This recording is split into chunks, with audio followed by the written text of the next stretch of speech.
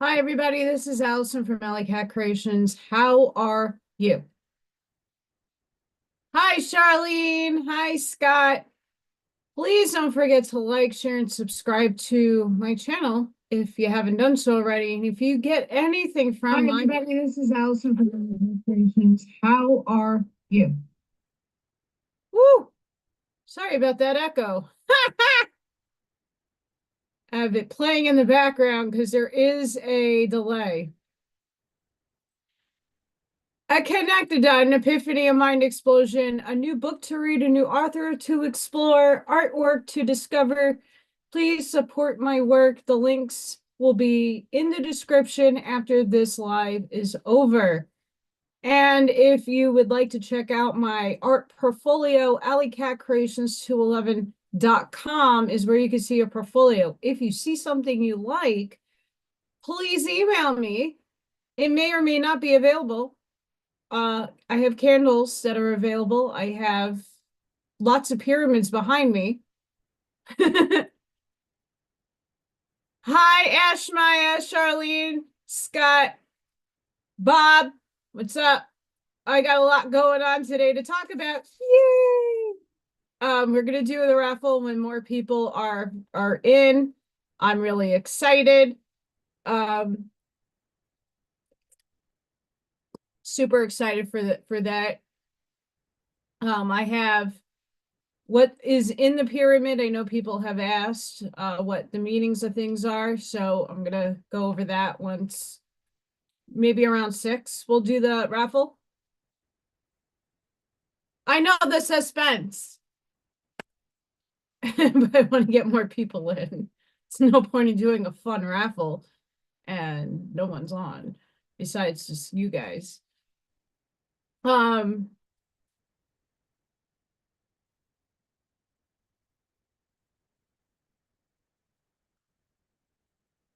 Hi. Oh, Jack is live. You see, I don't know when Jack does his stuff. I don't get his notifications at all. And I helped Jack get his channel up on Rumble, so I don't know what goes on. But that's okay. I'm here. I'm gonna be live. Uh, tell Jack I said hi. I love Jack. Jack is genius, and I'm really hoping, as a collective, all of us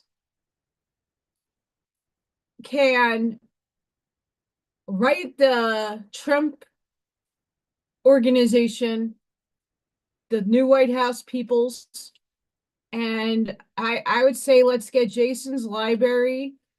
Uh, Even though I don't think it's going to be done for quite some time, but like get the word out that he has a contribution of large masses to Trump's library, and let's get Jack into some role. I think Jack deserves that.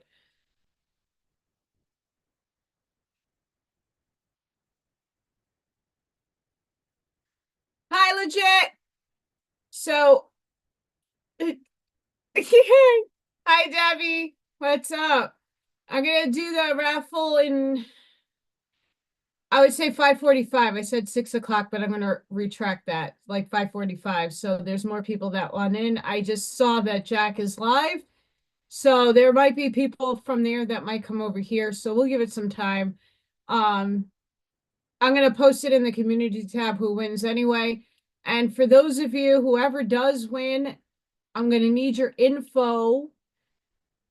I might actually draw to win other things today. So I'm feeling excited. So someone might receive a candle, and I don't know, we'll see. Oh, everybody has shows going on. Well, thank you guys for supporting me. I know, trust me, I used to simultaneously go in between 5 people's lives. Um, Trust me. I've been there and I do appreciate everybody sticking here. Um, and I want to thank everybody who is involved in the raffle. I got some last minute entries, so I had to upgrade my list. Anybody, hang on. Anybody that didn't see it, I'm going to share my screen. So these are the numbers assigned to you at random, by the way. I put everybody's name in a random number generator thing, and this is the list it gave me.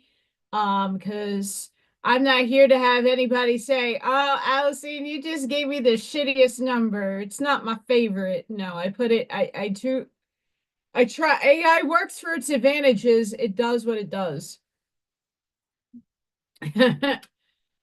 Aw, thank you. So yeah, this is the list for today.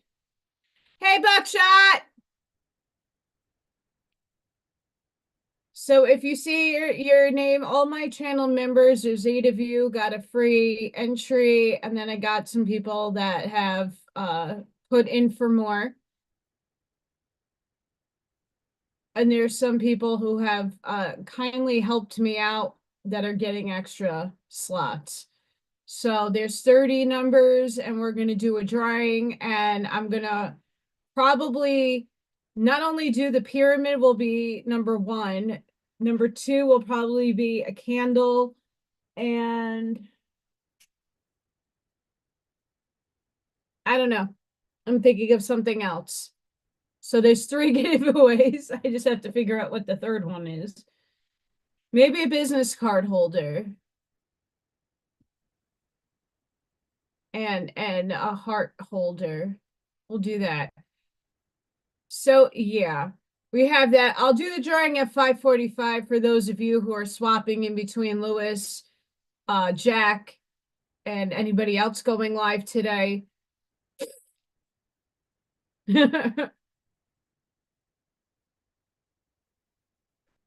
And of course, every month I'm thinking of doing a different type of raffle. Like if I do a craft and I make multiple of them, I'll probably auction, or not, I keep saying auction, I don't know why. I'll raffle that off. Um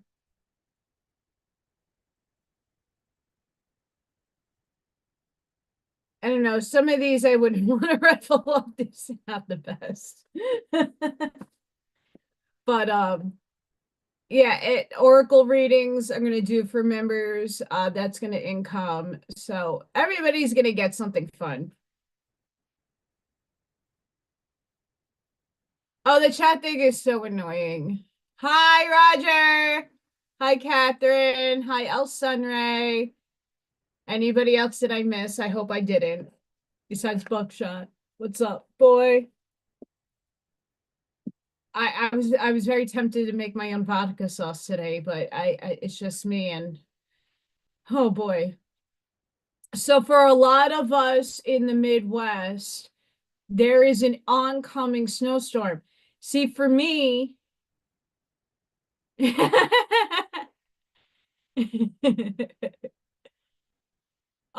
awesome. So if you do end up winning and you want to give, if I give a candle or whatever else I choose, if you you'll see I have a really fun app I'm going to use for that. Um there is a really bad snowstorm incoming that's going to hit south of me pretty significantly, but that track could shift. So I had to go out today and get TP. I've been running low, and some foodstuffs, provisions for the cats. Some stuff Amazon is delivering hopefully tomorrow before the incoming hellstorm of we don't know what's going to hit here. And this happened to be in New York. New York usually gets Indiana's weather, and New York is way worse because nobody plows. hopefully Monday I wake up to go to work and I have work that day. I am not trying to get trapped in snow. I know down further south in Indiana, Illinois, and Tennessee, Kentucky is going to get slammed with an ice storm. I just can't with the weather. I don't mind snow and I don't mind cold. But when I can't drive my car, that becomes a very big problem. Yeah, there's a massive storm hitting. So I just want everybody to be safe. I had to go out earlier today to just get some provisions just in case. Um, Horrible. Now, what's up, Kurt? Yes, please stay safe no matter where you are in the world. Because oh boy, hang on. Hang on. I got lots of windows and fun crap open. Let's look at today's beautiful extravaganza of Schumann Resonance. Holy shit! So we're in this right where that black lot, like the blackout is. It's not a blackout. It's just it hasn't hit yet. We're still, still. We're purging. All that red is purge. We're integrating. The light is all the information. If you're not feeling well, if you are having headaches, ear ringing, bathroom problems, this is why you're not sleeping, or you're very energetic, or you're extremely tired. Your body is gathering what it needs from these uploads, downloads, integrations, consciousness expansion of fun. This is happening to you. Last week we had a little bit of a lull, and then it was like this whole big week of insanity. So that is going on right now.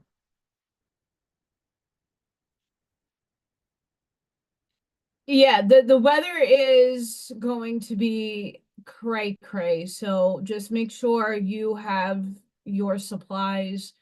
Um, a lot of us have been knocked out on our butts. I've been super energetic in waves, and then I'm exhausted. I crash. Like if I had like a million candy bars, and I used to love candy bars, but I have been really on the more of the exhausted side, and I've been sleeping. Today I slept in. I slept in today. I normally don't. I'm usually an early riser. I usually try to get up between work 5 o'clock in the morning. On non-work days, 6:37. Today I slept all the way until 9. And I had to run errands, and yes, like it is cold. Currently, I think we're in the 20s. Yeah, it's 23. Real feel 11. So it's chilly. So the energy is hitting us rather hard. So just be very mindful about what you're doing. Ground when you can. Take care of yourself. I have coffee, and I also have my trusty water right here, nice and cold. So I love cat naps. My kitties are sleeping right now. Um, you lost weight? No way! My goodness. Are you purging, Buck? All that, yeah. It's supposed to be nice in like Arizona and California. It's not that like the weather that's hitting like the rest of the United States isn't really hitting in that portion It's starting up in Montana and it's coming all the way down. And my poor Floridian friends, I hope a lot of people move to Florida like, oh, it's going to be so great. And you're getting weather that like I don't mind. Interesting. So, we have a little bit before I do the raffle. You better hang on there. Oh, where is it? So my smarty pants, where did they go? Oh, they're over here. Sorry, I'm looking at my computer. I did a pie chart.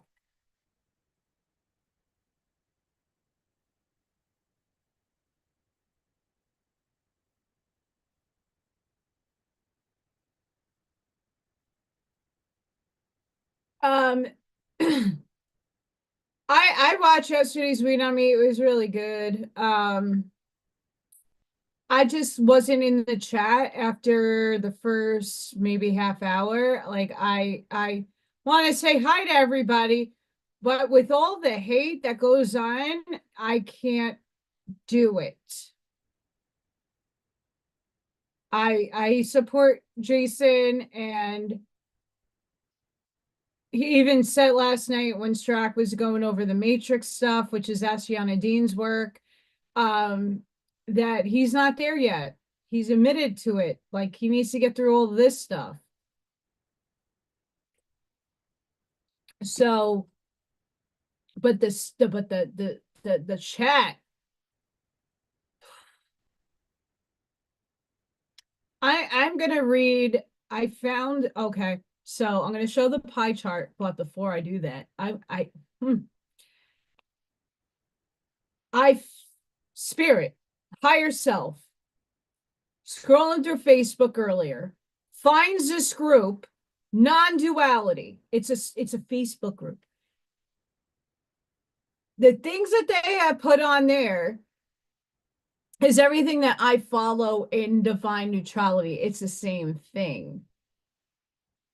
It's going to blow minds, and it might help you understand, like, you might not be where I am at, and that's okay. And I'm not expecting everybody to practice divine neutrality, but it will help you understand like where I'm at. But do we really need rabbit holes? It's all in here.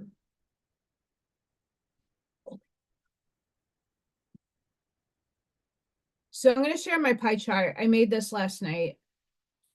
So fractals of essence that make your vehicle up, but this makes my vehicle up, but I just wanted to give you an example. So this big component of a circle is what makes my archangel collective, that makes my soul up. And then we have the ascended masters over here. And then my oversoul, I'm aware of a few fragments of my oversoul. This is the star seed portion of my soul. This is the artist. Oh no, this is the artist. This is the artist, philosopher. This is my spirit guides. That also encompasses my guardians, the angels, and other lower densified beings that do help me out. The one infinite creator, that's all that is, that's only like 1%.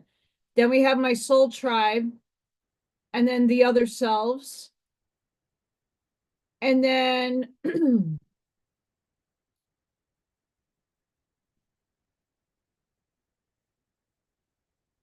hang on. I added another, I have another one. There we go.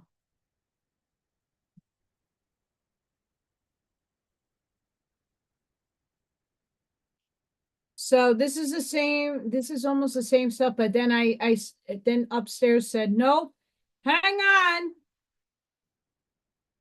So they added more. There's like the artist, the philosopher, elementals, the other selves, the multidimensional selves, social memory complex, Ron Quo. I know I'm a part of that. the Council of Nine. So this is what I'm talking about when it comes to your pie chart. Like all the things in the universe that make this vehicle soul consciousness up, and the things that you are entangled to. Like I made a little like index card, and I'm like, that's not going to do it. This is more visually helpful. Most of us are visual learners, right? I would hope so.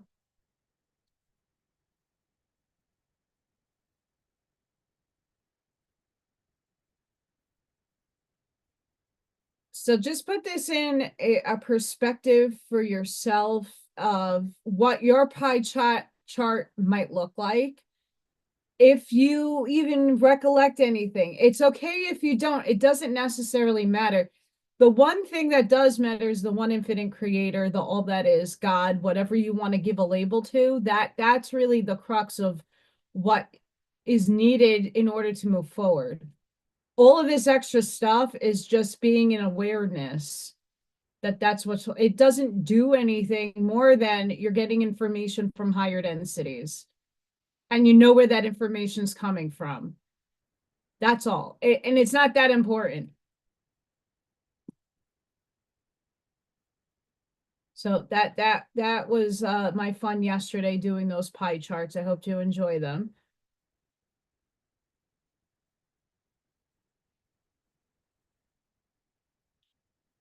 That's okay, Charlene. A lot of I used to be um like a visual learner. I also did audio, but then I incorporate like I've been working on both sides of my brain for a long time. So I can function off of both sides. So I've now incorporated like the book stuff and all, I include everything. Um, People who do listening and learning the best, that's because you're taking the frequency off the person that is doing the information. Because let's face it, I never really cared for Ben Stein's monotonal voice. Not fun. But I worked on the last decade, those stupid Magic Eye books. Like I have a few of them on that big shelf back there. Like I would sit there and like really play with both sides of my brain because when both sides of the brain work together, you could see the image. And if you do that more and more and like really like get your brains to converge, you're expanding your mind. Have a good night, Catherine. So yeah, that woo, that stuff is, oh no.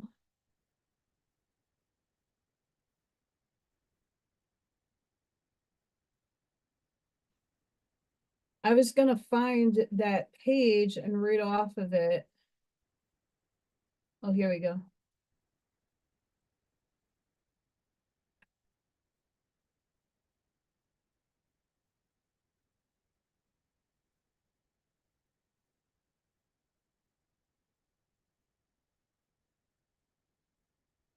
Hang on.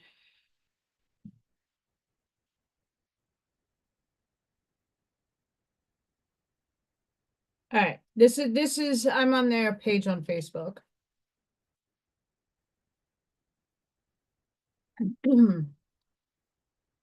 This is from a contributor. This is from Joseph Keel. We must realize that the condition of our world can only be corrected by generational unindoctrinating, meaning that the systems that have been taught to us throughout centuries, generation after generation, have been carefully crafted to disempower and enslave humanity.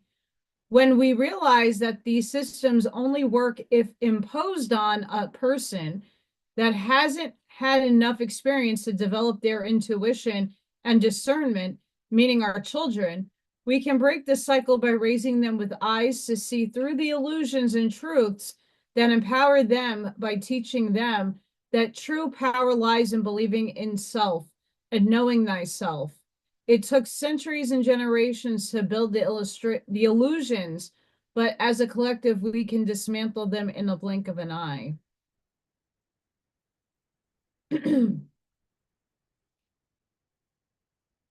I thought this was genius. The thought arises, who am I?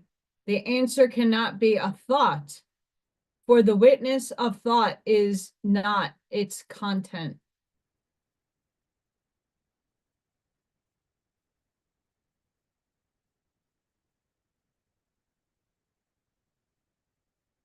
I used a science app thingy to make my pie chart. Because I wasn't doing percentages per se. You just put the value in, whatever value, but like we're infinite, so we're not literally based on 100% chart.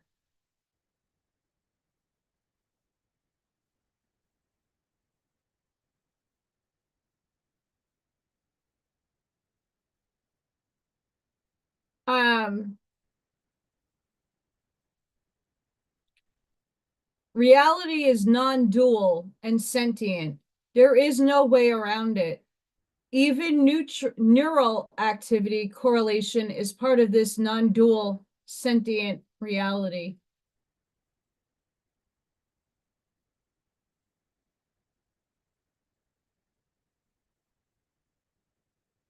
I might have to go to my phone because I can't find.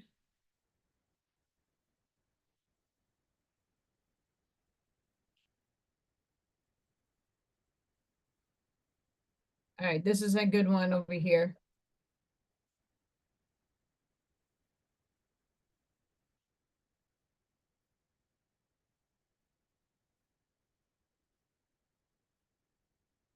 Oh yeah, there's I'm not the best at Excel. I That's why I can't like do here the secretary work. Because there's so many programs that they make you master, which is fine, but eh,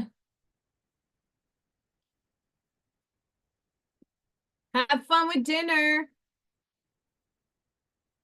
Realize that the oppressive systems of this realm rely on using our collective insecurities to create doubt and fear in our power to unite and overcome evil and injustice. We are powerful creative beings who are gods in spirit, here in these vessels to bring heaven on earth. This realm is saturated with endless distractions to sway us off our divine purpose. Choose to do the healing and seek truths from within. Change your perspective by choosing to challenge all you have been taught.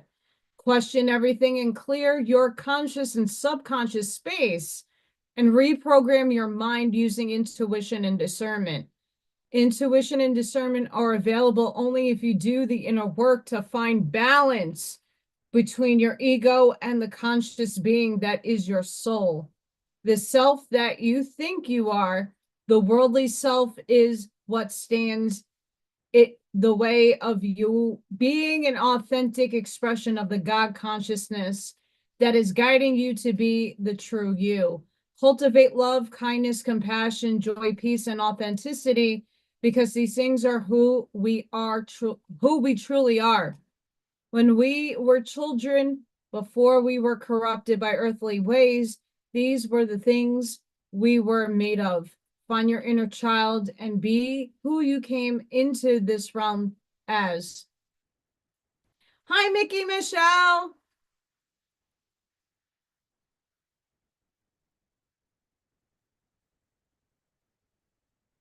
So this page on Facebook, I have some more. It's non-duality, the truth of our being. Um, Holy crap, I've been on here all day getting different things, and it's the same as divine neutrality. Divine neutrality sees beyond good and evil, sees all things are as one with source. And when you do the work within yourself, you'll find your answers. The truth is within. But it's as like I said yesterday, I wanted to say hello in chat, but what was preventing me doing so was all the divisiveness and hate in the chat. And it's not a trigger for me anymore. It's just a boundary that I put up, because why do I need to navigate hate? It sucks.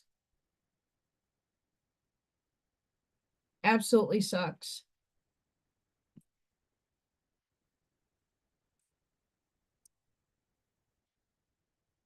But I know half of you were there because I've been watching.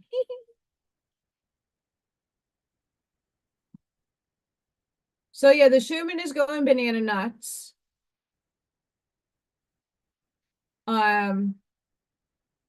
A lot of us are getting a lot of downloads and upgrades, so please be mindful about your moods, your understanding. Spirit is putting things in your path to symbolize different avenues. Like I was gifted that today. Didn't even know that page existed. Mind explosions. And I have to shut my heater off. It is chilly, but I'm wearing a sweater and a hat.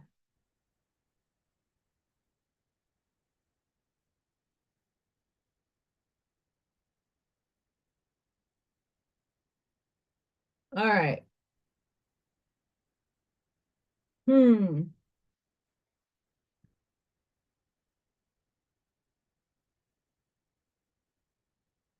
Hang on, guys. Hang on.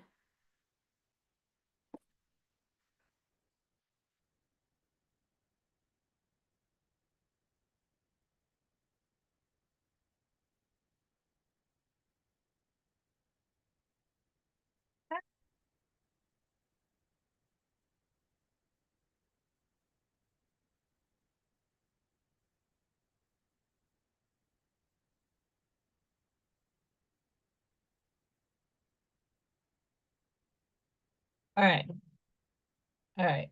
It's I don't have half of my stuff is upstairs. I'm not running upstairs. Not my thing. Not the drive. So, as I'm getting ready and I'll prep for the raffle. Hi. For those of you who just came on, let me share my screen.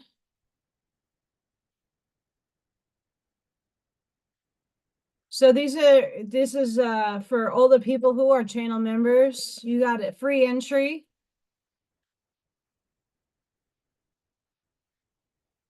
Toboggan? What is that?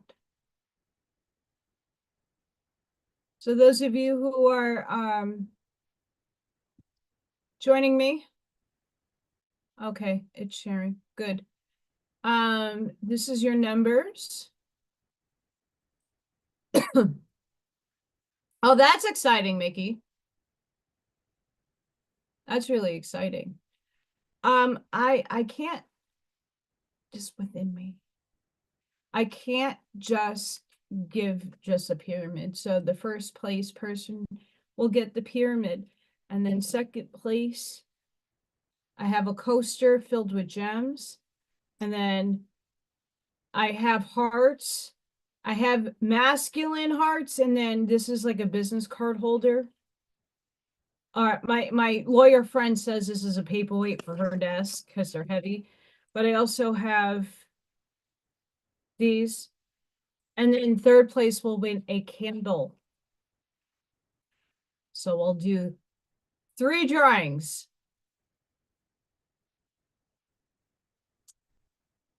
Now, if you win, please make sure you email me your mailing address, so I know where to send stuff.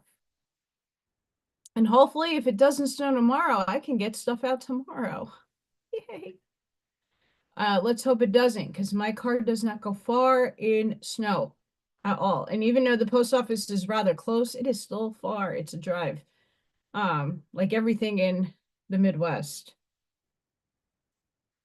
Oh, and don't forget tomorrow, I just saw the post.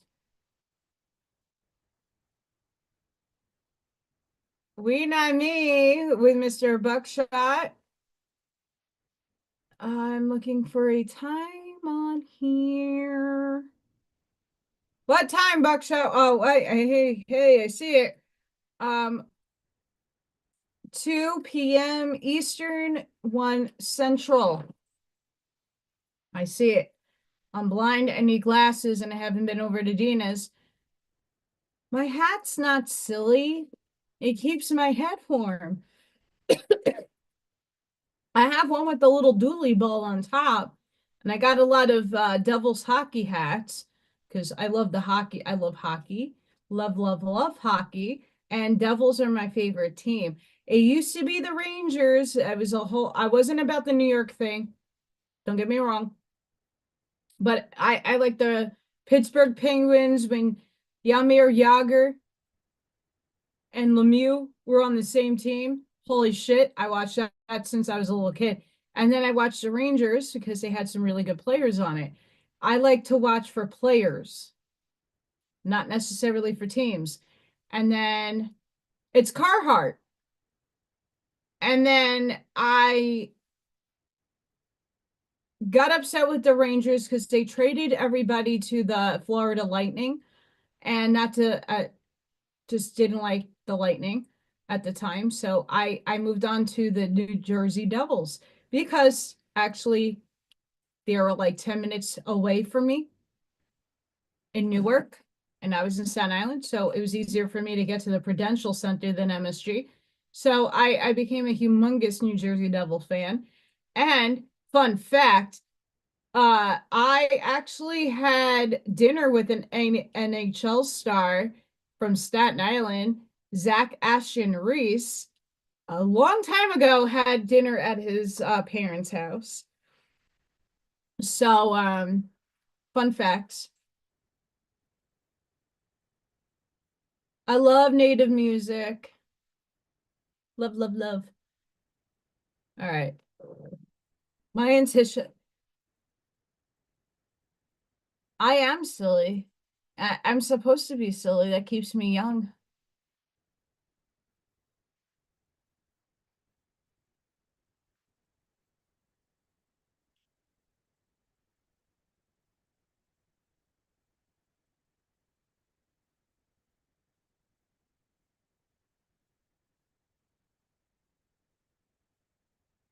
Okay, hang on.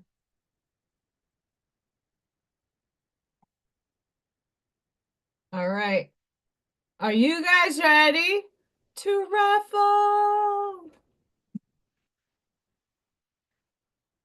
Let's see who's going to win the beautiful pyramid.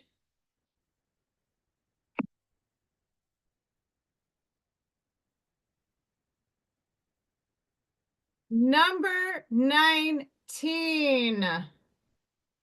Number 19. Who got 19? Debbie won. Go, Debbie, go. So Debbie won.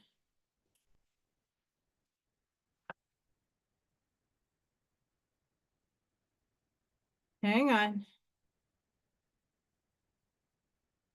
All right. For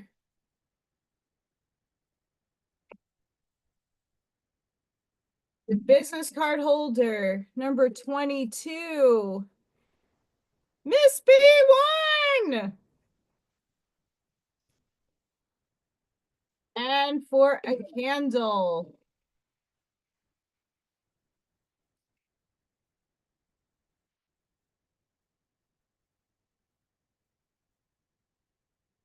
yay. Debbie, since you won the pyramid, let's give someone else a win.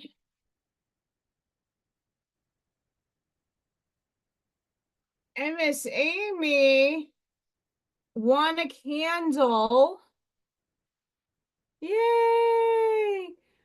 Miss B doesn't even watch me. um,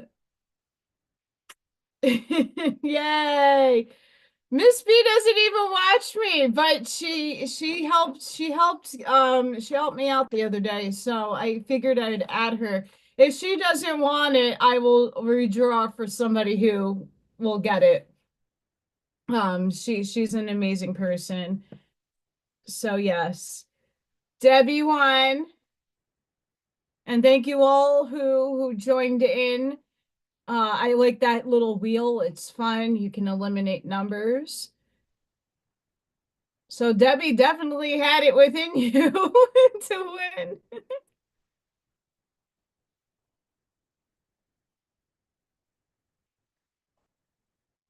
So Debbie, I need your info. And I have Miss B's info and Amy's. And Miss Amy's not even on.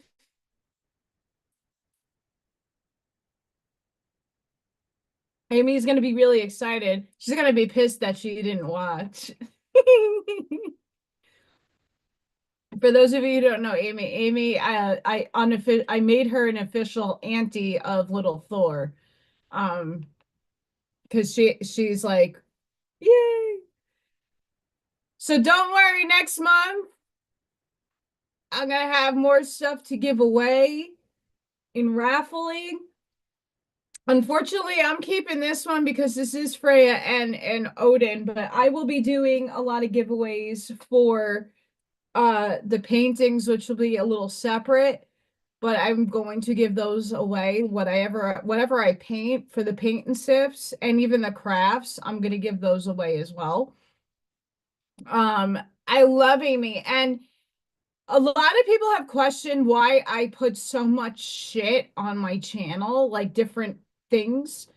It's because it draws people, like I do only Little Thor shorts, right? Cat people are very spiritual people, and if they actually took a look at my channel, besides just the shorts, Amy did, and she's very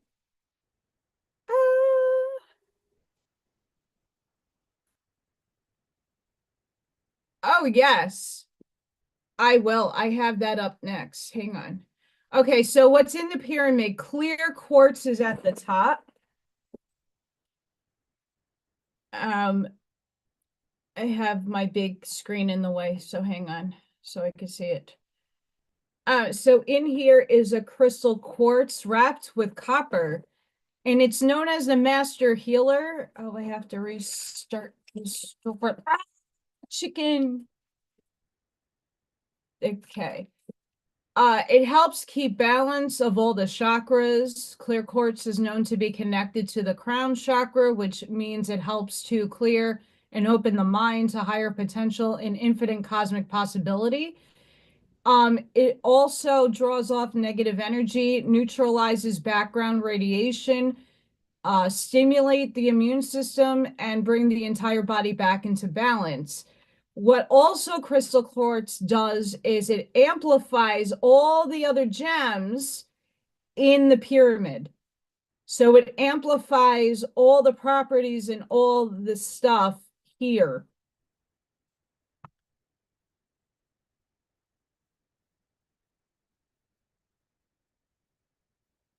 So the copper clears negative energy. It connects spiritual and physical realms. Copper enhances and amplifies the effects of all the stones around it. That's another reason why I like copper. Um, it reduces stress, anti-inflammatory, and grounds and protects the wearer. But it does the same thing regardless of wearing it. Tiger's Eye promotes clear eye vision, helping us to see ourselves and the world better. Like the great cat, it's named for the gemstone knows the importance of being attentive to details. Tiger's eye is said to combine earth energy with light or sun energy, creating an intense stone that's also well grounded. And it's also used for growing your confidence and strength. So this is like a healing and absorption pyramid, meaning it's going to give you the healing properties, but it's also absorbing the negative energy around it and neutralizing it. I have black obsidian in here, and that is a stone of clarity with the ability to release emotional, physical, and spiritual blockages, drawing out stress and tension. Obsidian is also known for clearing ancient traumas, detoxification, and encouraging personal growth. It's hard to see, but under the tiger's eye, I have white moonstone. And that's inner clarity, cynical change, and connection to the feminine. It is a symbol of light and hope, and also encourages us to embrace new beginnings. It's a soothing, calm stone. Turquoise. It is said to connect heaven and earth and help you connect to the spirit world. Turquoise can strengthen your connection to intuition, and it also is helpful for protection and purification. Black tourmaline. That stone is connected to strong energy and an ability to absorb negative energy without compromising its own energy. Because it can absorb negativity, it can both protect and cleanse you and your environment. There's also shungite in the middle of this, which seems to remove impurities and other organic substances from water. This makes shungite useful for sewage water treatment and other things, but it also helps you with EMF and reduces inflammation. Below the white moonstone is garnet, which is this month's stone. It's protection, friendship, trust, commitment, and love. So it's bringing serenity or passion as appropriate and can inspire love and balance of your root chakra. On the bottom is lepidite, the transformational stone, emotional healing with much needed tenderness while reducing depressive tendencies and stressful emotions. It's the peace stone or the grandmother stone. And then in with that is mixed with opalite. It is associated with youth and childlike wonder. It helps you see life with optimism and curiosity. The stone is said to allow those who use it to understand how to go with the flow. And then there's little tiny pieces of silver in there with aluminum. Silver is refined and distinguished coloring, wealth and success, purify and cleanse negative energies. And then selenite. Selenite is said to be powerful healing crystal that promotes peace and calm, mental clarity, and well-being. It is also believed by some that this crystal can remove negative energy and help you connect to higher realms.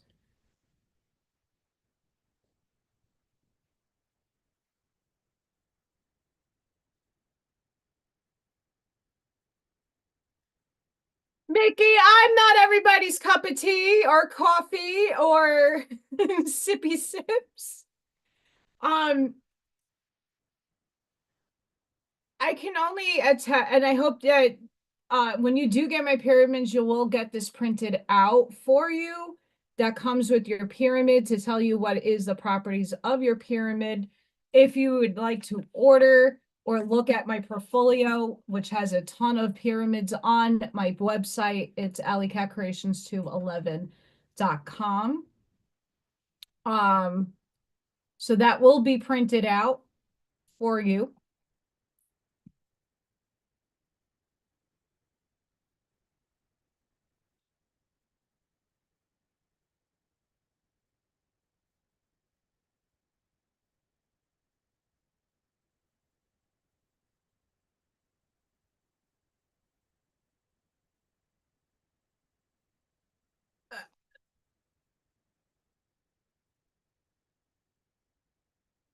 Uh, I hang on, let me go find it. I will put that in the I have to find it. Okay, that is my Telegram. I only got 50 members. I'm not popular. Okay, and here is, let me get the linky doodle.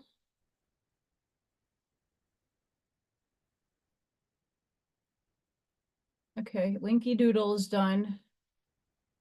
This is for the Telegram chat, I think.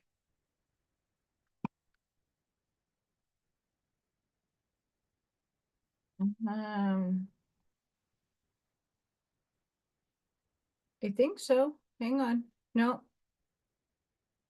that I have 131 subscribers. I've been going down. It might be this one. Hang on. I'm sorry.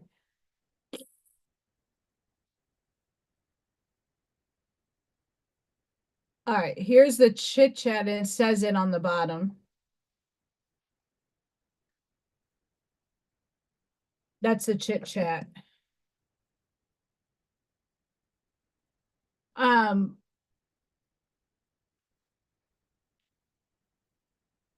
so yeah.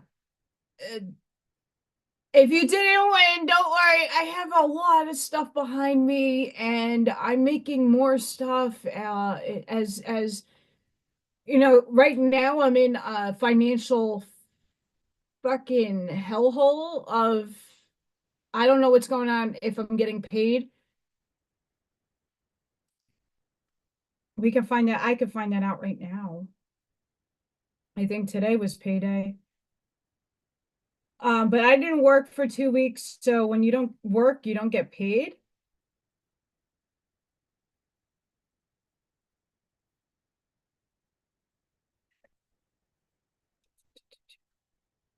Yeah, I'm in a scary zone.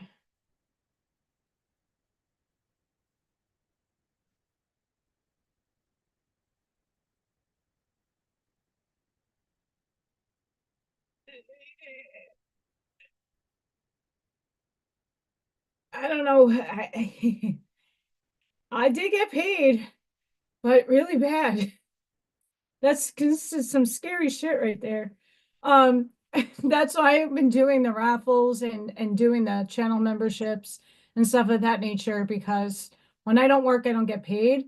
And like the epoxy costs almost $200. If I can get it on, usually I only buy it when it goes on sale. That's still like 180 to 150, depending on the site I get it from. And I use specific epoxy because other epoxies actually yellow over time. And I didn't know that. Like, I didn't know certain epoxies would do that if it had a, you know, for specific things. So I have tried and tested a lot of different epoxies, and this one I'm using is on the expensive side, but it is worth it. Um, but I'm at a lull right now, so I only pour when I get an influx of stuff. Oh, thank you, Mickey. Listen, anything helps. Everybody's hurting right now. I'm not the only one. I am not alone in the um hurt for things. But yeah, if you got to do different in order to get different results. So that's, you know, I've been on the channel for 3 years doing readings and not really seeing anything, but I do this because a lot of people need this information, especially out of the books. It gets people out of the one book paradigm. That would be most people, the Bible or whatever religious texts people follow. So, like, that's why I do a lot of different types of reading.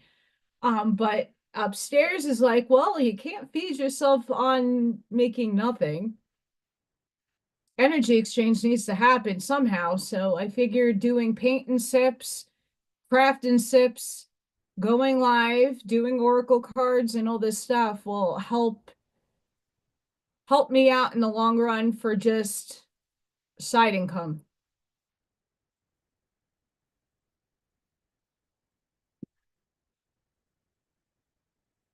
that's the crazy stuff. Um, I had other stuff to do. Hang on.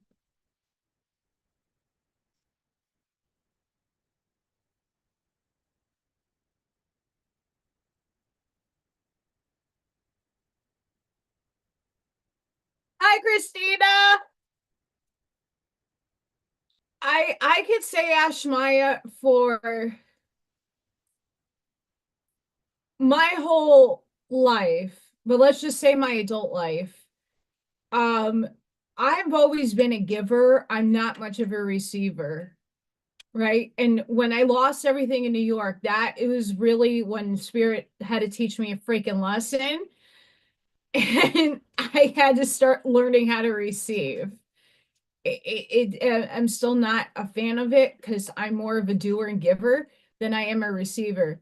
But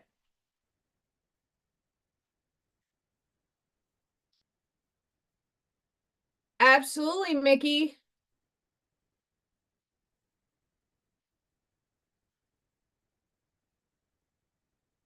Yeah, I mean, I in when Hurricane Sandy happened, okay, like not beyond 9/11 because that day was just crazy. And then living through that whole rebuilding and seeing it, passing it every day, definitely took a toll out of my like insanity. But Hurricane Sandy hit, and I was only affected by not having power. Um, but I didn't even hesitate to go find a group and meet up in some crazy parking lot like Target, um, and some other stores on Highland Boulevard. And I mean, I have a picture saved somewhere of just me in a sea of garbage bags making sandwiches. People that had off-road vehicles were going and dropping off like supplies to people. Like I don't hesitate to actually eh, jump in. I've known I have boxed up 50 or more boxes to send overseas for the veterans, for my friends that were in service at war. I have sent people a whole like, without even questioning.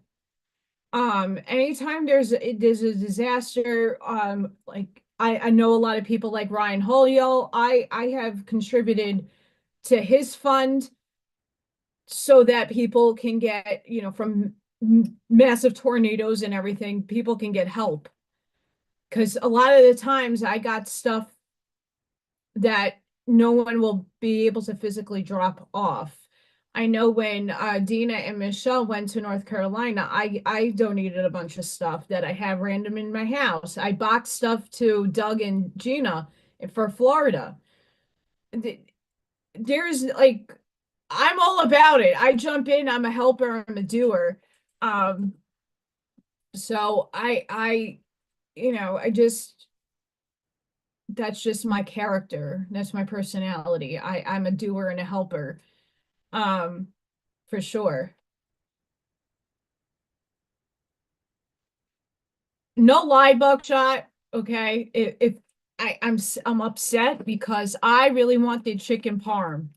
I wanted a chicken parm today so bad, and I saw how much chicken breast was, and I'm like, I can't do it, damn it. Um, I wanted chicken parm so bad, and um, I don't think the Midwest has picked up on a beg sec, but I need a beg sec in my life. I might have to drive back to New York just to get a bacon, egg, and cheese, salt, pepper, ketchup on a roll. Uh, that's a New Yorker thing.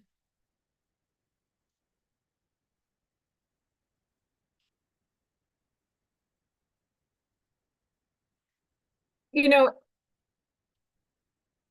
that's why we are all conjoined together, and because we're good people. And we have to do what's in our limit. Everybody has limitations to what they can and cannot do in forms of help.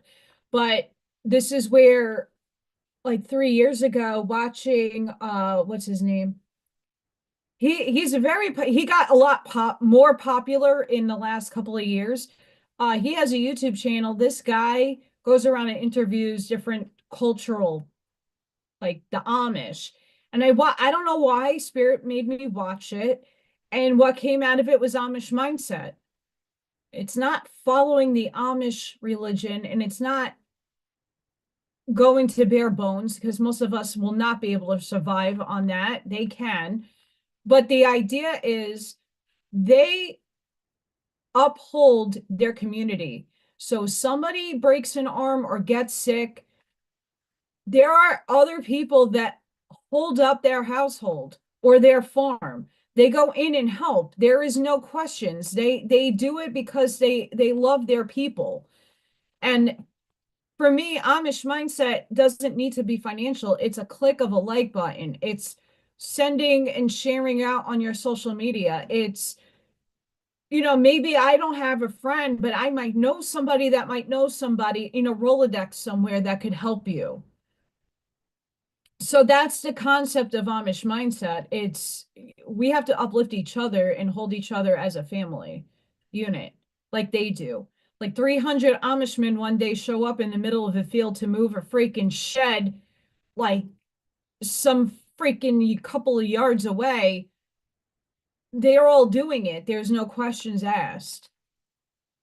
And it's freaking amazing to watch that.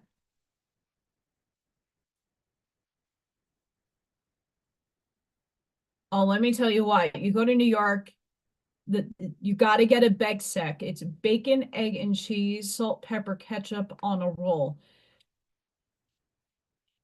If you go to the right deli or bodega, it is out of this world, and it's cheap as shit. Seriously. Um,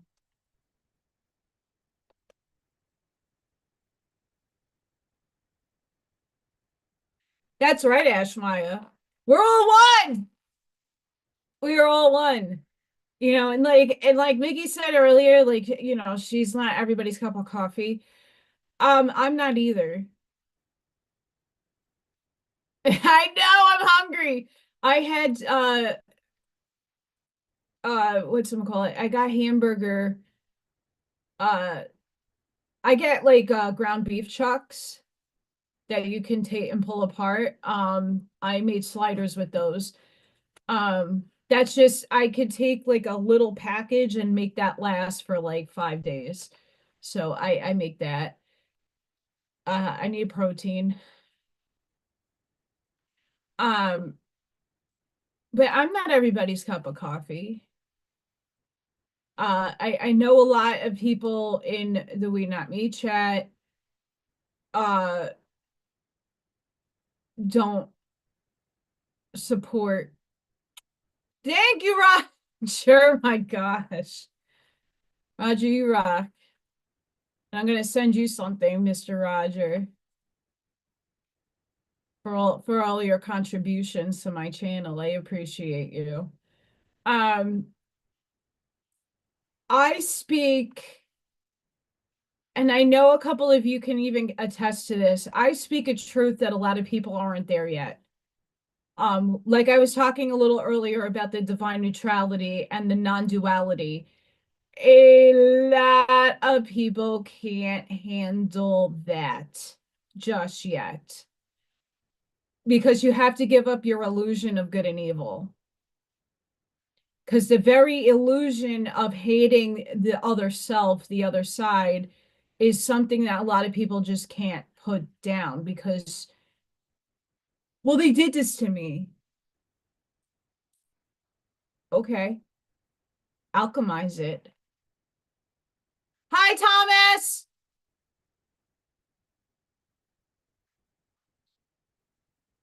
Buckshot. I can't. I wanted chicken parm so bad, but the prices on chicken up here, I don't know why. This is like, so where I am is there is farm around here. There are farms around here. There is farmland around here. So it's not like just a cityscape. It's a town, but within the town, there are farms, and there's farms and a little further south. Um, Viking's dad lives in Rensselaer. There's a lot of farmage out there. There has to be chickens around here somewhere, and I don't know why, but the prices on chicken is absolutely absurd. Absurd. So I can't consciously buy chicken for that expensive to make chicken parm. I do have a Sam's Club. Actually, Sam's Club is literally a stop sign away from Jason and Dina's house. They live closer to the main thoroughfare than I do. Um, Sam's Club though, with the membership, I can't afford the membership.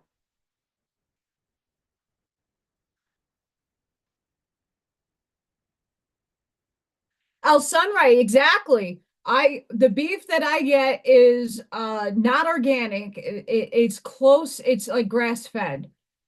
And I know the company, I've researched it, so it's but I bless everything I put in my mouth and consume. I bless everything, and I think the animal, if I'm eating an animal, even the earth, right? Lettuce is sentient. Lettuce is sentient.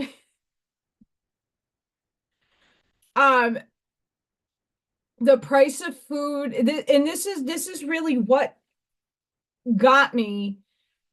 I'm here now 2 years. I first moved here before inflation really got over here and gas prices were low. My property tax was low. The gas and electric bill was low. The all the bills were utilities were low. I'm like crying. This was like new to me, new world, new me. Wow. Okay, a year later, everything shot up times five. And the budget I had budgeted myself out for to hold my savings, I didn't have much of a savings. And also, I had a lot of debt to pay off from New York of not having any jobs or anything for almost 2 years there. So I had to pay off a lot of debt. I come to here and I'm like, what? Wait, uh, why are the prices escalating like this? This is crazy. And then when I finally got my job, finding out it's not salaried, and now I'm looking for another job and no one's hiring me, I'm like, what the, like freaking out. White hair. I know universe is supposed to be sending me in a different direction. I just don't know what that is yet. So I'm just crossing fingers and praying each day that something happens.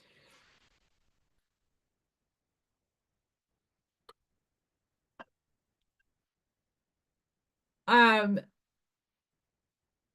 I, mm,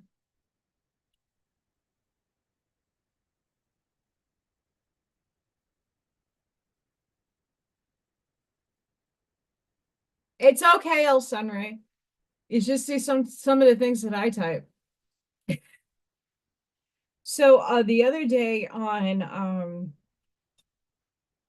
I posted this on TikTok with music. I'm gonna say this. I have to put my sound down on my phone before I do this.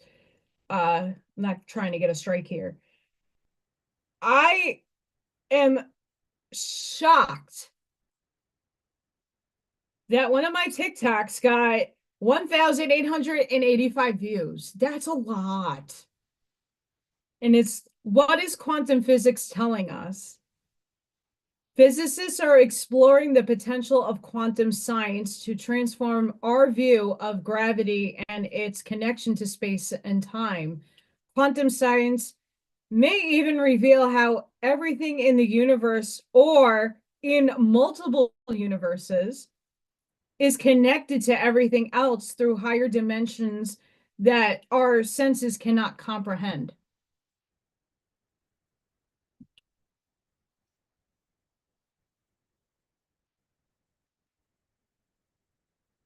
it is a limbo, but it's a lot of us are in a limbo because we haven't collectively, humanity collectively hasn't shifted yet into a higher potentiality in a timeline. And I think that's what a lot of our, like for my own self, that's what I am waiting for, to step into a different job purpose. Because what I'm doing now is very important, but it just does not pay. Um, but I'm supposed to be with those kids. So we'll see what happens.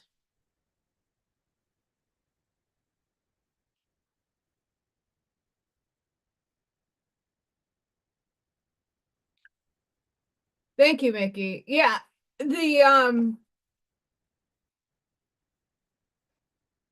I have come into when I was trying to figure it out in New York, there's so many scams out there. Like I've applied to a lot of stuff that was scammy because I didn't know. And I was using my intuition, but you have to have experience in order to learn from your mistakes. So sometimes upstairs would just deflect me to something to teach me a lesson. And a lot of that stuff never panned out for me.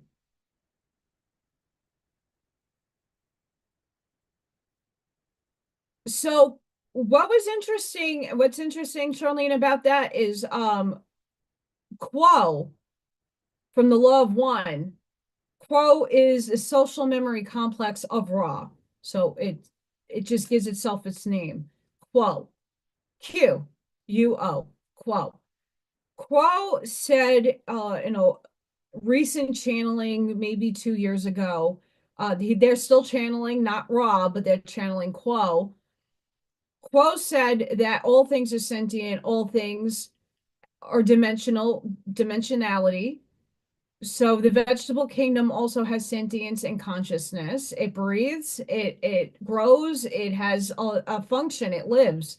So when you're plucking vegetables out of your garden, you're supposed to thank it and give it blessings. So some of us do better on vegan diets than others. I tried the vegan diet. I am allergic to like tofu, certain chemical properties in foods I'm allergic to. So a lot of vegan stuff, its supplements for protein is stuff that I will not do well on. So I need the animal protein. Yeah, and these and so I always bless and thank everything that is consumed by myself, even if it is shit. Sometimes I have to get unhealthy things because I have no choice. The organic stuff in the stores are very expensive. Nothing really in my estimation is organic, for reals organic, because of all the pollution and the negativity in the air is affecting your food. So I always say, please bless it. The scams are so slick. It's beyond slick. Um, you're not going to get away with, most.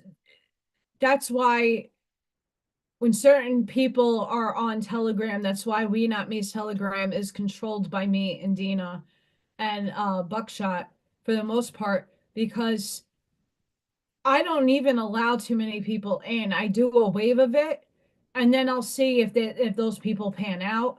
Um,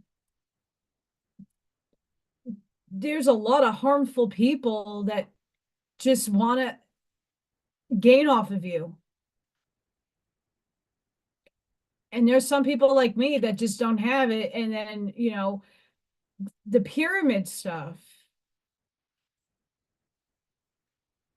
you have to put in before you receive. And I can't do that when it comes to these pyramid stuff. Does the products work? I'm sure, but it phases itself out. Where did Asia go? Where did Numi go? Anybody? It's not being promoted anymore. Why?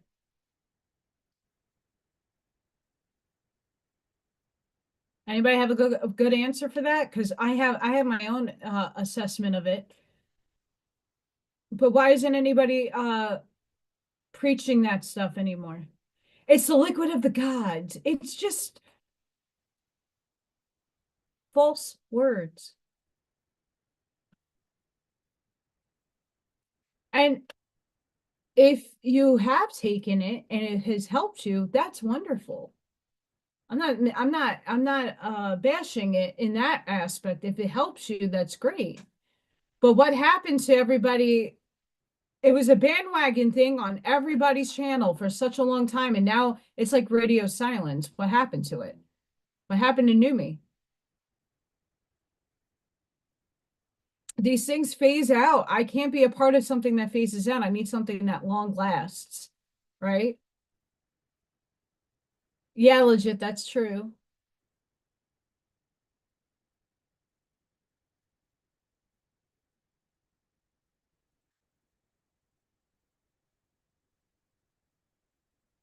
Yeah, I mean, I'm not against people who want better for others, right? But just like my pyramids, like I read off the what's going into them. That's in forever at your house. I don't expect you to buy like 8,000 of them, right?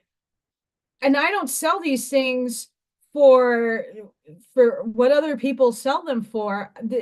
For what I'm giving you is on the cheap side.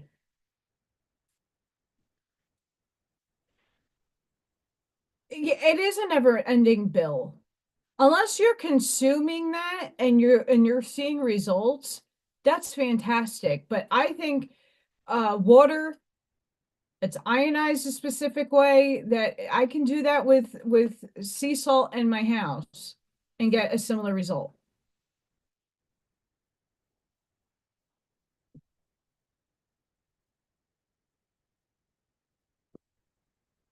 You know, and don't think like Ethan and I I don't talk to Ethan that much anymore. I was on his show once. I was on Jack's show a few times.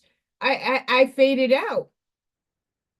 I was on shows. I did people's podcasts, but I don't what I have to say is stuff that they can't handle.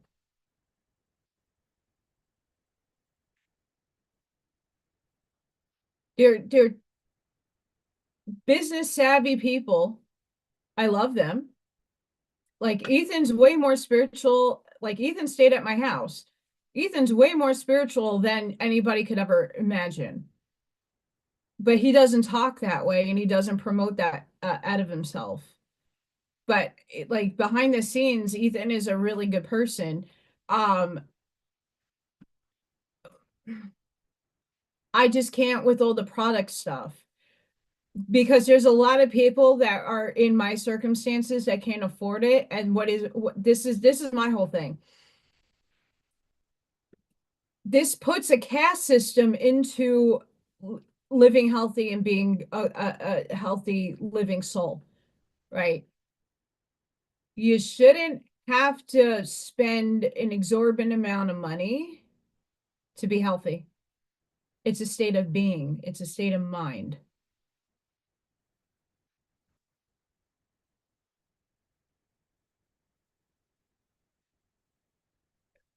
What healing is only for the rich?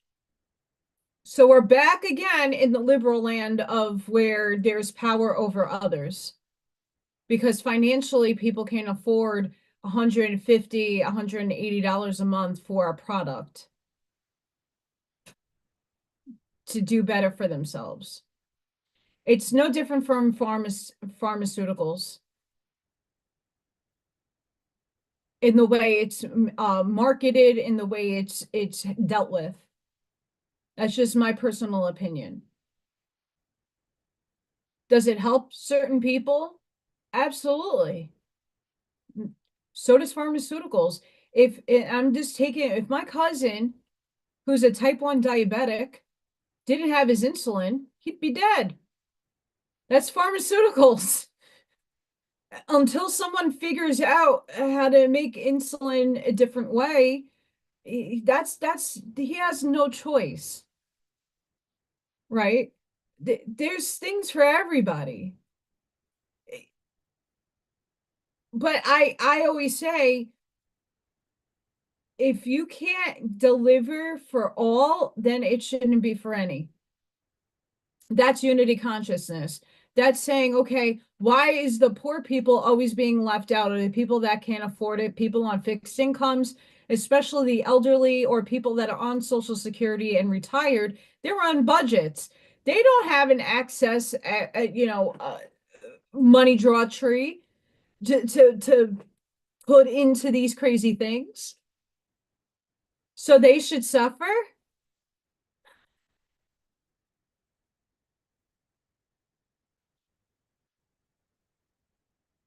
Ashmaya, I'm all about the castor oil, and I seriously what's in my face? Carol Marine Friesen, Miss Lightworkers Institute. She gave me a really good brand that works for her. Because again, brands make a difference, unfortunately. You can go on Amazon and get anything, but does the brand hold up? And for a lot of me, like I take a lot of supplements, I circulate them. And for me, castor oil has helped my progesterone allergy. I am allergic to myself. And the only options I have is get a hysterectomy, go on the birth control pill, or take castor oil. And castor oil is my cheapest and less evasive option. So that's what I do. Um, I'm not having children, and sure, would I like everything gone and sucked out of me? Absolutely. I'm done.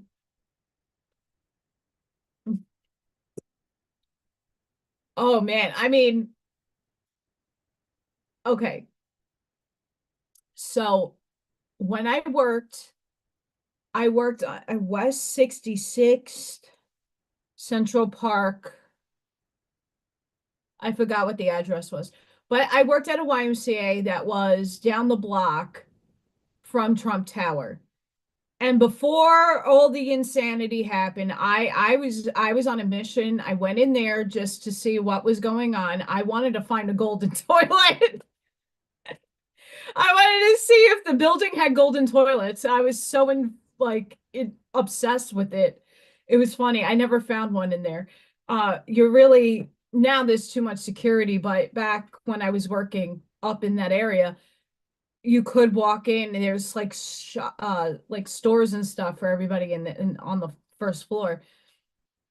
And I went to get a coffee in there and I'm like, do you guys have a bathroom? Like, no.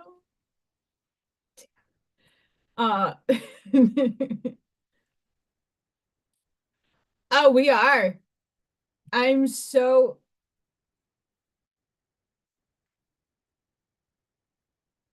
yeah.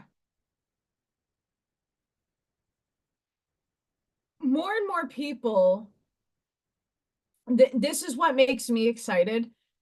More and more people are seeing the expanded truth. More and more people are having the nutsack power, and for females, the booby power, to stand in their authority and their empowerment to actually come out and talk. A lot of my books, it's just not one, it's a few books, say if you talk about your experiences, whether they be of seeing the aliens or seeing ghosts or seeing other densities or having time dilations or whatever have you, the more people who speak about it, the more people become awake. The more people that become awake, more people get empowered to talk about their experiences. The more people who talk about their experiences, the less we all seem crazy. More and more people will start following and listening and discovering within what their abilities are. Um, so we are seeing an influx of, and there's some people that are have been out but haven't been given the recognition they duly deserve. Um, Brian Scott of the Reality Revolution. I am a big follower of him. He had Paul Selig on the other day, and Paul, he would be like my best friend. This guy channels, and he's like, well, no, my guy, no, they wrote the book. I didn't write the book. I was just the vehicle that they worked through to do the book. Like it's not about me. I love him for that. Dude is ridiculously smart. He was a professor in college. He's like, now I channel. I didn't know that was going to happen to me. But my guides, the upstairs, they write the books. I don't write the books. I transcribe them, but I don't know what's going on. I just know this was my purpose, and that's what I signed up to do.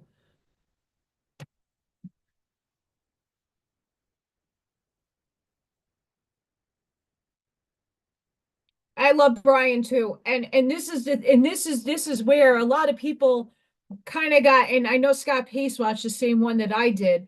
Um, Brian Scott's liberal. He had some political like live stream, and he was going like, he's trying to stay neutral, and he tried really hard. And he even admitted in another live stream, he had to go back in and discover like what the hell triggered him off because of the back and forth political agendas. People are so polarized to one or the other that he got entangled in that other people's perceptions. It's bananas.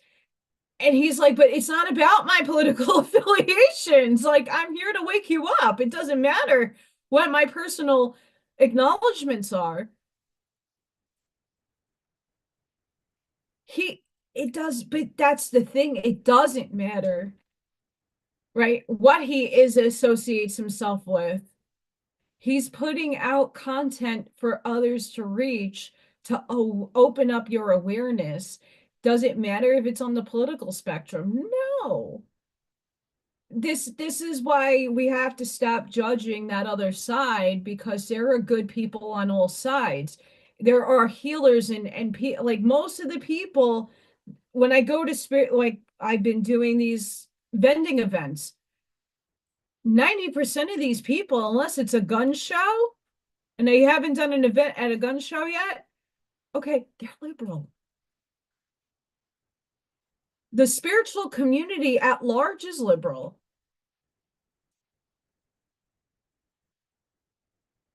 And here comes me, Miss Conservative. I'm more of a libertarian, but I have conservative values. Like I always shot down the middle.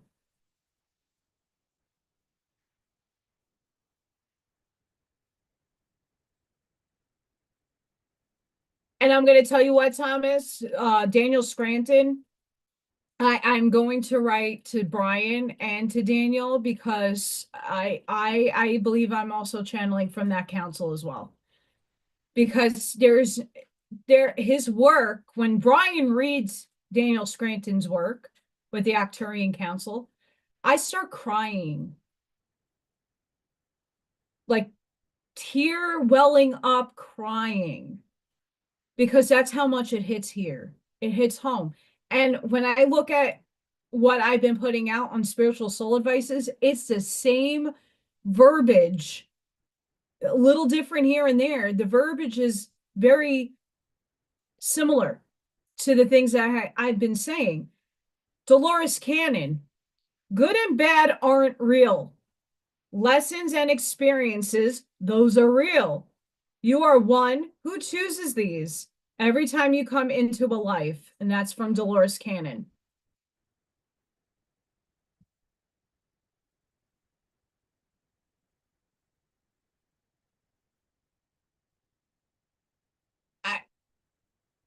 I, this is Dolores Cannon saying the same thing I say the same all the time. And then today I'm finding that non-duality group on Facebook. So when I'm saying I'm divinely neutral, divine neutrality, that means I'm seeing both sides for what it is and choosing the pathway to source. I'm not playing the tit for tat, the victim, the victimizer. I'm not playing that game anymore. I'm not willingly, knowingly throwing my energy into a movement or onto an idea just because it exists.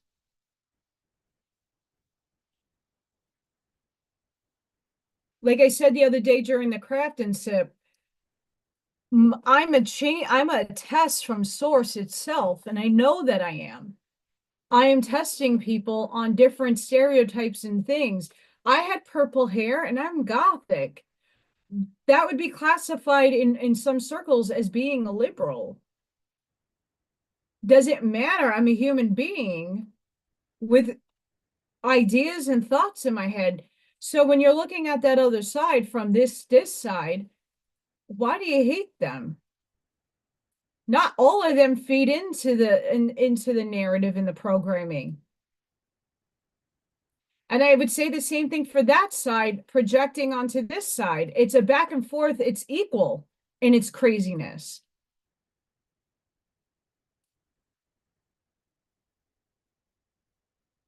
Smashing coins.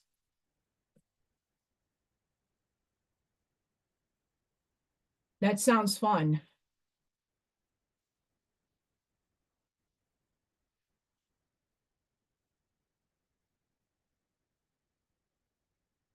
Oh, the Curtises. I if I'm channeling any one of their Christian mystics from back then, I'd be super freaking happy because a lot of people poo-poo Manly P. Hall, but the Curtises take a lot of their influence from Manly, from Blavatsky. And even Blavatsky, when I did the reading the other day, was saying, like, yeah, you were first density, you were the rock. They saying the same thing Dolores Cannon says. Blavatsky said it, and Blavatsky was way before Dolores Cannon. You are the rock, the blade of grass, the tree, the flower, the air, the fire, all of it. You are all of it, and you are all of it right now. You're just not cognizant of that because you are fractaled. Like I have the pie chart. I'm going to go back to the pie chart.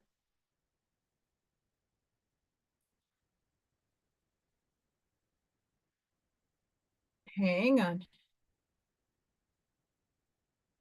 Here's the pie chart again. Right. If I were to add onto this list the blade of grass, the fire, the air, the tree, that's all the other stuff that makes up my soul as well. Not just all of this, which I'm aware of. Like I have awareness of, I don't know the names. I don't necessarily need names because when I'm channeling, I shift my energy shifts. I get hot.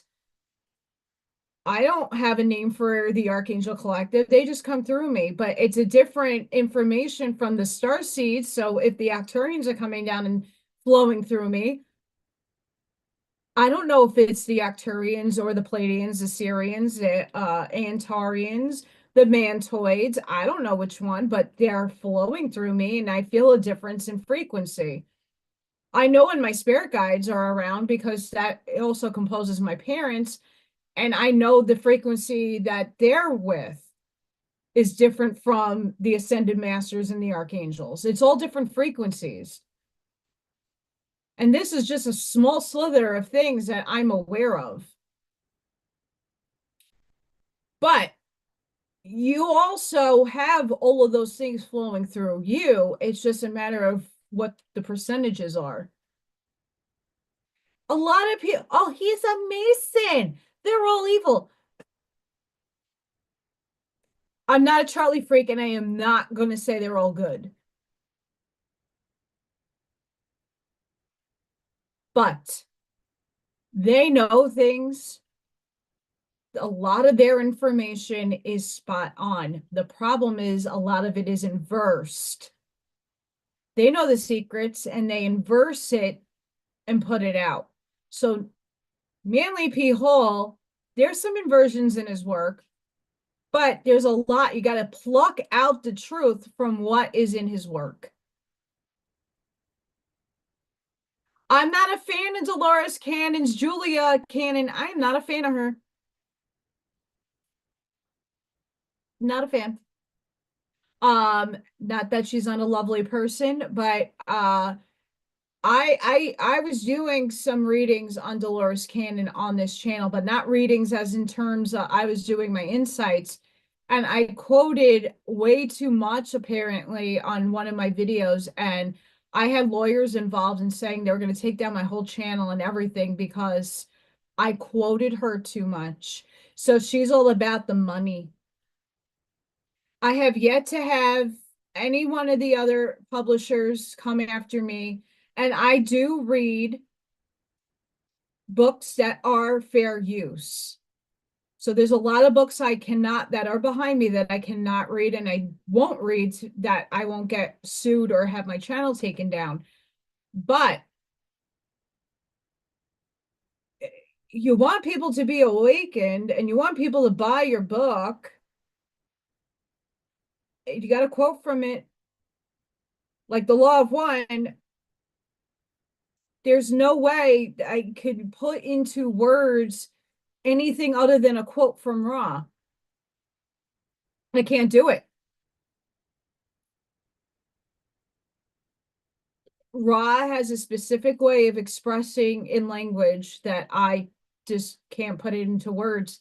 So I have to use his quotes, but I try to do my insights as best as possible. Right? It takes a long time for some of these people to do the work, but Dolores Cannon's people make a crap ton of money and they have their own publishing house. So what they did is disgusting. And also Pamela Erlin channels Dolores Cannon. And Dolores's people went after her too.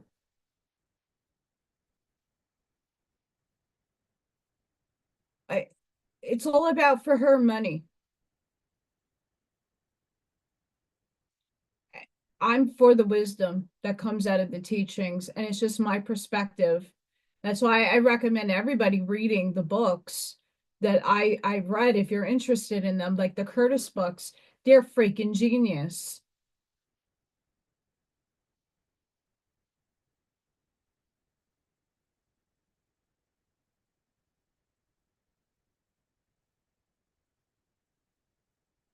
Yes. Right. And that's not to say that's a bad thing. You know, Julia being a business person is not saying it's a bad thing. But what I am saying is that you're holding knowledge back from expansion when you're not allowing people to just quote out of the books. You know, you can read an audio book or Audible for work. That's different. When someone's giving their insights and putting different avenues of things to it, I don't really see the problem in it because it's your opinion, your perspective. I'm not saying this is absolute. Like some other people that read books and only read the one book and say, well, this is absolute truth. A lot of people have written me about the Awaspe and the Arancha book, and they're like it's like a cult. There's a cult with the Waspy and a cult with the Arancha. There are people that are like diehard into it. And I got warned by a few people emailing me earlier on when I started reading the books that just be careful about these people. They're like they're serious. Um, and I'm just reading it for a perspective point of view. I'm not reading it as if I believe in any of the stuff that goes on in these books, and I don't. There's things I can take and say I align with, but the Awaspe book is really draconian, Orion draconian. Nothing wrong with that, but there is a program and a narrative that's being steered in that book. I don't like it. Uh, you know, and I know that I've tried to explain that to Jason a bunch of times. I'm like, you only read one section. Have you read the whole book? Because I wouldn't claim that to be the Bible, guys, at all. It's just a perspective from an alien race, and not saying they're bad or good or indifferent. It's just a perspective. Same thing with the Arantia book. That's just a perspective from the Urtites. Just like the Keys of Enoch. There's inversions in that book. It's not the Bible. It's an insightful perspective.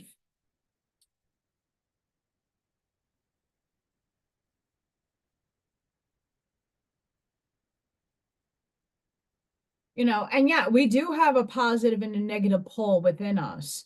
We get to choose each conscious moment what pole we're working off of, right? Like sometimes we wake up and we're in a foul mood, we're in that negative pole. It's up to you to shift perspective and shift in thinking.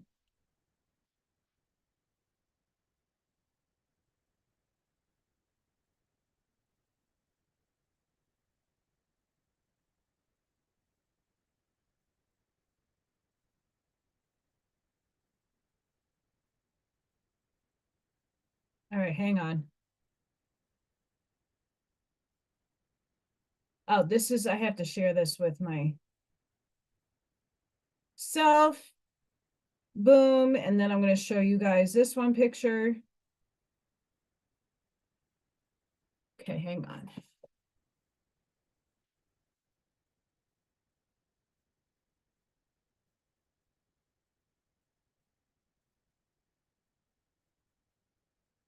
Yeah, there's all this perspective, right? And everybody, I don't think anybody aligns 100% with everything that I align with, and you're not supposed to.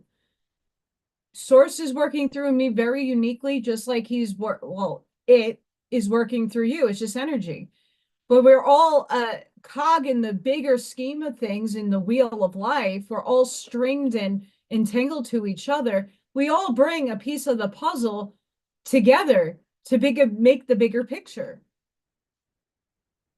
That's what's beautiful about understanding.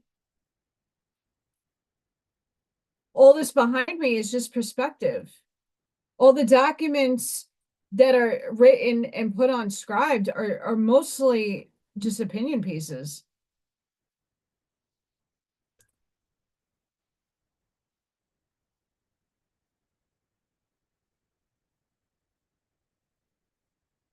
Yeah, a lot of like I'm compatible with people who channel and ones that are not in their ego.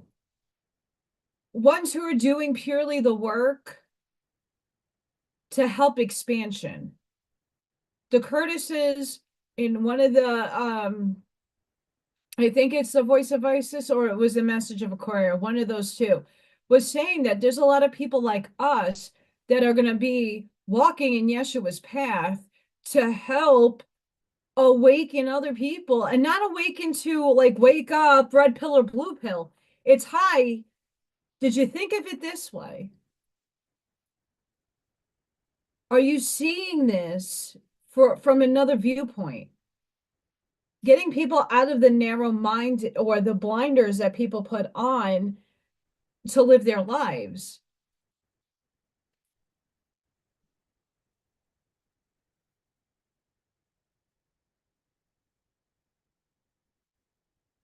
Um,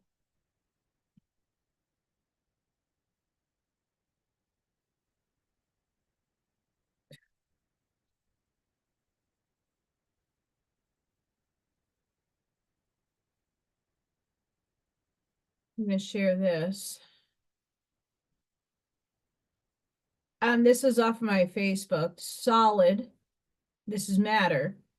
We have atoms. So there's a string to the atoms, and there's a string that goes to electrons, the nucleus, to the nucleon, to the quark, to the string,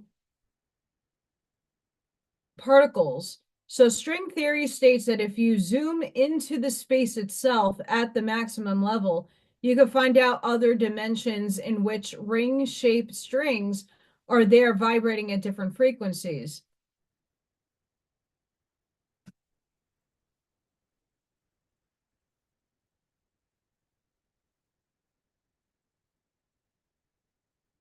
That's the Schumann Resonance. I'll put that back up as well. Hang on. And that's not just the Schumann Resonance. We have also had some CMEs and some cosmic events happening. But this is the Schumann Resonance. And currently, let's see where we're at. We're still spiking. Currently, right now, as I'm talking, we are spiking still. But the foul mood is you purging that old self. It's taking what no longer serves you in your vehicle, and it's purging itself out. So it has to come out somehow, and it's going to come out through your moods. And yes, we are multidimensional. I'm aware of a whole bunch of other selves that are out there in different dimensional spaces. Like I know I have one that's like my doppelganger that is married with kids and having a whole different life that I'm having here. I'm having the opposite life of that other self in another dimensional space.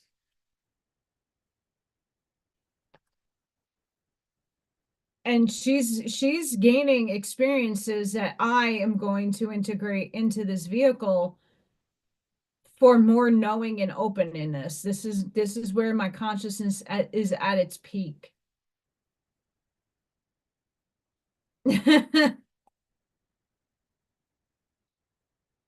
You know, that's a crazy shit.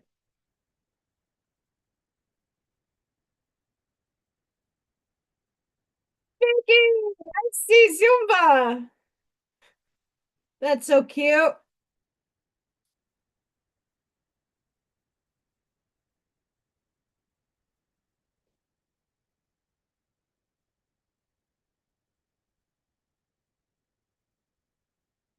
Um,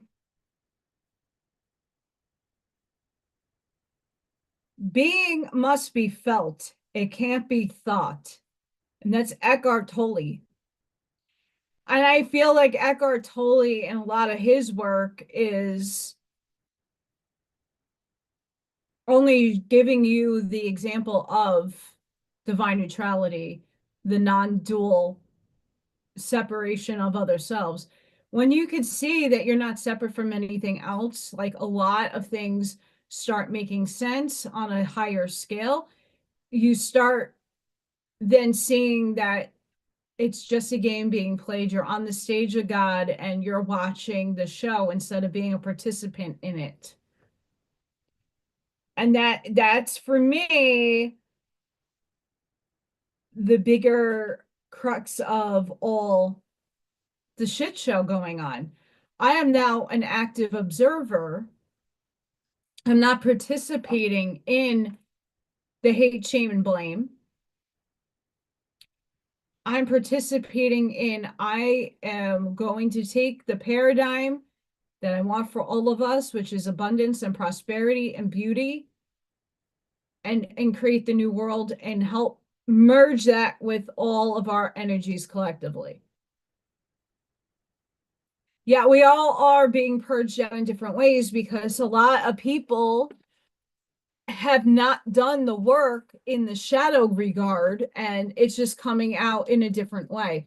I've done a lot of shadow work. That doesn't mean I'm never going to end my shadow work. It just means I've done a lot of it. So I'm clearing out different types of purging that subconsciously hasn't come to surface yet. It's subconscious.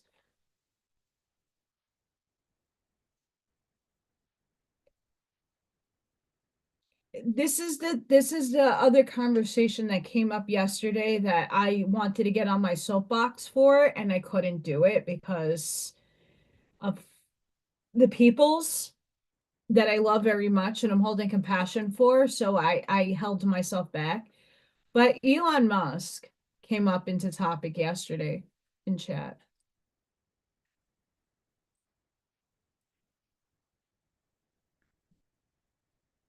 I don't care what side he plays on. Have you watched Altered Carbon? There's a lot of truth in that show. It's on Netflix. And it's a reality.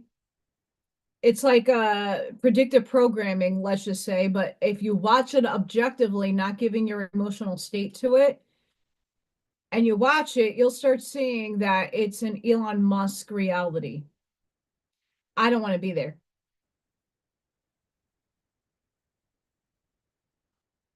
I don't want to be a part of that. Where your soul essence goes on a chip that's implanted in a vehicle, they call it shell in the show, and you play different shells. You get different shells based on your wealth.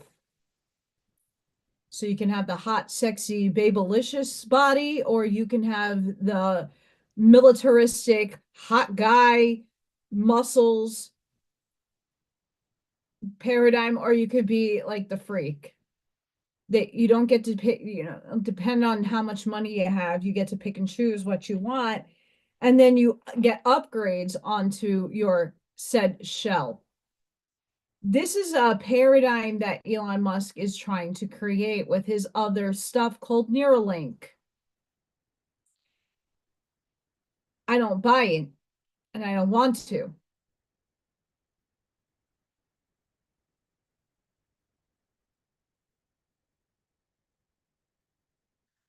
Um, we wrote the trap. Okay, that's where we have to balance out the program and the narratives. Um, Narratives and programs are all in us, right? We grow up with them, we're encased in them. It's shedding the programming out of us and picking and choosing what serves us, right? So most of us have a theme that we are Trump aligned in some sort of way. And even if you're not, that's fine too. But you're aligned to having a whole change in paradigm. So he's bringing that change in paradigm. Now, I call this a Granada Treaty 2.0, right? Who, if the puppets, right? Do you really think any one of them, they were asked by the military to play roles? Okay. Good, bad, and indifferent military, like I said earlier, most people have no freaking clue. Everything is compartmentalized, right? SSP stuff, the black ops stuff. You really think that's going to be given any kind of light?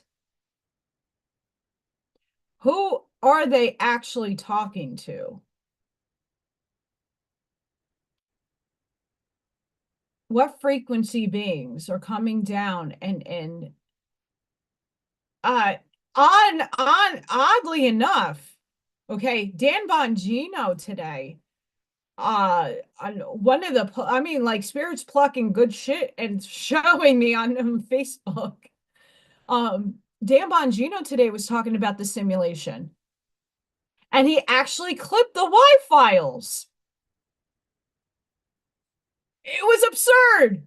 I was excited. I was like, wow, my wheelhouse. Somebody's talking about it. Yay. Um,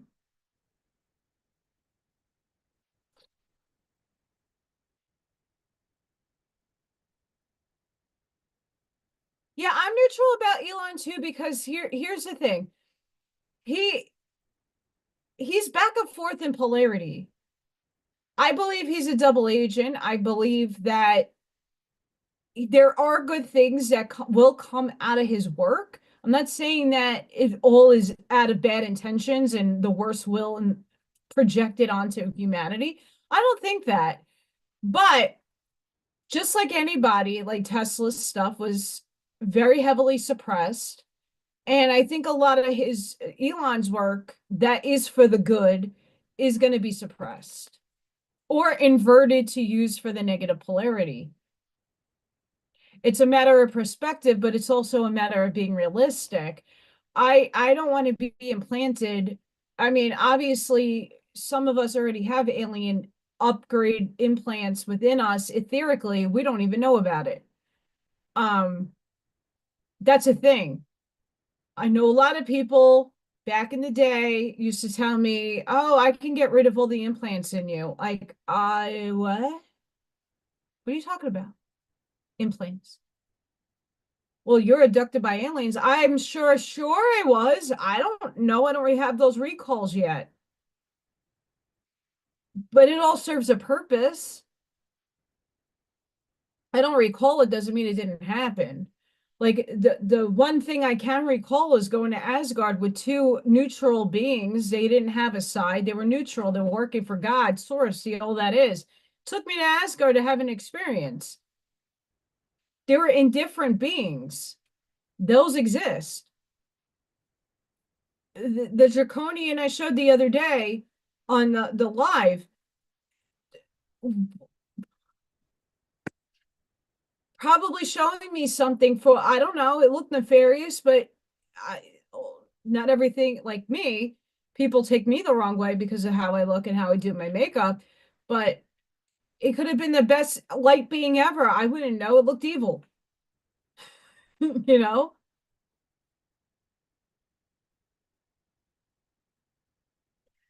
Yeah, for the most part, Ashmaya. Yeah, I believe humanity at large unconsciously chose to go to the light. And those who cannot go to the light for whatever their soul contract purpose is are going to go like the earth splitting isn't really actual split. It's just going into a timeline that best serves your energy and your frequency. All things are entangled. All like I'm very big into string theory because I think everything is attached by invisible strings. You can't see them, but that still exists. You're always going to be tied to a negative pole until you become a light being and you can cut that cord. We're in the beginning of the ascension. We're not in the middle stage. We're not at the end stage. We're at the wee beginning of it. We're the ones lighting the pathway for the next couple of generations to come.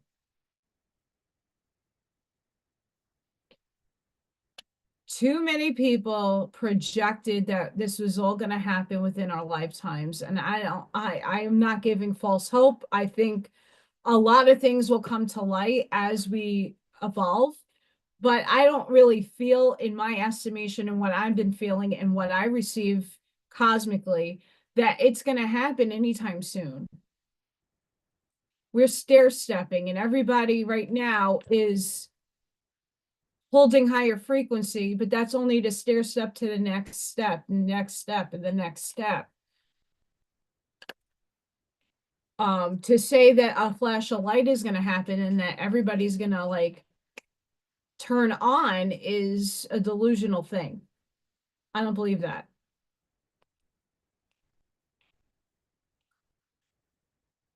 at all, which is sad because I don't, there's a small bunch of you. Um, Paul Selig, I like him as a channel. His interview yesterday was very well. I needed that kind of confirmation.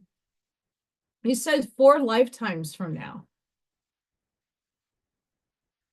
right?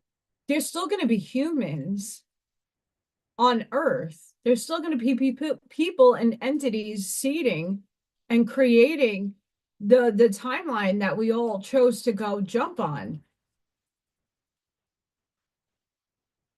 I'm going to play out my 3D role, and when my vehicle dies, I'm not coming back as human. No effing more. I'm going to be my light body. I am very confident in saying that. I'm okay with that. I will be fractals and I will work in other dense vehicles, but this consciousness that's embodied in this vehicle is going into the light form. I'm not coming back. I will help out just like the light beings are helping us now upgrade. I'm going to be helping those in the new earth upgrade. I don't think I'm partaking in a physical human life after this one. I don't want to. That's why I'm very detached from a lot of things because I'm not coming back. I don't have karma to come back to. I will be a spirit guide. I will be a guide. I will be in an alien form of some sort, playing out different modalities, but in higher densities, helping New Earth. I don't believe I'm partaking in the New Earth as a human. And what I'm doing, and the reason why I'm saying that is I'm now with the children that will be the leaders of getting to that new earth. I have to seed my frequency with the children. I have to help them upgrade because some of them are going to take two to three lifetimes to get to that new earth. It is not a one and done separation. Right now, we're all being asked to pick a polarization, a pole. Are you light? Are you dark? You made your choice already, but now you consciously could switch it if you would like to go to the negative side. That's still source. You'll play out different experiences and different catalysts. And then when you get up to sixth density, you're going to go straight to the light anyway, unless you want to go back to space dust return.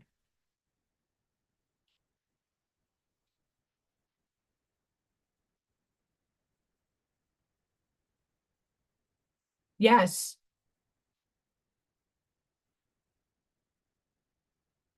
that's right. We are, Charlene. We're still trying to figure it out, and it's going to be a long time. We, as a collective, the people that are in my chat right now and people that watch me for the most part, I'm not saying all, I'm saying the majority of us who have this understanding, being realistic with it, are the way showers. We're the ones seeding our frequency. Even if you don't feel like you have a purpose, your purpose is just to be. You're out in public, you're out, you're working, you're at your job, all has a purpose. It is a spiritual purpose, even if it's like a mundane job, it doesn't matter. You're seeding your frequency to helping others unconsciously, subconsciously.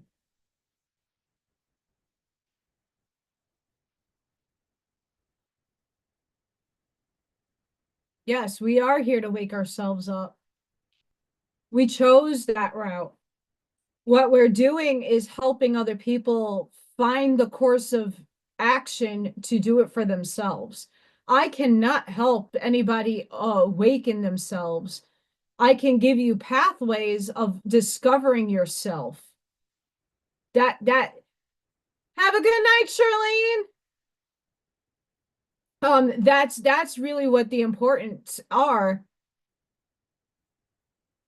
It's yeah, and we're supposed to, Roger, we're supposed to learn something all the time. That's the beauty of like being alive and going through this experience. It's understanding its experience. We got to detach emotionality to not to say not to have emotions for things, but it's detaching yourself from separation and limitation. That's the crux of where a lot of people are still having their moments of ego and those explosive feelings. When you sit inside yourself and you discover yourself and your purpose, some people are still figuring that out. You're right now, you're meant to just know that you're here for a reason. You're here to help the frequency of the planet. That is a humongous job. It's super important. How do you get yourself to be high frequency? That's a job in itself to sit there and think and alchemize the negative. We're getting thrown a lot of experience right now by just what's going on in the outside world. The outside world is really this one big distraction, and you have to sit in yourself and alchemize a negative. When you are seriously hearing other people project, that includes myself, go into a neutral space, see if it aligns with you. Trust me, that's a lot of people, and there's a lot of hate for me out there, because as much as there's much love, there is a lot of hate because people are not in the understanding phase yet of seeing it. And I'm not asking people to see it my way. I don't force that on anybody. You have to come to that conclusion on your own. But there's a reason why there's a distance now between me and,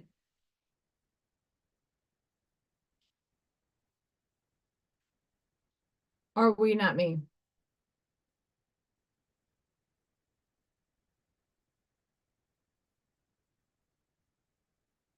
Scott, that's exactly why I made this channel. If you watched my earlier shit, you could see a very hangry CUNT. I need a Snickers now person trying to explain spiritual stuff to people. And in the last 3 years, I've evolved out of that Snickers needing person. I really needed a Snickers back then. I'm not going to lie. I was cranky. I was cranky with good reason, though. Um, I can remember when the Truth Tour was going on, and I was in chat saying I'm really hungry, and I was in chats all over the place, and Spirit's like, you have to ask for help. Like, you're helping yourself, you're out there doing, but you need to start asking for help. Like, you have to put your pride down. So when I put my pride down and I was in chat saying I'm hungry, can anybody help me? Everybody was taking their money and sending people over to Vegas and giving people hotel rooms and all kinds of stuff. And I'm like, wait, whoa, whoa, whoa, whoa. You can't send me $5 to feed myself off of Amazon?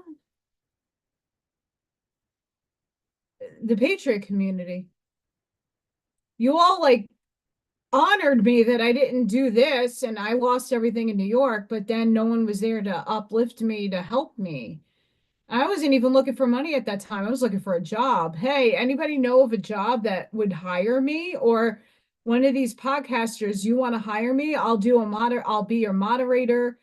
I'll put the information in chats and comments. I'm not untechy. I can help you. No one answered. And that's what really got me upset back then. That really pissed me off. And I project that a lot.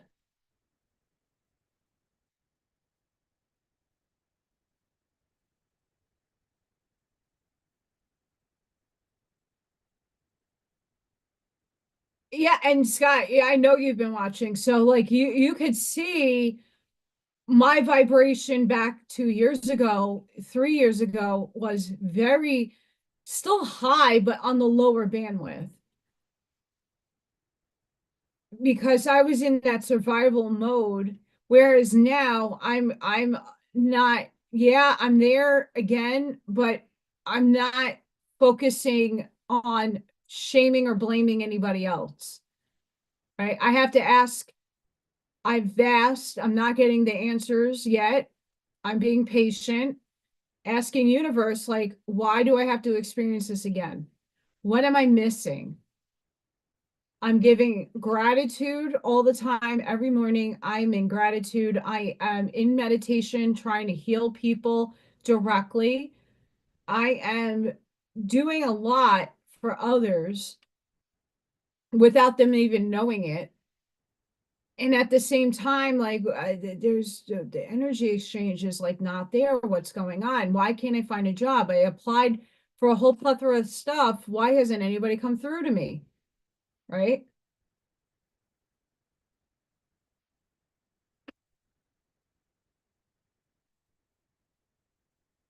Mm-hmm.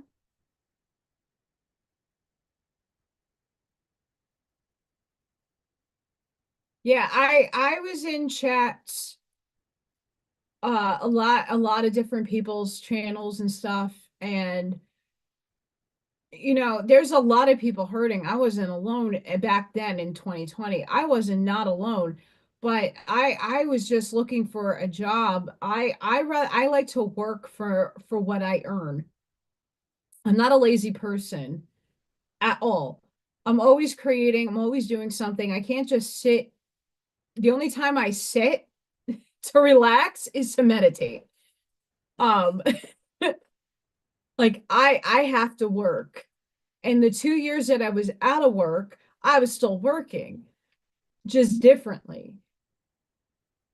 I asked and put my pride down because I'm an Aries.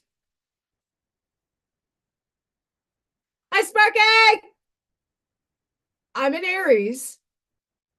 And as an Aries, I am very, very hyper independent. And I've learned to be that way because I don't have a partner. I'm not married. I don't have children. Hey, go to the store for me. I can't go today. Like I have to do all of it on my own. And when I've asked for help, it never showed up.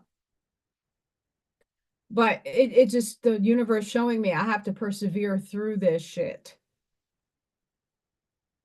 And it sucks.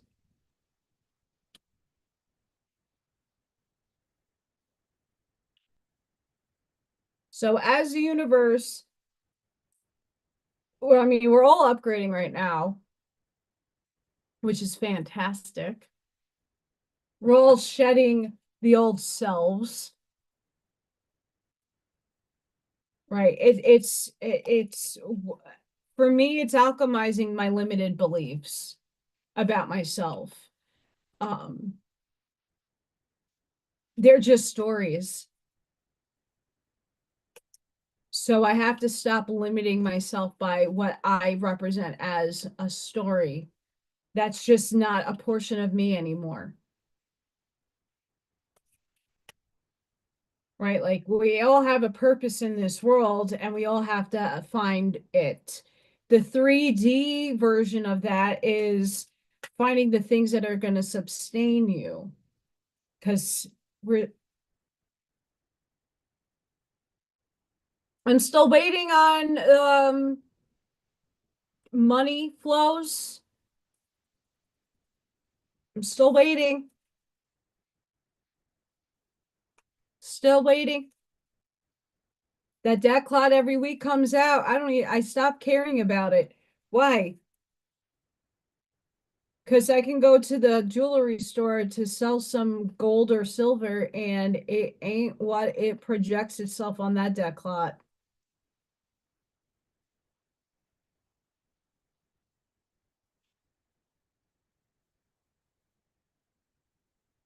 That's right, Ashmaya.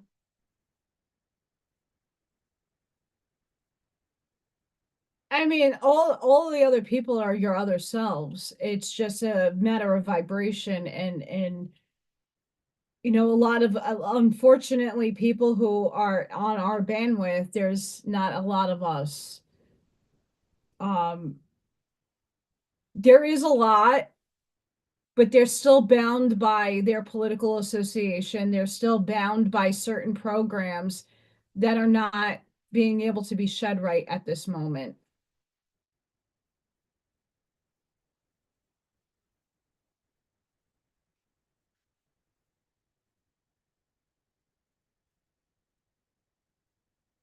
I used to live in the pawn shop in New York. Um,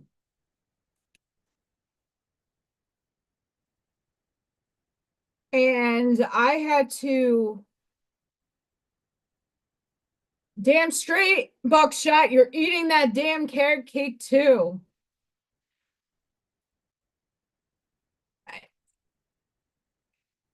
One of the beautiful people that are out there that sometimes listens to me. This was a while ago. Had a conversation with me about like the RV and that they have beautiful, exciting things to do once that RV hits for humanity. And I stopped that person in their tracks and said, why aren't you doing it now? Well, it takes money. I said, okay, so put out in groups with the idea that you have, people crowdsource. There are investors out there that will help you.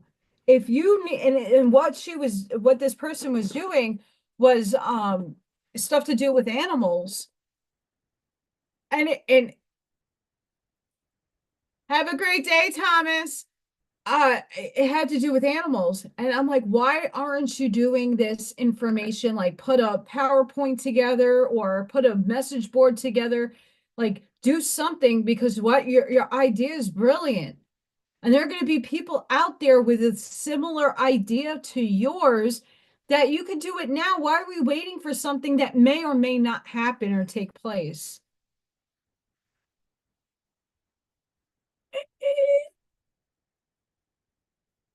What's up, Jenny? If you have an RV idea, right, for humanity, and it's you talk about it. I mean, some people hide what they want to do, and that's you up to you. But if you have an idea and you express it and it's brilliant or you know it's going to help humanity, don't sit on it until something comes in financially. Put your idea out there. Someone might also remember our thoughts collectively come from the ether. So you're not the only one with the invention or the idea. There's plenty of people out there that have very similar ideas. Find them. Find them. There are investors out there. There are people out there that will help you, or a group of people that like will make your idea even better. That's I, we should not be waiting for an RV or a Nasera Jasera to get our ideas out there and start doing the work to manifest a better reality for all of us. Yet still have to put action into motion to get a cause and effect that will manifest in tangible reality.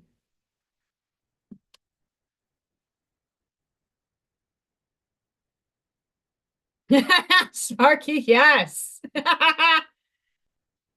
Yes. Like, guess what? Right? I'm giving Viking another chance, but if he's not shitting and getting off the pot, adios, I'm out. Uh, you could be my friend. Like he's not a bad person, but if you can't express to me your feelings, where did the car go? If you can't tell me your feelings,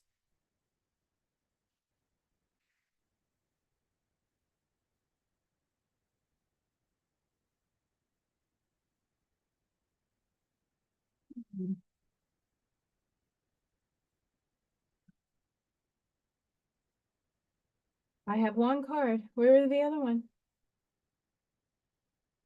I'll find it. Um, yeah, adios. I've been fine on my own since 2013. Even before that, I was fine. Yeah, having someone to be there for you is important, like physically, to help build things and to help be there, but Even my other friends that are here, it's very difficult to get any kind of help when people don't leave their houses.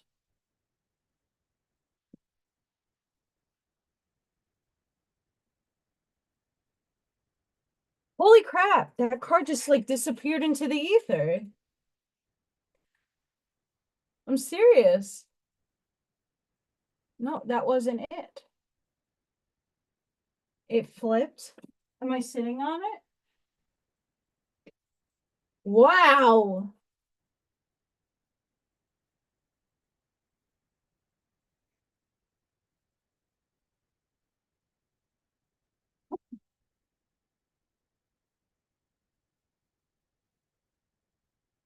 I have a lot of paint and sip crap all over the place. Did it fall in here? Holy shit balls. It like went into the ether.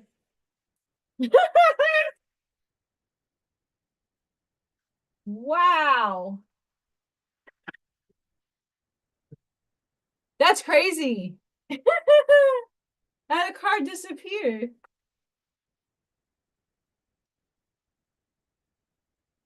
Like to completely disappeared. Oh, I found it. Yay, it appeared. See how reality works?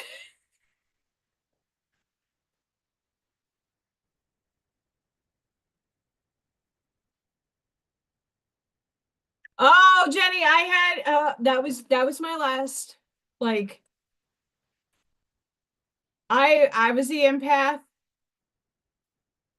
I was the empath and my ex a long time ago, my last full relationship, like 2013, I think early 2013 we ended it. He was a narcissist. And I talked to him now. We're friends. Um he's apologized. This is something that the universe does, my higher self and the angels and all of those things. When someone hurts me and breaks my heart, they don't have good karma until they legitimately feel with feeling apologize to me. I'll give you some really good examples. My high school boyfriend became a heroin addict. He's not doing much with his life, and he is a year younger than me. An ex that owned a tattoo shop finally, like a couple of years after we broke up, he apologized to me, and now he's married and he has inherited her kid, and he lives in Vegas. He's doing so much better. After he apologized to me, his luck was bad. He lost his tattoo shop, he lost everything. He had to apologize. It and not that's not just the one thing, but like that's proof in my pudding that my spirit guides really give help to the people that hurt me. I had another ex, also a tattooist, that really, really hurt me, and his whole life went downhill spiral after he left me and never apologized. And his life is not back on balance to this day. Um, so there's proof in the pudding. Karma is exacting itself with those people. Just apologize and be honest with me. That's all I asked for. Like with Viking, I said the same thing to him. I'm like, I'm not asking you for anything more than just be honest with me. Like, don't waste my fucking time. I'm done having my time wasted. If you want a friendship, I can do that. I love you girls and I'll always be there for them. They didn't do anything to me. Uh, but what the hell? You're not giving them a good example to go off of when it comes to what, you know, I looked at how my father treated my mother, And although me and my father never got along and we were cats and dogs fighting all day, I saw the man that was treating my mother with respect and honor. And that's the kind of man that I want, right?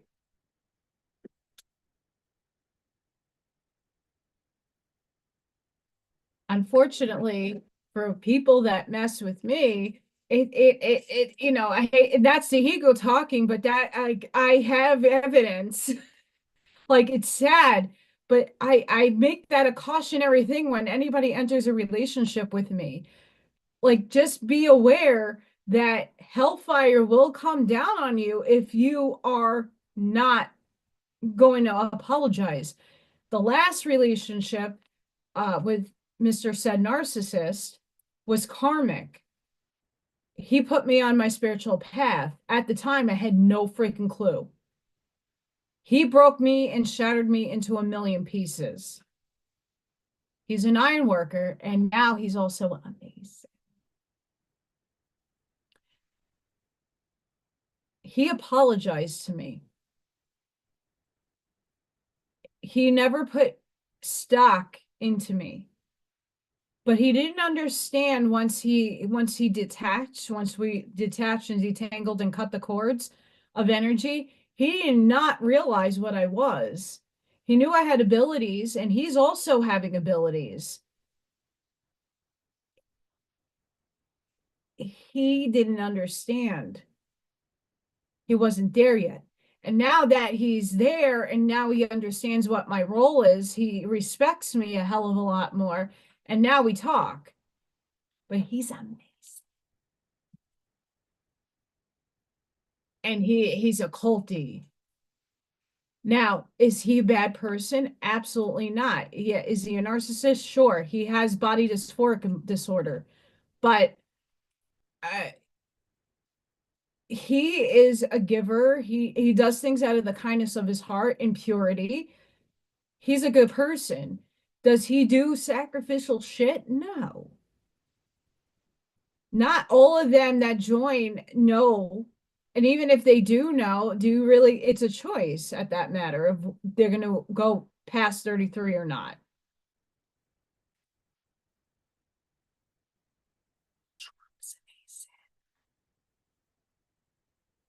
Throwing that one out there, we all know that, right? Do we give excuses for his partaking in such?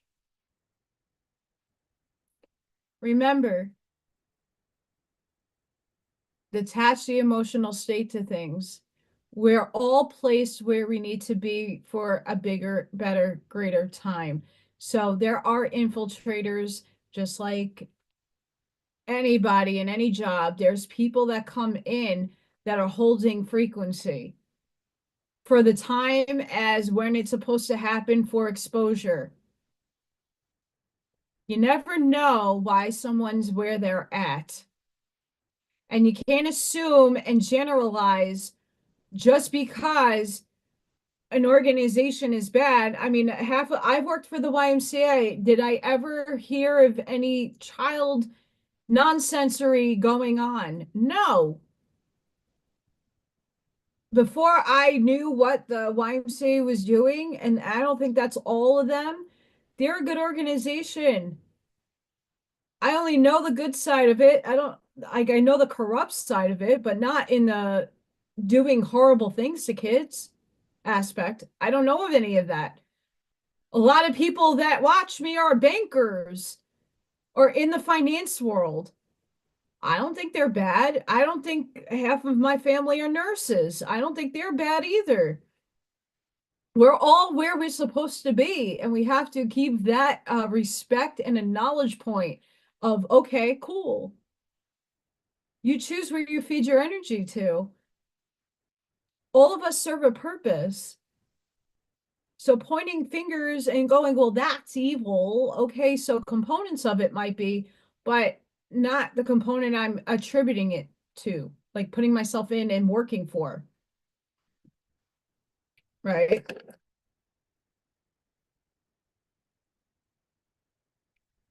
Um, I don't wish harm, like that's the thing. I don't want harm to come to anybody that does date me, but when you hurt me, a lesson has to be instilled and it comes karmically through my upstairs team and it isn't pretty. But it's experience that they need to either alchemize and overcome or get realistic with themselves and apologize and move forward in life. It's just a lesson. I'm a catalyst for a lot of people. That's my unfortunate. That's my role with a lot of people. People signed, I asked my ex to harm me. I asked my ex to break my heart into a million pieces because if he didn't, I wouldn't be on the path I am today. I had to build myself back up. And if it wasn't for his catalyst, I wouldn't be here.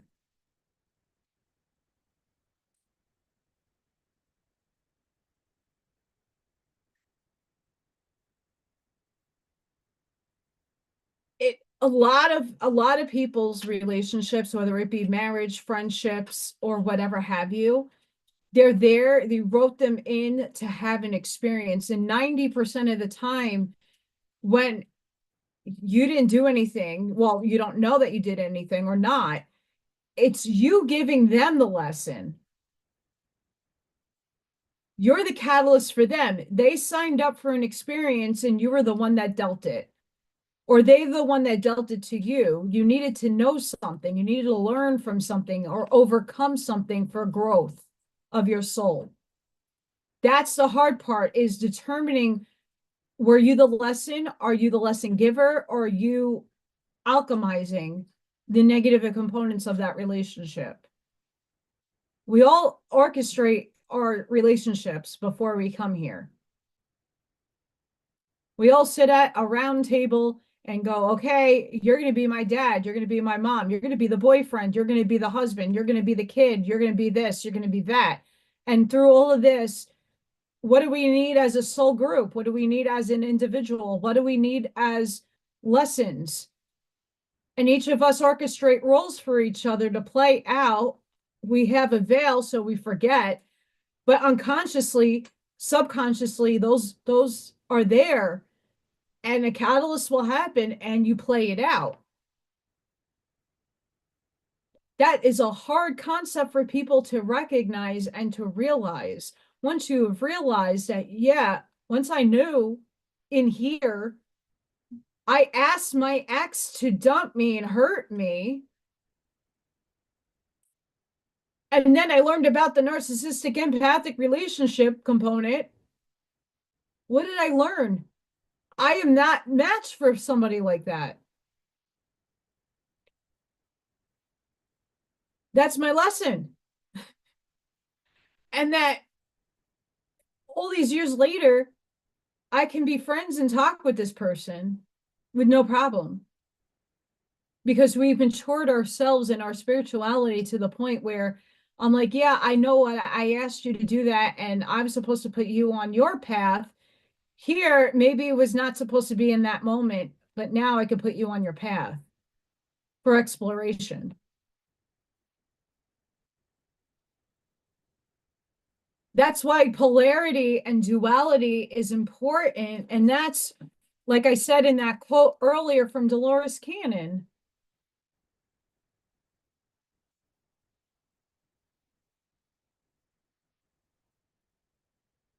I'm getting a lot of Zoom. Sorry, guys. Um, Good and bad aren't real. Lessons and experiences, those are real. You are one who chooses these every time you come into a life. That's Dolores Cannon. I don't smell anything besides sage.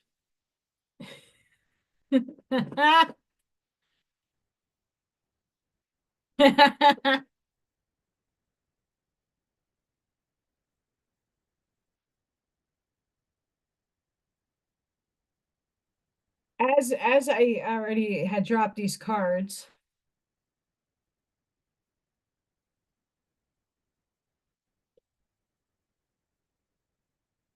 Soul writing. We become the stories we tell. You are the author of your story. Write one that inspires you and doesn't let anyone else command the pen. Physical reality is temporary. It is forever changing from one moment to the next. The events and experiences of your life are multidimensional, living art. Their purpose and form will shift as your perception of them does. You can view and adjust any story from your past, present, or future.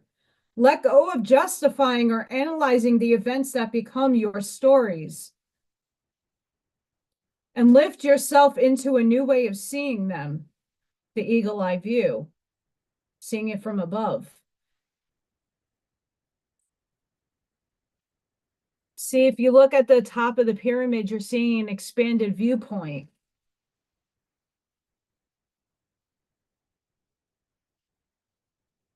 If you look down, this is the hardest component of when you're using your imagination for things. Learning divine neutrality, coming to eagle eye view. I would take myself and look down at myself playing any situation that bothered me. Seeing how everybody is reacting, seeing in the moment, looking down and going, okay, that's why they reacted that way. But in the viewfinder of your two eyes, living it, you see it differently and you're perceiving it differently. When I saw up here that I asked my ex to hurt me for a greater soul reason, to put me on my path, that I had to be knocked down and hurt in order to build myself up better and empower myself. Hell, I forgave him in an instant. I didn't, hey, I let it go. I forgot, release, goodbye, all the negativity that came with the relationship. I let it go. I released it. I don't need it anymore. It's not a part of my story. I'm only saying it to hopefully help all of you who are stuck with why you have an ex or a divorce or a situation that no longer suits you. Look down at it and what did you learn from it? What is your takeaways? How did it make you stronger as a human being? What was the lesson? And there's multiple lessons that can be taken from it. Work on one first. But what other lessons did you learn? That's what you need in all your relationships and all the things that you connect yourself to. What are you experiencing and what was the lesson with it? Even if it's good stuff, what are you learning from the good stuff?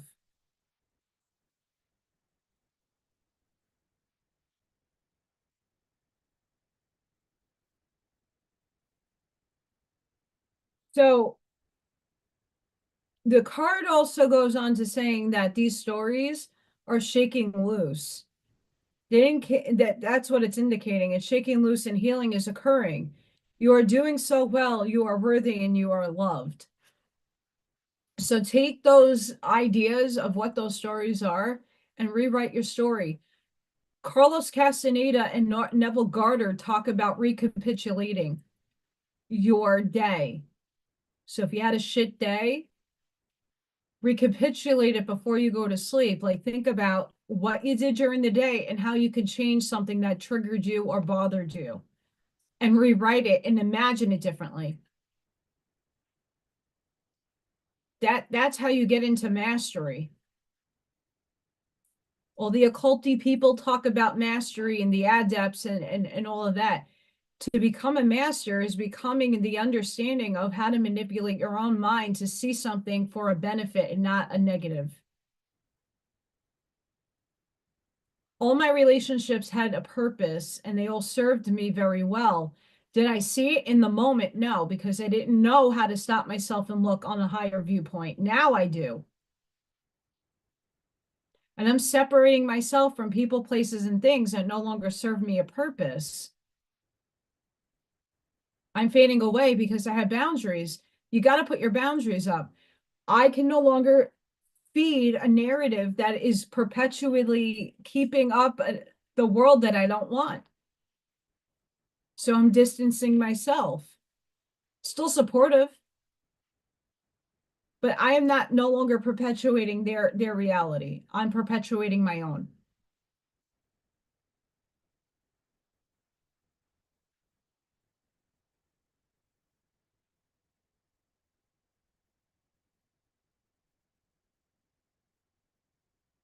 And then we have soul mating. Embrace your soul to reveal a partner. A new encounter or deepening of an already existing union will profoundly change the way you perceive unconditional love. Chemistry between two people does not mean they are life partners. Have you ever entered each other's life to awaken, expand, and open your heart so wide that they never close again? It may last for a moment, a season, or a lifetime. Time is not necessary to shift the cogs of your heart and feel the absolute ecstasy of you. A moment can open you to euphoria. The purpose of a soul relationship is to mirror your love and light and melt away any hard edges or walls you have built. Whatever is mirrored will intensify. Love and peace will feel bigger, but so will fear or pain.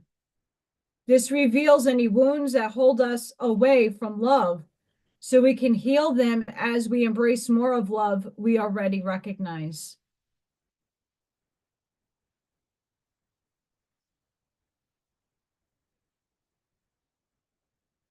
I have spirit with me.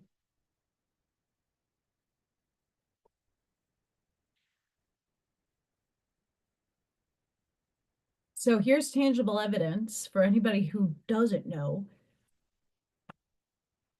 I just picked cards and they are exactly what we've been talking about together within chat and within here.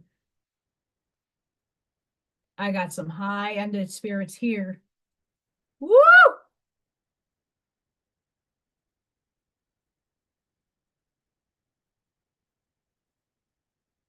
I love everybody. Why is I get this a lot on my Facebook. Don't apologize for being late. Jack is live, and I think Lewis is live. There's a lot of people going live. Don't worry. I'm just happy for people that show up. Please don't ever apologize. You have a life too. Seriously. I don't know why people apologize to me. I love you all, and it's okay if you don't show up one day. It happens, right? Don't ever feel that way. They have to apologize or say, I'm late. No, there's no late. Time is not a construct. It's linear in this time space, but it is an illusion. It's an illusion. I have to go get a lighter. I will be right back because yeah, I am channeling. In the meantime, the raffle,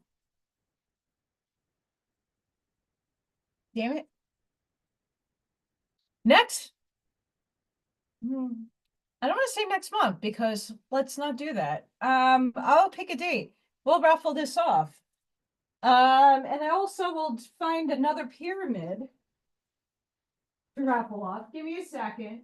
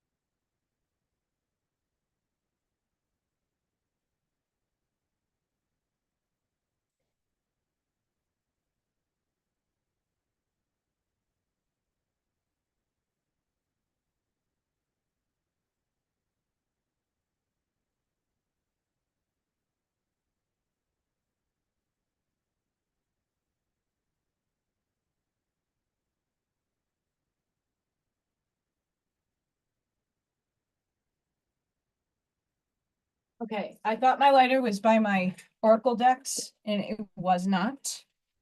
But yeah, I'm going to give away my paint and sip paintings.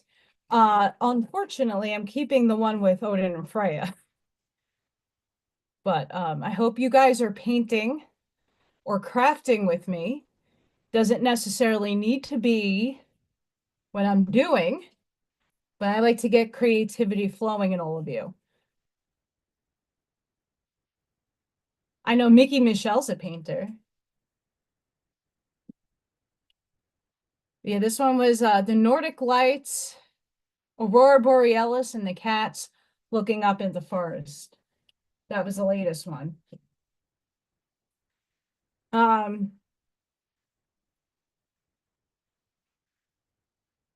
I have a deck I want to read, but oh, here, hang on.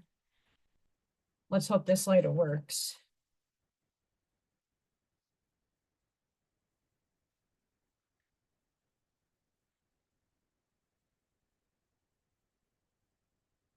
I go through lighters like crazy. Full necessary though.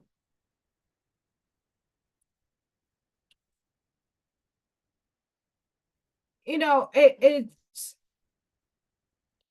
everybody has like an agenda in life, right? Everybody holds different vibratory states.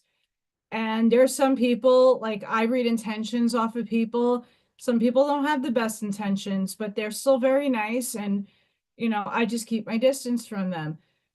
Just being respectful and being a mature person. There, there's no reason to, you can have your opinion on somebody. We all discern people. All of us do, right? We're still human. We have judgments on others, and that's okay. It's just how you word your expression of what that person is, right? And giving empathy and sympathy to people that are not in the awareness that you're at. That's the most important thing. I have never gotten a Zippo. I have bought really expensive Zippos for people as presents. Um,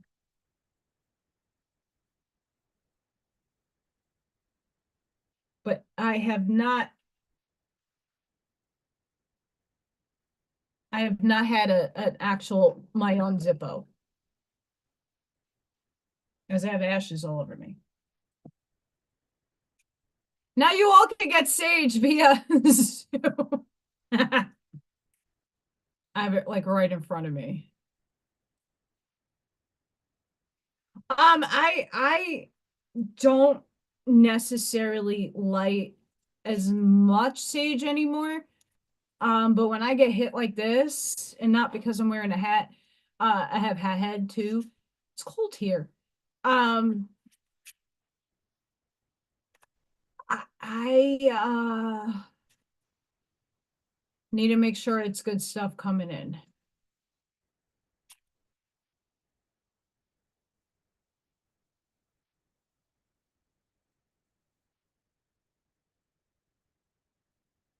I love these cards.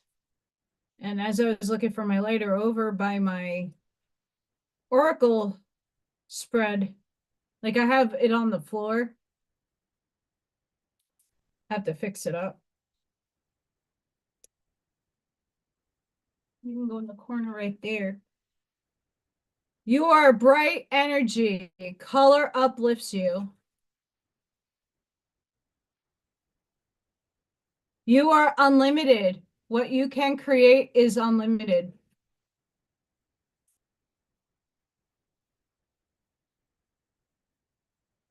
Stay strong, be a guiding light. Ground yourself, be love.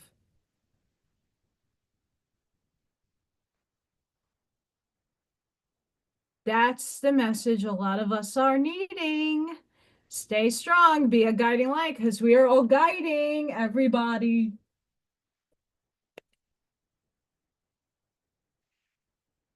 So Viking is a very big pawn shop person. He loves going to the pawn shop. I, on the other hand, will spend a lot of money in there, so I tend not to go.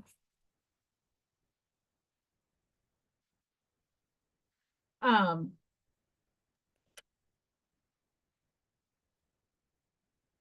there's one literally around the corner from me.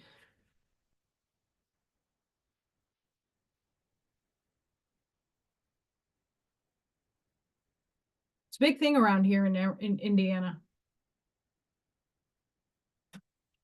New York, not so much. There was like a few of them by me, but not very shady places. They're more reputable around here. And I guess because they sell firearms.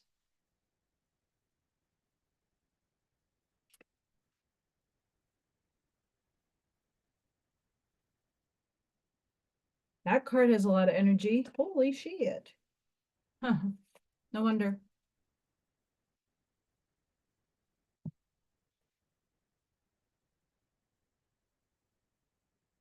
Time. The energy of time supports our understanding of the relativity of time and our capacity to be present in the moment.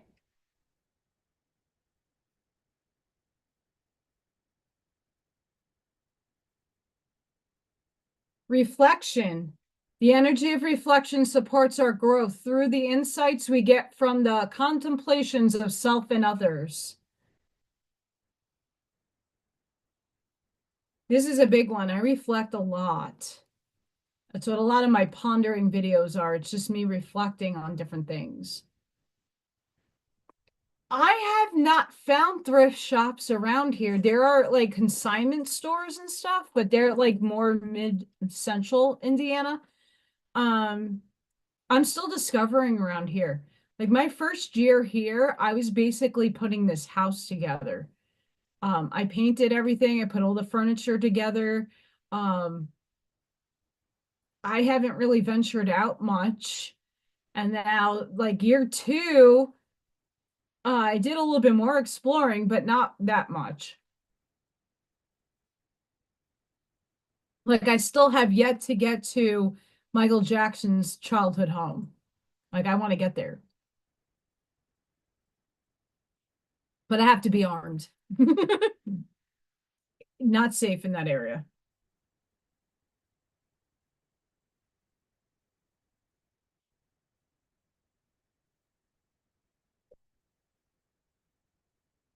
New York. Okay, so thrifty people, not a joke. The thrift stores in New York, in Manhattan in particular, and in certain parts of Brooklyn, I highly recommend.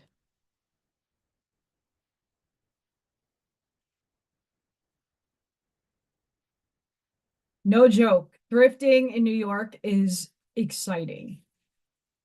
Especially like the I found better stuff in Brooklyn, but I know friends that go thrifting in Manhattan and certain parts of Manhattan. Things that beautiful things you can get for really cheap is insane.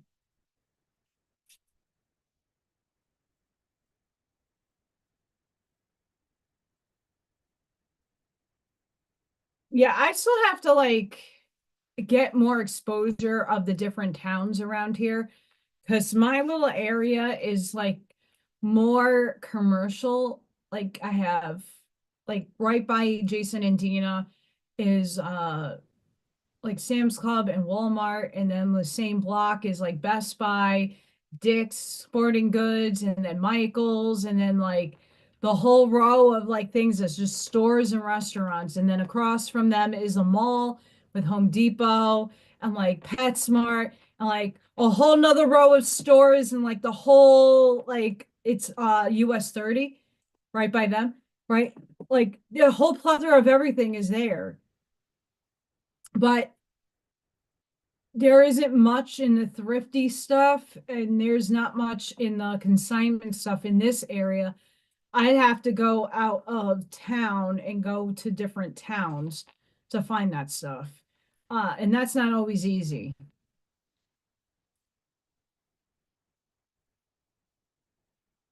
I love curiosity shopping because I feel everything to see if it's vibing with me. Like all the gems and stuff. I seriously, if I go to a store, I have to hold the gems or I have to put my hands over the gems to know if it's in alignment with me or not. And that goes with mostly everything. Like I have to have an energetic pull to something.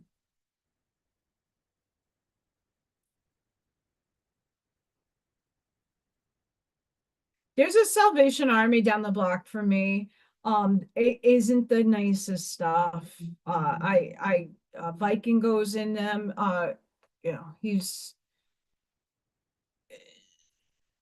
He knows how to shop like that. I don't. Um,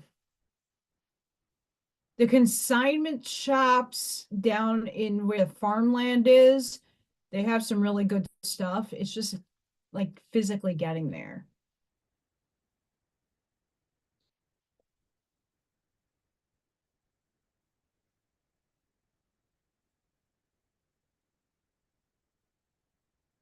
So like how I pick out my cards, Mickey, um, I have obviously I have a lot of electricity that circuits my vehicle. And when I put my hand on certain items or like certain cards, like I get a vibration when I touch the cards. So when I fan them out and I ask in my mind, like, what is the collective need to know right now? The card gives me a vibration and I get a tingling in my hand or on my finger. And when I pull it's usually spot on. So when I'm going shopping, I do the same thing. When I put my hand over stuff, if I get a tingle, and then I get an intuitive hit, it's for me. Yes, Ashmaya.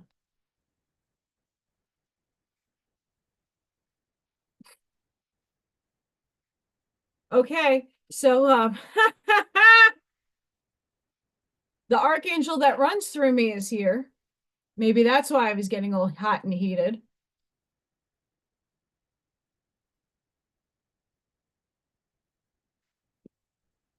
I think like thrift stores and stuff is like, for example, like I went to one in Bushwick, Brooklyn. Like not that it's a very sketchy part of Brooklyn. A lot of artists, but it's not safe. I went out there with a friend. We were doing she was looking for something in particular and I just went into the store and I had an like a not a wedding, but someone's sweet 16. A friend of mine's daughter had a sweet 16. And I needed something to put over my dress to stay warm. Not necessarily a shawl, but like a jacket.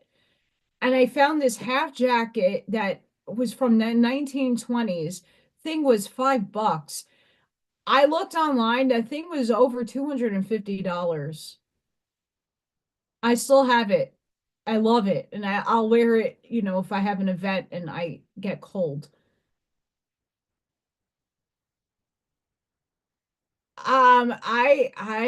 Okay, so Bob, before I read these, my soul sister, who's a lawyer, she lives in Florida. She used to lifeguard with me. Her, my best friend at the time, and then my at one of my exes worked in Spencer's all together. I can't tell you how many blacklight posters they broke open and how much fun I had in that store because I was a lot of people. I used to drive everybody home. I was one of the few people that had a car at that time. So I used to pick my friends up from work. Um, let's just say I met Method Man from the Wu-Tang Clan. A lot of times he used to go like right before the mall closed and he went into that store for smoky stuff. And the guy's downright chill. It's cold here too. The last time I read the temperature earlier, it was 11, real feel 11. I had to go outside, so they were supposed to pick up my garbage and recycling. They never showed up, and my driveway slopes down pretty bad, and my recycling can keeps slipping from the ice that's on there. So I had to keep going outside today to put my recycling can back. Really highly annoying. It's 9 degrees here. Real feel. Bye, Mickey. Message me because I shall be around tomorrow.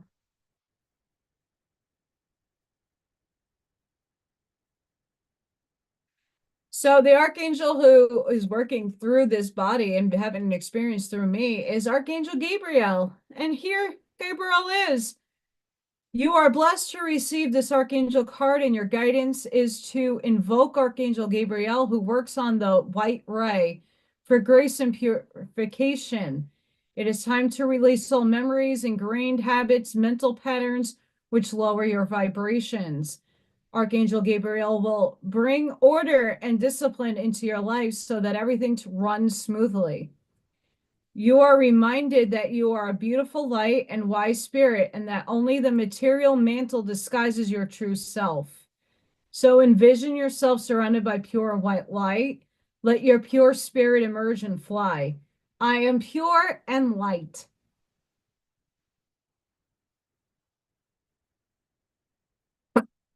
Mic drop. Beginnings. Life is a series of cycles, and time of rebirth is indicated for you. This may mean a new phase in a relationship, the germination of a fresh idea, or the development of qualities in you like laughter, light, or hope. It may herald a total change. Do not be afraid to let go of familiar, for the new cannot enter until the old and outworn has departed. Your angel guidance is to accept the new, for it will be welcomed when it arrives. Birth is a vulnerable time. The fragile life force needs to be protected and nurtured within you. Ask the angels to guide the beginnings in your life safely to maturity. I welcome and nurture the new in my life. Oh no, I might need a chicken. Oh no, I don't need a chicken. I love my chicken, by the way.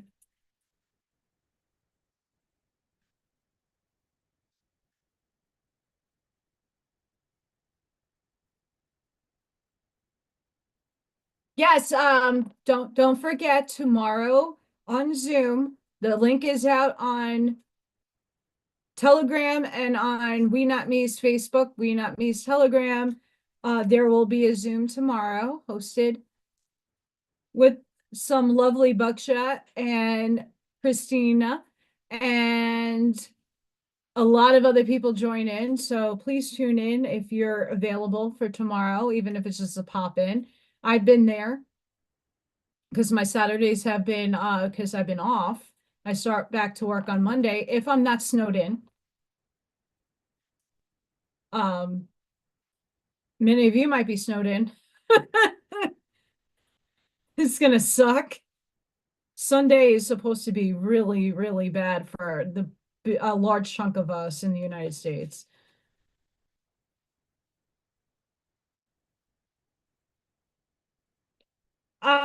I honestly, for Zoom, I've had to do Zoom on my phone. I prefer my laptop. Uh, I don't like the phone because you can't see everybody in the gallery view. Um, it's hard to jump in on conversations. I know sometimes I have a hard time. I just like put it in the background, and then if I have to do something, I will put my little lovely picture up. But you all should join. I have Angel Whisper cards. I'm gonna read some of these.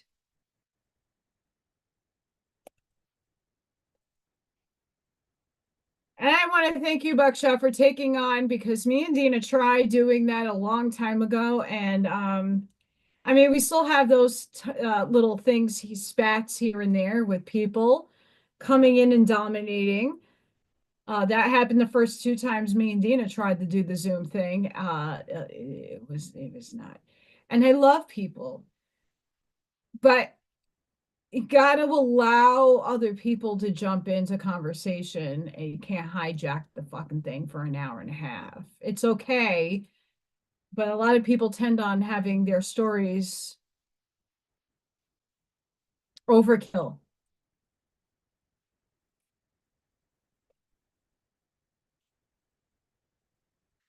But I thank Buckshot for holding that torch because there was a lot of like my intention was to have people speak about their experiences and their abilities. Because we all have different abilities, we all have different uh things to contribute to humanity. And a lot of people, in order for them to get their abilities understood, they need other people to explain it to them or give them a bigger insight. Um,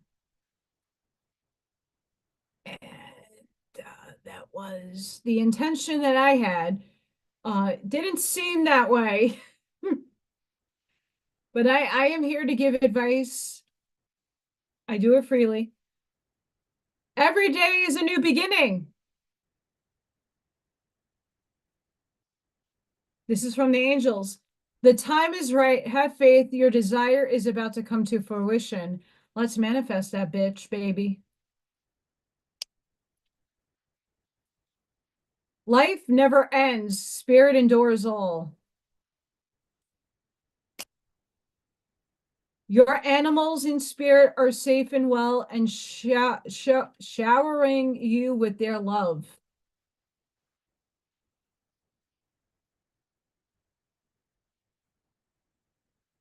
Yes, I have a warped sense of humor.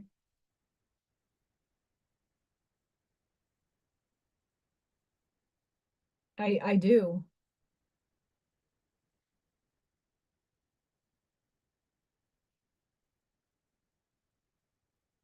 You got to see people for where they're at vibrationally and just give them compassion.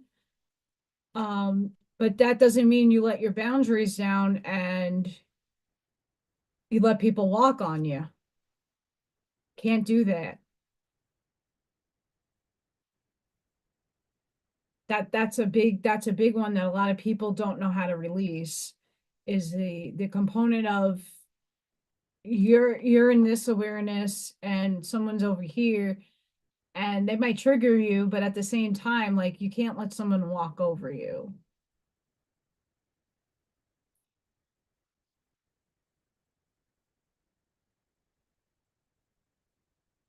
And some people's delivery systems, like their personality, is there's a fine line.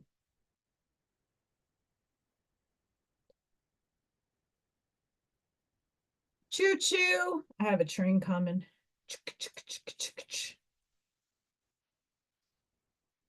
I don't know if you can hear that. It's rather loud. It's really loud, actually. They want one more? I'll give them one more. These are mini cards. I explore my wildness and dance in pleasure. That's a good one. I flow towards my goal. I am strongly protected as I go.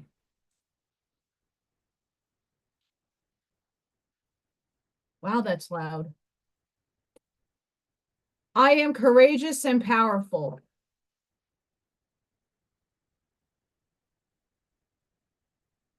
I am magnetic to what I want. I repel what I don't want.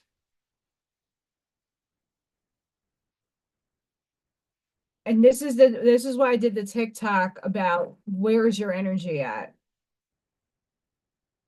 right? We all flux in our energy fields all day long. You flux, but are you feeding that other side?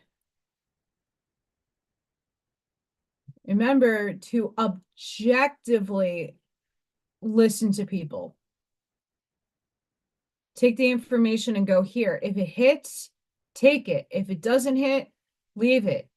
So I a lot of tarot card readers and a lot of people that do, general readings for a collective will say, take what resonates with you and what doesn't isn't a part of you, leave it. Quo says the same thing when he's channeling through other people. Quo will say, take what resonates, take what is aligned with you, but leave the rest out. It's not for you. It's not all going to be for you. It's not all going to land for you. And some stuff will land for you later on, 5 months from now. Certain things I say that I seed into you. Holy crap! Allison talked about that 5 months ago. Shit. But I didn't feel it then. You might feel it later. But you got to go with what your heart is asking you to do. That's a very important component of doing your own work, is knowing exactly what is flowing with you. If you don't, you're just going to have CNN syndrome happen. You're going to follow and listen to everybody, and then they're going to dictate to you the reality that you probably don't want. I'm not saying the doom and gloom it's always going to exist. Even when we do ascend, until you hit to a certain density, it no longer will exist in the way that you see it or feel it. But it will exist. Polarity is always going to exist to an extent.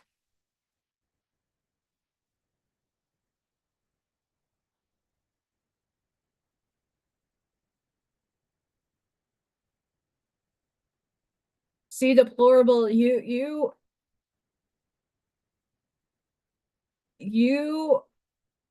are amazing. And I like how you go about your information dropping. And I appreciate that.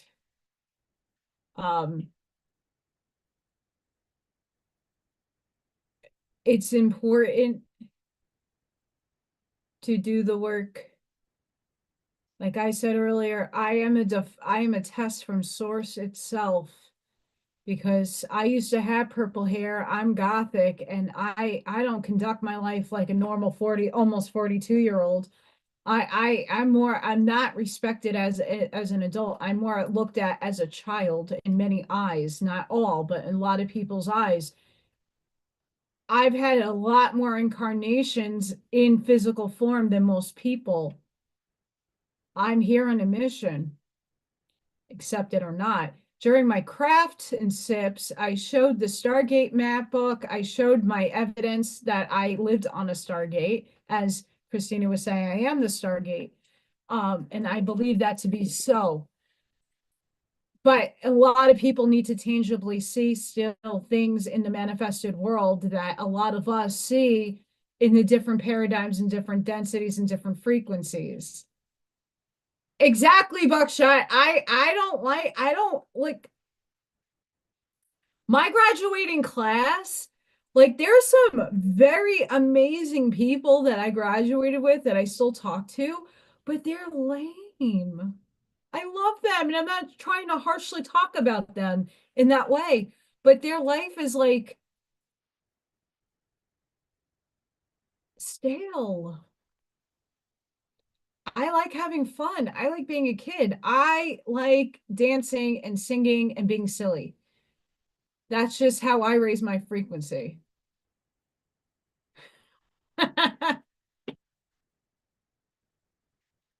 And Buckshot, you're going to rub off on your daughter, and it's going to be amazing. The good components of your child's like. I think, you see, that's the one thing I wish I had with either one of my fathers, because I have two fathers. My dad that raised me, my adoptive dad, he was not playful. He didn't know how to interact with me. He didn't know how to be a dad. I used to be a professional dancer. I used to do dance competitions. I used to go all over the place. And he was really not that supportive of that. And then he would take me to like a baseball game at Yankee Stadium or go see a Mets game. And I just sit there like, this is not my thing. I did it to be nice, but I don't like baseball. I like hockey. Um, give me halfway. But my dad never interacted with me. Whereas I'm watching Viking and his girls, and that's the relationship I wish I had with my dad. He actually engages with them and he's playful with them and he's interacting and doing things that they like to do as much as he's asking them to like partake in stuff he likes to do. And they have a really fun time. I wish I had that.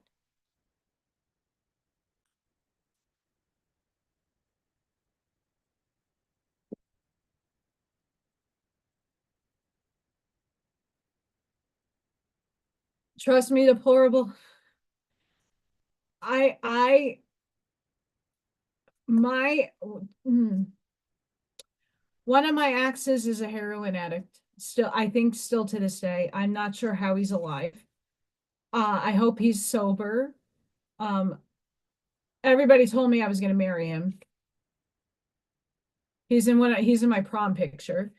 I miss him as a person. We had a lot of fun times, but I've tried getting him help numerous times. He rejected it. Um, One of my other exes has a lot of mental issues, and I had to take him to Bailey Seton. Buckshot knows Bailey Seton.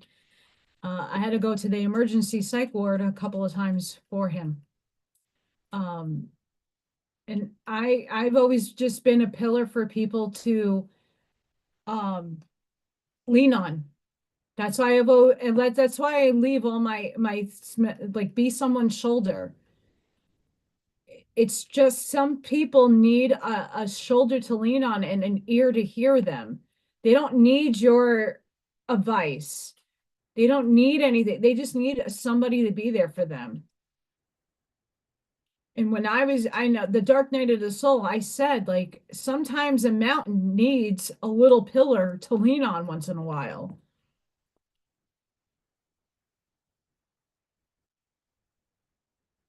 I wish I had that with either one of my dads. Um, my birth father, he's the last parent standing. And the only thing he talks to me about is weapons because I like different types of weapons. But that's not like I he didn't raise me and I only came into his life 7 years ago. Like that's not something to bond over. I mean, it's nice talking about it, but it, he also doesn't know how to be a dad. And I know my half brothers and sisters can attest to that. As we're talking, inner child pops out. Nurture your inner child and begin to express the awesome beauty you hold within you. We live in a world where a formula exists for everything, yet love and creativity have no formula. They do not need to be studied, simply nurtured. Regularly set aside time just to play. And that's so important. So important. Over the summer, before I started working, I made it a mission to find a park that had swings, like not kiddie swings, but like swings for a teenager or for an adult. I found one not too far from Taco Depot, and I had a freaking blast swinging. Like it was like freedom at its best. I loved it so much. I love swinging. So I went on the swings and it was fantastic.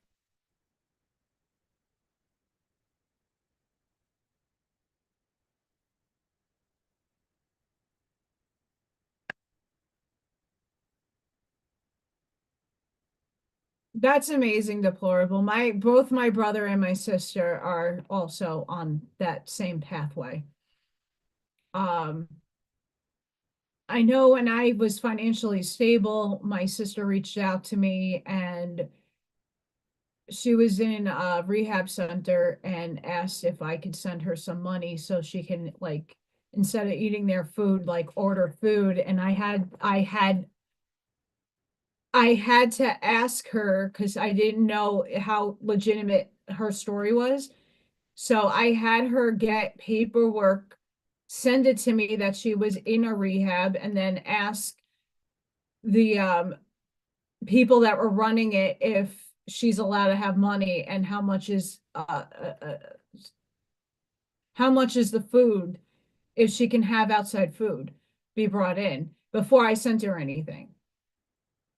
I'm not an enabler of people that are trying to seek help, but I just don't want to send her money that she's going to go. And of course, she's back on it and she's running from the law in Georgia.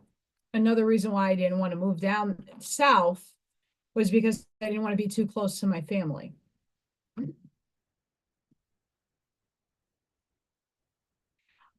I you see, I don't see the greenery as being an evil thing. It's only when like I had to stop because it got too expensive. I the green stuff changed my life, and so did a psychedelic substance. And YouTube, that's for entertainment purposes only. Please don't do anything illegal. But those there's two substances that changed my life, and the green stuff was one of them. The other stuff made me see how beautiful life is and it is worth living. And that from that point on, I stopped everything. And I used to be a heavy alcoholic.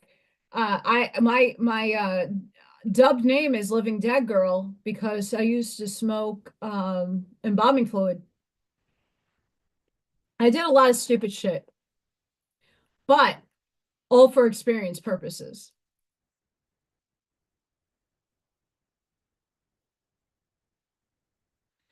Because if I didn't experience it, I wouldn't know how to help somebody it, when you walk through experience, you know how it feels. As for like a therapist, if they don't go through their own certain demons in hell, how the hell are they going to give you any kind of advice? Solid advice. If they don't know how you're actually how it feels. And everybody feels things differently, but I used to drink. I know how hard it is to take yourself off of a substance. It's not easy. It's very hard. Hi, hair care. I done some stupid stuff in my lifetime, but I walked the experience. So if there's someone that is suffering out there, I have there's a similarity there that they can go, oh, okay, you used to do it too. Yeah, that stuff is great, right? But then I would say, okay, yeah, but here's the downfall of it, and then walk them through a healing path. Conflict, feelings which you have suppressed for a very long time are yearning to be acknowledged and expressed. You are torn between what you think is the right thing to do and what your heart wants. And this is the primary cause of stress in your life. We, your angels, urge you to follow your heart. Do what you would love, not what you think you should do. So that's coming from your heart space. Affirmation. Be aware of your language and thoughts. The most powerful statement you can ever make, think, or feel is thank you. Be grateful for all the blessings in your life. As we acknowledge the divine order of life, the universe responds with ever greater blessings. You are a powerful creator. All you say and think resonates through the heart of creation, and creation responds accordingly.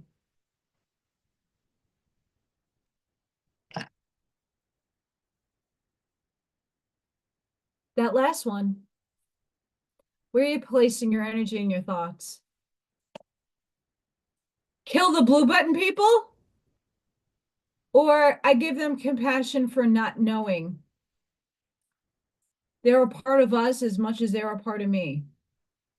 I send them love and healing.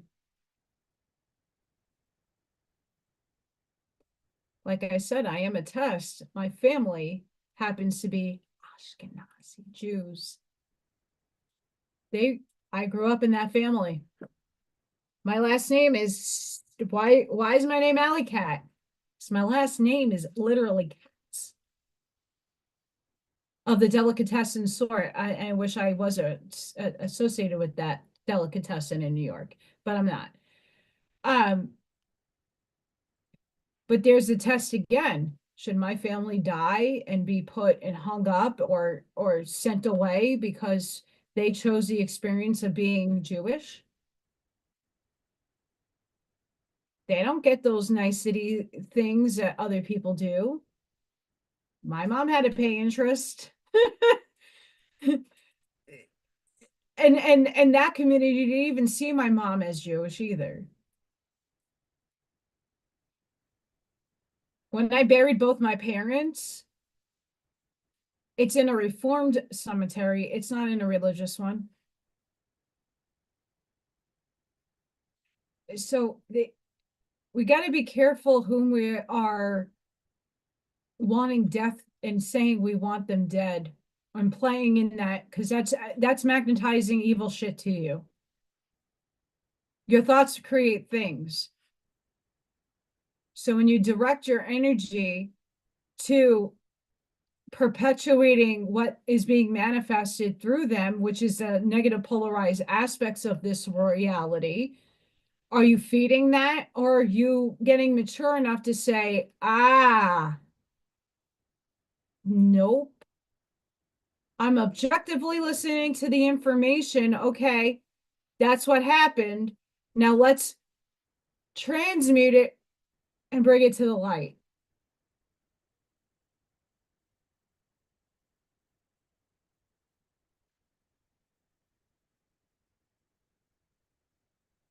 Um, Bob, so the first thing that you said, that changed my life.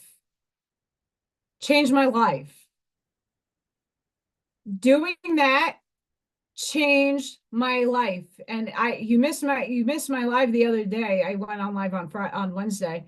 Um, I did that in the Brooklyn Battery Tunnel driving. It changed my life. And I did it to Slayer's Raining Blood. It was a fantastic experience. But doing that actually got me out of the suicidal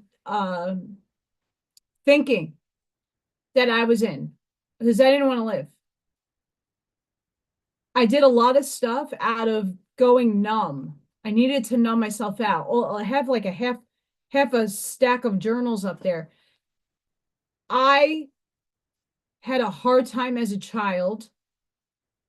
I didn't know where to vent. I vent on pen and paper. And going back and reading a lot of my feelings, like they're justified, but I hated life. I did not like it. It was too hard. Too didn't understand what I understand now, and I didn't want to be here. So I did stupid stuff. But once I did that and I actually glimpsed into other densities and potentialities and saw how beautiful this world will and it can be, I quit everything. It made me actually feel hope. And it whatever chemically it did in my brain, it worked. It helped me. I saw the beautiful things in this world and I strived every day since I'd done that. I've done it a bunch, but it changed my perspective and it was the best thing I could have ever done for myself. So walking through that experience, some people have negative experiences on it. I took everything from all the experiences I had and it gained a lot of knowledge from it and wisdom. That helped me. It took me from a place of oppression, and I probably was oppressed by negative entities. It null and voided it all.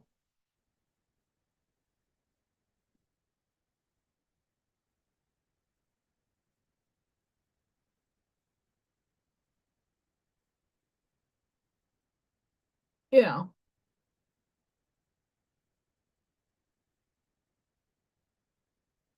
Yeah, I honestly, so growing up in Staten Island had its benefits for being Jewish, right? My neighborhood was completely either like off the boat nanas. So my neighbor across the street was Sicilian, off the boat, made her own pasta, freaking amazing woman. My mom and her were best friends, and she used to invite me as a kid over for Christmas because I didn't do Christmas at my house. And I got to experience like actually making pasta from hand and making antipasta and sauce. Like that was an incredible living situation because no one in my neighborhood was really Jewish. So I got to spend Christmas with everybody. I've been to church more than I've been to temple. The only time I've ever walked into temple, my parents made me try Sunday school. I fucking couldn't, did not want it, but I tried it out of being respectful of my parents. And when the rabbi went over to my mom and said $10,000 for the building fund, and she said, "Get the fuck out of here! You're out, Allison." Yes, right. Um, and my cousin's bar or bat mitzvahs, I had to go and do that. That was temple stuff. Other than that, never stepped into a temple or a synagogue. Never. My parents weren't that religious. I chose my parents for that reason. My parents let me do me as long as I wasn't being disrespectful. My mom didn't care as long as I was respectful. She let me do and be who I wanted to be. And that's the family I chose. And they let me be me and they let me explore as long as I was being respectful about it. And they raised me to be an amazing human being. I couldn't have asked for better parents. That therein the lies are all blue button people bad. If it wasn't for them, I wouldn't have a second chance at life. My dad worked ridiculously hard his whole life to give me a better future. I inherited my parents' whole life. I wouldn't be in this house if it wasn't for them. So I can't say I want them hung and wrong because they're see and they're blue button people. I can't do that. That's my family. So I can't be a part of that hate and wanting everybody dead because you just don't agree with their culture. And not my family did not agree with it either, but they still are uh, considered Jewish. So when I'm in the chat and everybody's just keeping the hate up, I can't be a part of that anymore because that's not a reality I lived at all. And I'm not saying that they're good. There's all every compendium of life has good and evil in it. It is what it is. I choose to feed love and light into all things because I am transmuting the negative into positive.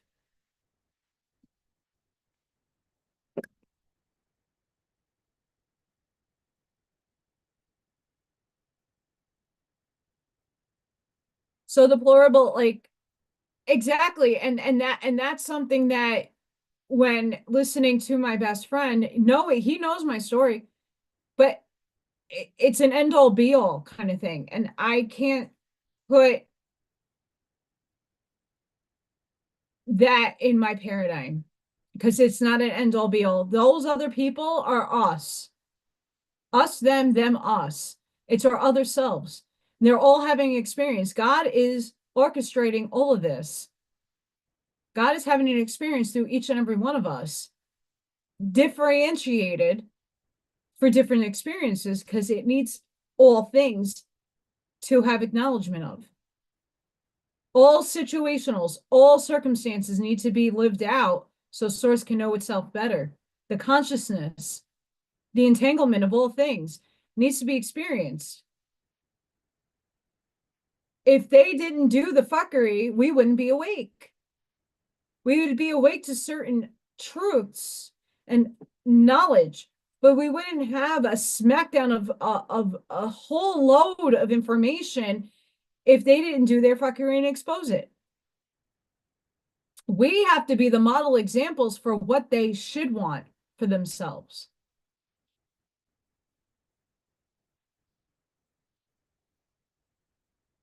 And a part of the healing process, especially for your son, is walking through the release and the forgiving of that abuse. That's a very hard thing to do. It is very, very hard because I know a lot of people that have had that experience. But numbing it, like I had to learn, numbing it isn't going to get rid of the problem. You have to tackle the problem where it is. And once you know that's no longer like the first card I pulled, that's soul writing, it shouldn't define you and it shouldn't run your life. What did you learn from it as a lesson, right? And move on.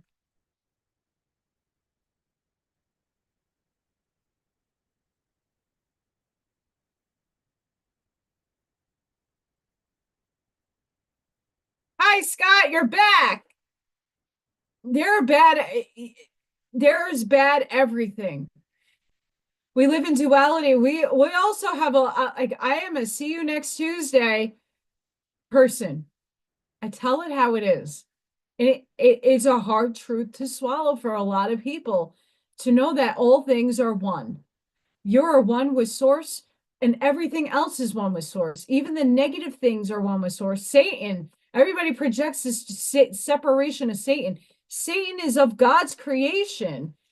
Lucifer is of God's creation. Hillel, if I ever go into a trance and let Hillel come through, he's going to let you know, yeah, I had to play that role to awaken people. It was an experiment we all chose to be under. I was the adversary for a reason. That's the role I chose to play. Role, play. And then you ascend, and then you are a whole different type of animal up there.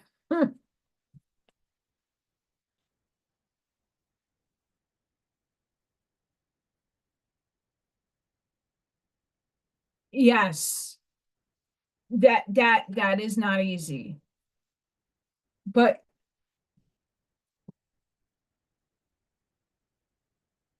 okay, I can get that later. Um, so from a perspective of healing and a perspective of polarity, the person that is the abuser has to be so fucked up and damaged themselves to the point where they are expelling their abuse on other people. So that's where we can take the storyline of, okay, you were abused and that should have never happened to you, to the fact that, okay, so this has happened. Now, what state of mind was that other? It's not an excuse either for that person, but it's an understanding of compassion that will bring the healing in. Like what happened to them that caused them to be that way? It's more analyzing and it's detaching emotionally from what happened. And it takes time to build up that muscle of acceptance. And for children and even young adults, it's not an easy task to ask of them because they're not in a spiritual thinking mindset to go, well, fuck them, right?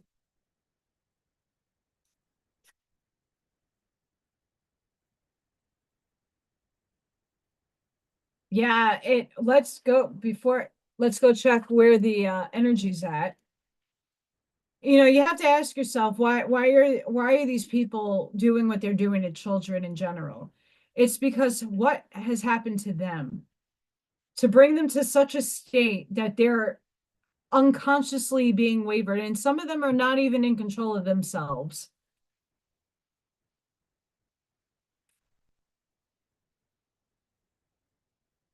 which is sad.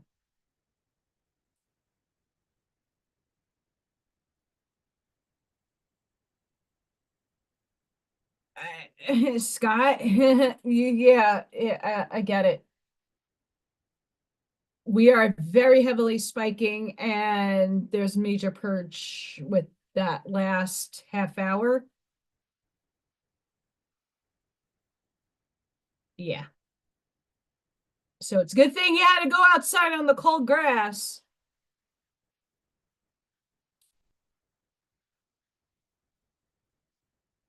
for sure. The Schumann is still very much spiking.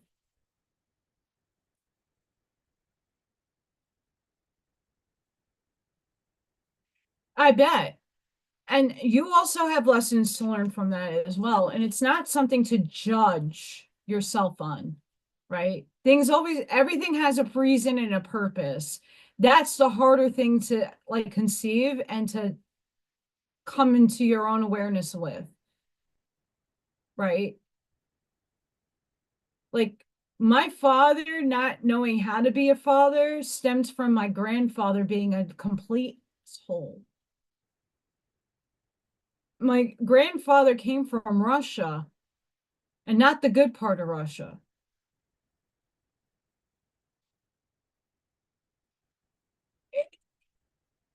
So my father was raised under different circumstances, and my dad didn't know how. His brother, my uncle, my middle name is after him, he took his life. He was schizophrenic.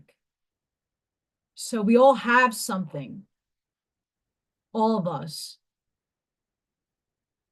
And when stuff happens as early on, there is a lot that karma that's been collected needs to be healed. So when you can objectively look at the situation and at least come to terms that it wasn't your fault, it happened for a specific reason. And if you can't figure it out, that's okay. Give yourself compassion and empathy. It's no longer a part of your story moving forward. Don't let it affect you anymore. That is the pathway to healing. And it takes time. Because the forgiveness is not really for them, it's for you. And the same for your son. Something there in your soul contract needs to be learned. That's the step, that's the hard part of why, the why question. And I can't answer that question for him. He has to answer it for himself. And that takes a lot of intuitive knowing and going within to clear that out. It's a lot of work and it's painful. That's shadow work. That is a painful process.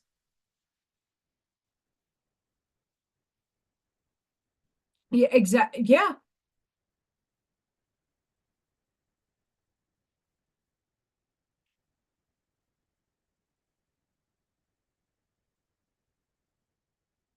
Oh my gosh. What kind of spike? Like a cactus spike? A nail? Woo! I'd be grumpy too. I'd be super grumpy if I had something stuck in my ass.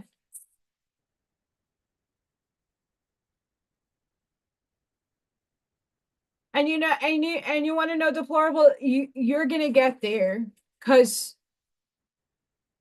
a lot of the children are going to start getting their upgrades and they're more of awareness and that is going to happen. um that's why I wish people would say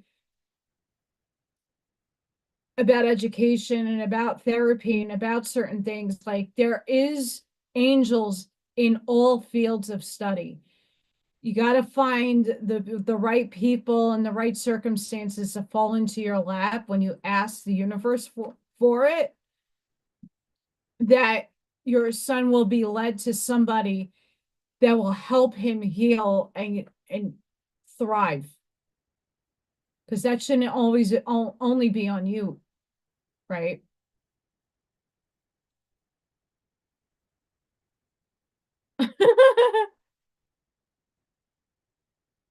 I try to be the bomb. I try to be. It I have it's so hard. I'm presented with a lot of this stuff from my own friends that have also had experiences and not kind things happening to them as young children. And all things have a purpose of being served. It's just a matter of figuring out why those things occurred to you and actually why they happening for you. And when we ask upstairs and your higher guides and your higher self to help aid in putting that person or the other self in a particular healing modality, you're going to go through a bunch of them until one of them sticks. Right. And a lot of the times, you never know where that's going to come. I tell a lot of my friends all the time, especially my friends that have autistic children, I'm like, you have to find where the angels are, and the angels are working through people. You're going to have a person like that's what I am to a lot of these children. I hold them and I understand them to a different capacity than other people. So when I'm holding them and I am helping them restrain themselves from doing harm on themselves and other people, I'm healing them. You never know who's going to walk in your path that's going to be able to heal you from something that you know not how to.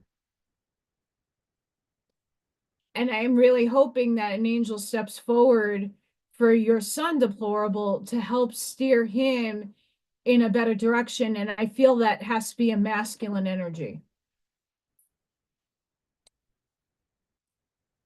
Sometimes guys, men in general, and I'm not putting this on anybody who's the spiritual masculine, it's more of the hardline masculine.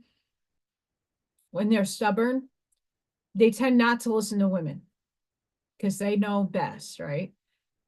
So, especially for children and adolescents and even like young adults, they need another man figure that's spiritually in awareness that will be able to help him. Yes. Deplorable, ask upstairs for your guides to put in a strong masculine energy for him that will one day walk in his path and like change his life. And I know for a lot of my friends, they took my advice and they asked upstairs, and a lot of them didn't believe in upstairs. I only say upstairs because we all kind of connect to that understanding. But whatever you pray to, ask for intervention.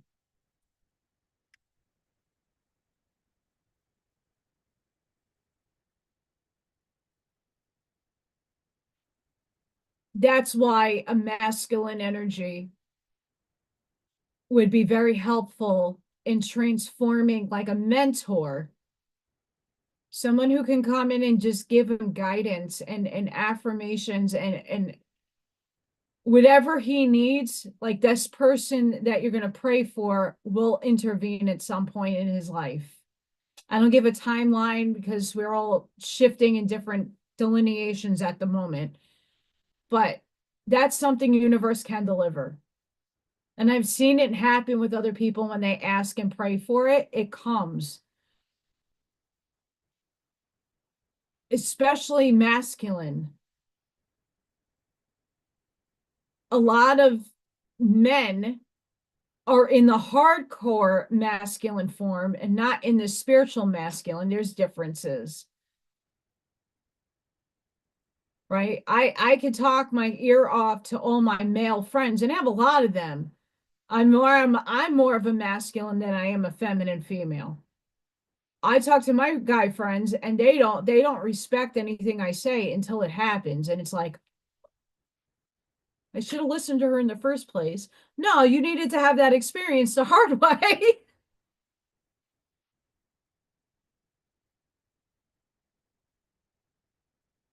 You see, that's good.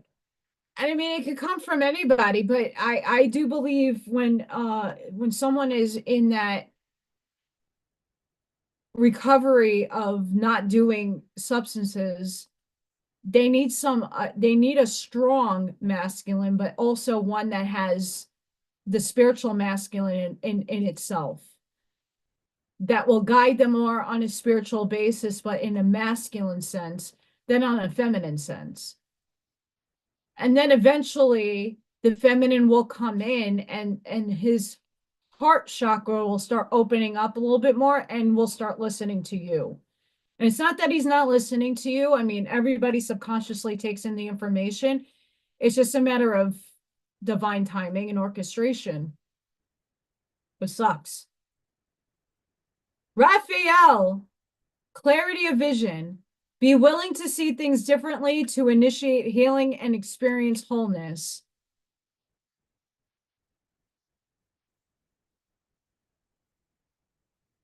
I was just talking about this.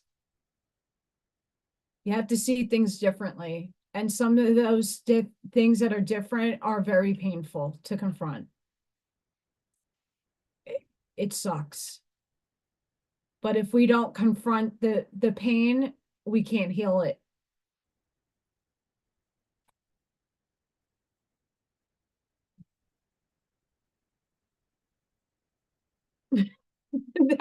Your husband is very wise, Christina.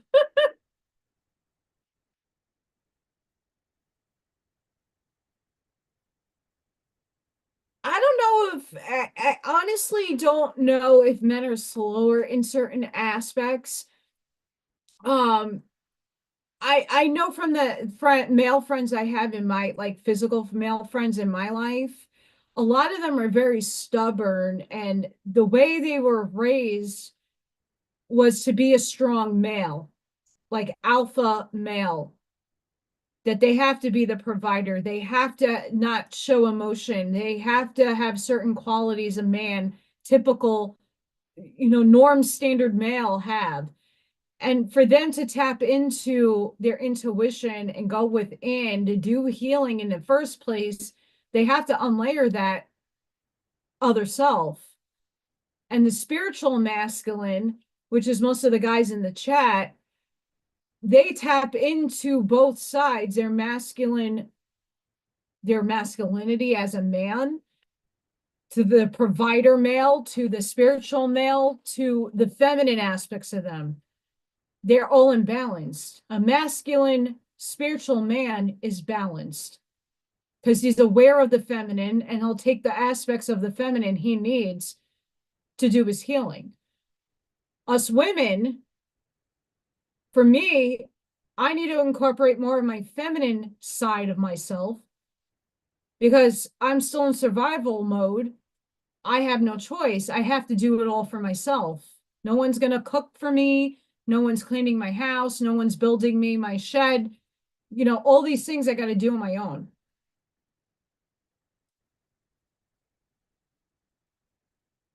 Yes, but Bob, is that helping you in your spiritual process? If it's supposed to, the deeper dark stuff, it'll come out when it needs to come out. Absolutely. But if you're in self-harm mode now, unraveling it slowly, because it's all the layering, you have to tackle a layer at a time, and sometimes those layers don't come out until years later. It took me years of unfolding certain aspects of myself to heal it fully, and not all of me is healed. I have a lot of stuff still sitting to be healed, but it layers itself out. I already been through 7 extreme dark nights of the soul. I had a lot of healing to do, and a lot of things needed to happen for me to be this aware.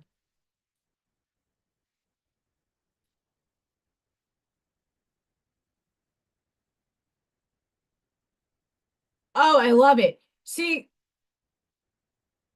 I do my best artwork when I'm in complete collapse. I'm my most creative when I'm in the void. That's when my best artwork comes out of me. And not to say that, like, I think that's a piece of shit, by the way.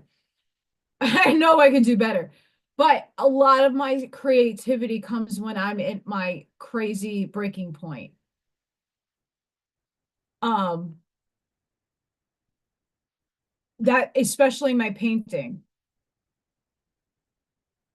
That's when I'm my best. And I, at one point, really wanted to be an art therapist, but that's a very hard field to make any, once again, make any money off of. Um, but it's a necessary thing. I think being creative and being a musician and just self-expression in general is very healthy. And when a person can lean into their dark side and harness that energy of that depression or that state of being and alchemize it into creativity, I do my best work when I'm like hitting shit, the brick, the shit. It's when I do my best work. But I have learned to harness and alchemize that hurt into my artwork.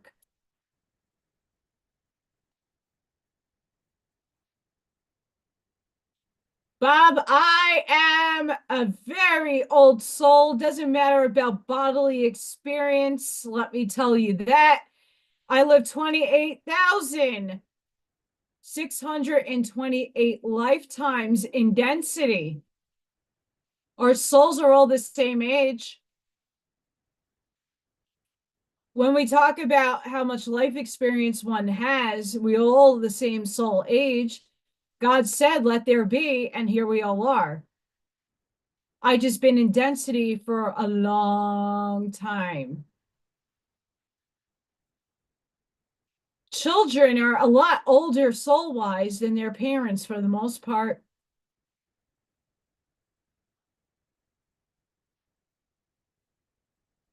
So this age doesn't matter. It's remembering your experiences of your other selves.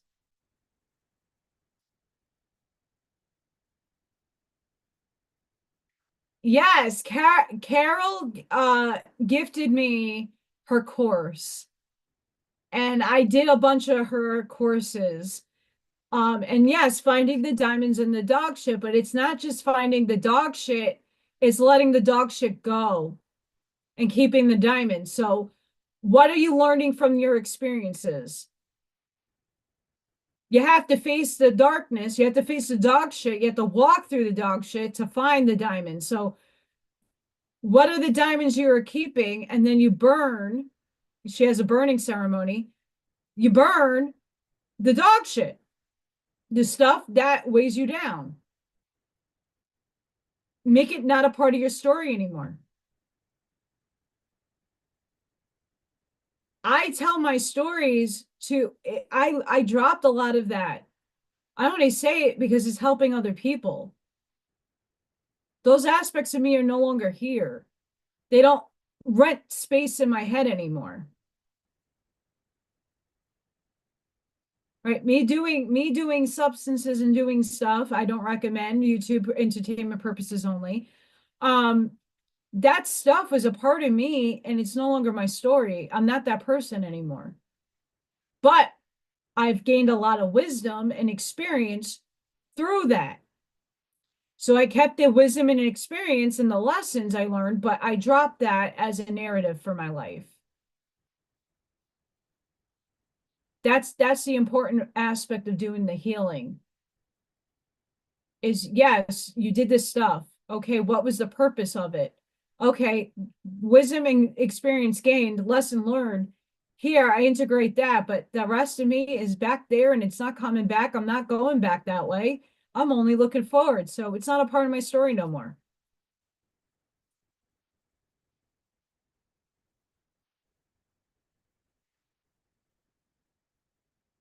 Let me tell you something, Bob. Carol's very much like me. She's a hard ass. Carol's not everybody's cup of tea either. I've seen a lot of people disrespect Carol, and there's things about Carol that I have a barrier up from. but I love Carol to pieces. I think she's very intelligent, and she has her ways of thinking and her methods of doing things. I do them a little differently, but she adds a lot of value that a lot of people are not ready to hear yet or see. Some people, not all. You have to know both sides because you're composed of both sides. That's what coming into neutrality, like that Facebook group that I found, the stuff that people are saying are everything that I say. It's just I'm coming from a divine neutral sense. They're not, but it's still non-duality. They're seeing beyond the good and evil. They're seeing both sides. They're weighing both sides. You are both sides. It's coming into balance with all of it. Oh, she's a hard ass. She's Canadian, by the way. She's a hard ass. An amazing hard ass, but she's like me. You unfortunately, tough love sucks. The truths I speak suck. They do. They suck. Because it's confronting yourself in the mirror and looking at yourself and holding yourself accountable for your thoughts. That's not easy. But when you can give yourself, when you come into a compassionate state and unconditional love for yourself first, and really feel it and apologize to yourself and come into a healing point of accepting yourself, then you can do it for others. And then you see a bigger picture. It's a process. It's not supposed to happen overnight. Azrael, transcendence. You wouldn't be who you are without what you have overcome. Own your story. I don't make this shit up. I just pull cards, and this is what came out. If this doesn't speak to what we're just talking about, proof in the pudding.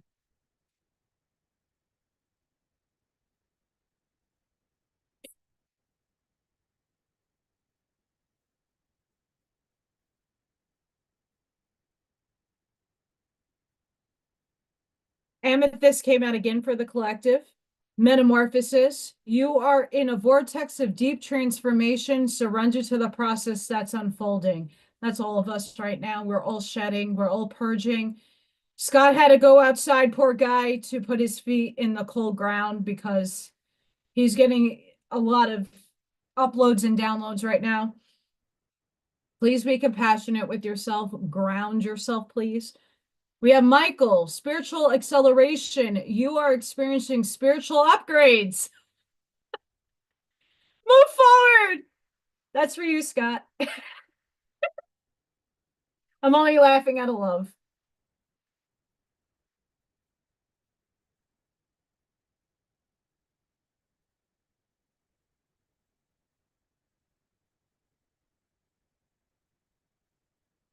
Yeah, Bob, there's a reason why you're here.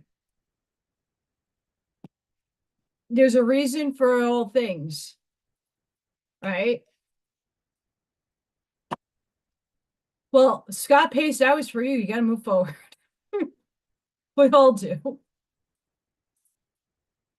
That was for you, Scott. We do have to move forward. I mean,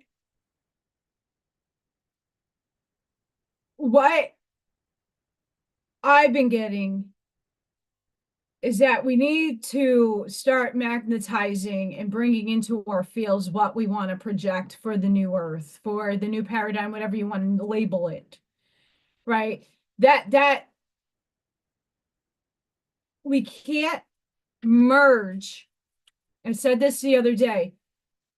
Most of us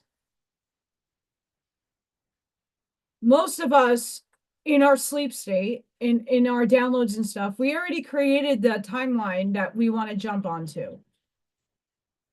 We have to raise the vibration to get there, but we got to take everybody with us. It's not just me and Scott going to fifth density. It's me and everybody going to fifth density. So how do we get there? We have to raise our frequency and bring the timeline into a merge point so that we hit it. If we're stuck in the hate, shame, and blame, we cannot merge as a humanity to that timeline. We will increase the frequency and we will slowly get there, stair step wise. But if we want to move this bitch forward and fast,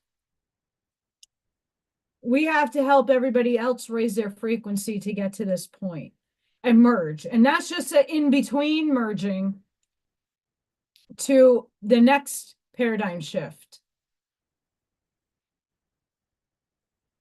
But we gotta merge frequency. So when people let go of the narratives and the programs that are being steered by society with the separation of our other selves, the negative and the positive, the right or the left, the red pill and the blue pill, when we can just say, okay, that no longer serves me a purpose. What is it doing for me in this now moment?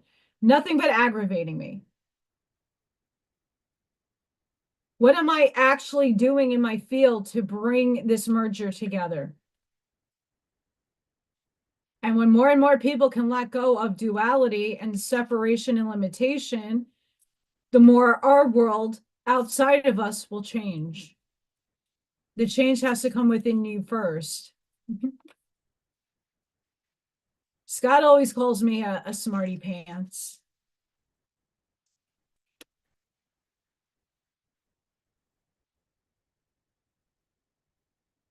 And Archangel Gabriel is laughing right now. So is Hello. They're laughing. They're like, you think Allison's really talking? They're like, I don't know about that.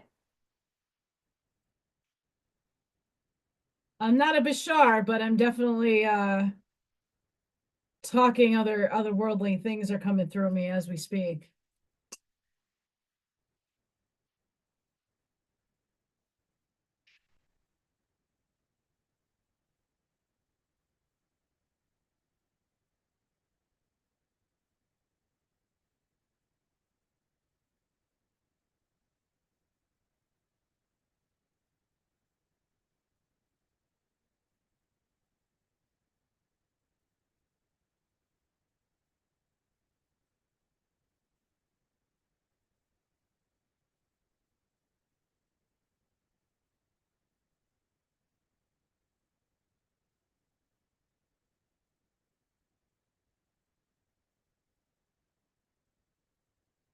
We got some interesting cards here. They're interesting. Very, very, very.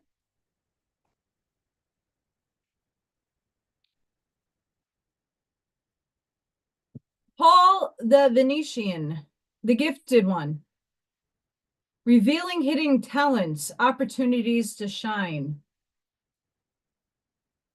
Is one of the original masters of the Theosophical, that's Blavatsky, Ascended Master teachings, and a guardian of the rose pink ray of the heart.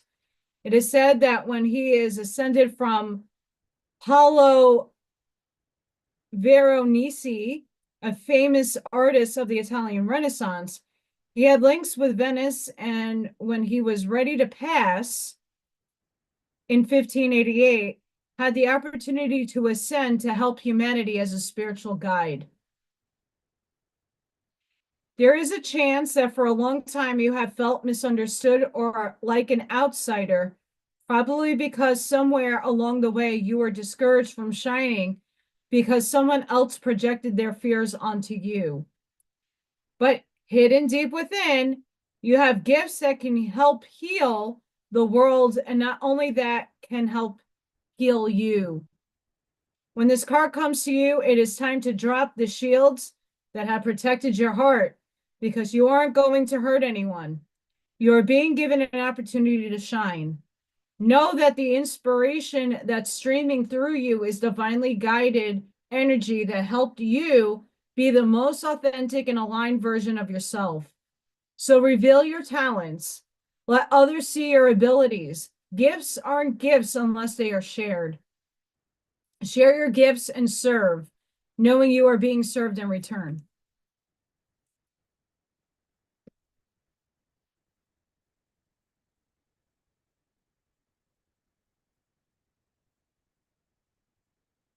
So here is another little mic drop, right? People that don't believe that archangels are incarnate, having an experience through me with that pie chart. It just said who he was in a human being, right? Why do you think like the Buddhist monks pick a head figure? Because they believe that's an incarnation of a soul. I have a lot of the next two are Indian.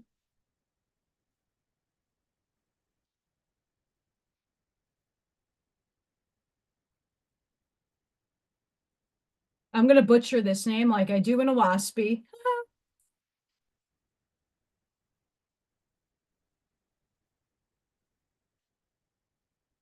See, Roger, yeah, that's where I'm at, right? I'm there. I'm not getting married until that one shows up.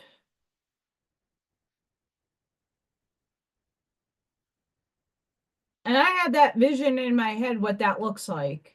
So don't ever, and it's okay to have friends. It's okay to have friends with benefits. It's okay to have all of that stuff.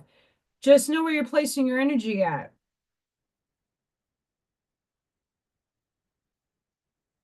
Deplorable. These messages might sound like it's for Allison, but it's for all of you.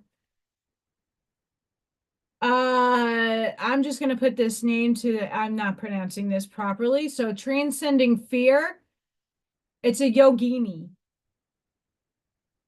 Facing fear leads to fearlessness. Embrace your power. Yeah, try doing that because I can't pronounce shit.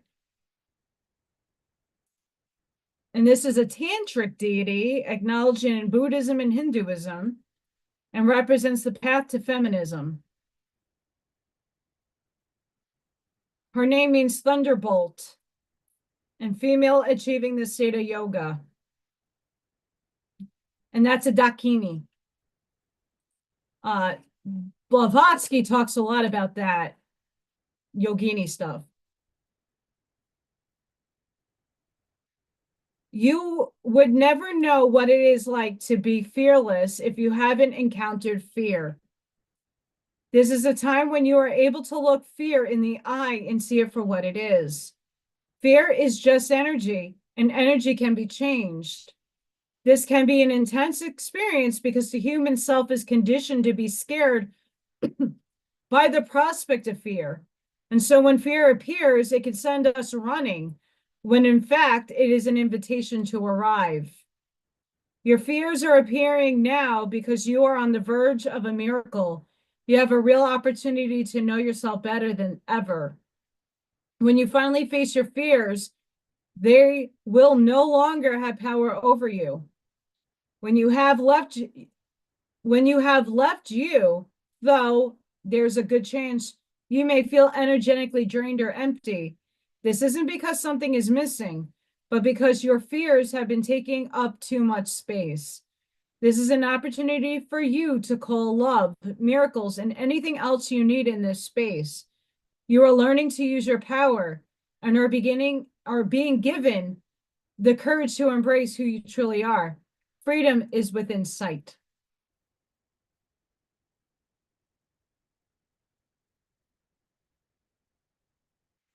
See, Christina, that's my thing. I said to myself, the guy will come after the shift.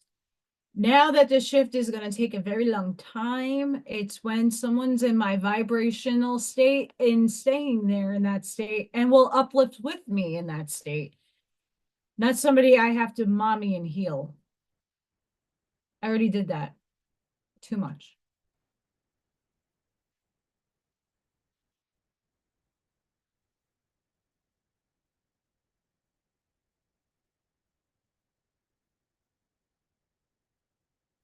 See, Bob, though, here's how Viking came into my life, though. I had to let it go. I had to put the vision in my mind of what I want and not have expectations of what it looks like or when it's going to come. And I just recently did that. I did it again. I thought about what I want, how I want it, and how I want to be treated, and the elevation that I want from that relationship. And I put it out into the ether. And I let it go now. I'm going to let it come to me again. Viking rang my doorbell. I didn't have to go anywhere. It came to me. Right? I had to let it go. I put what I want out into the ether, and now the ether has to bring it back to me. Right? And every time you keep thinking about it, you're giving the universe a new order. It's like going to a restaurant and having the waiter come back at your table every 5 minutes because you thought something else to add to your dish. Like it's never going to come out if you keep doing that.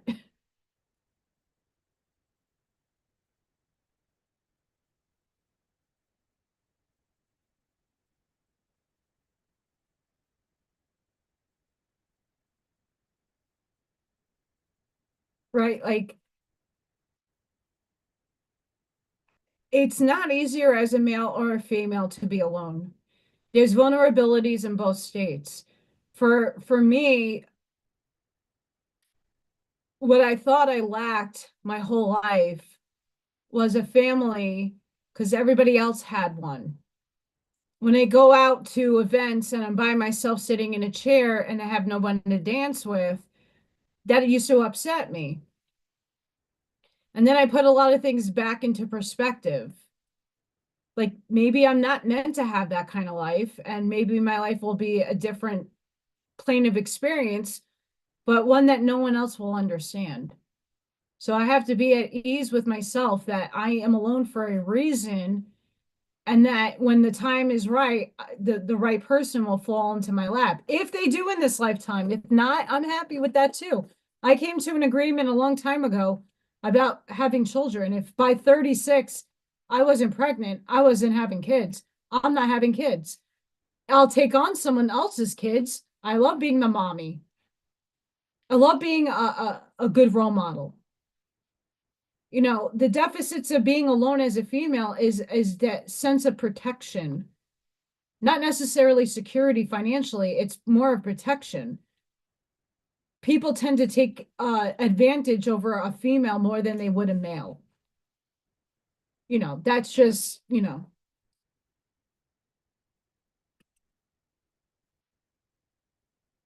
We have Lakshmi and Ganesh. Prosperity vibration. You're attracting health, wealth, and happiness.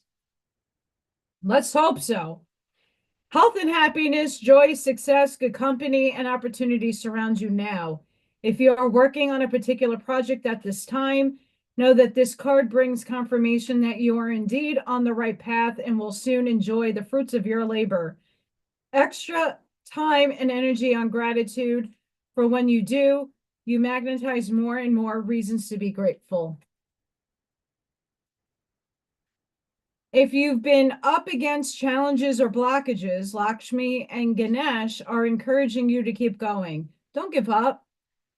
The barricade you are pushing through is actually an opportunity to decide how committed and focused you are on bringing your vision into reality. What you believe you will achieve. I believe that.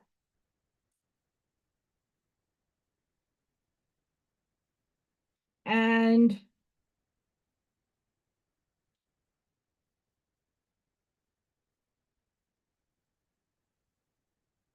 We have Melchizedek, divine knowledge, higher learning, committed to your vision through study.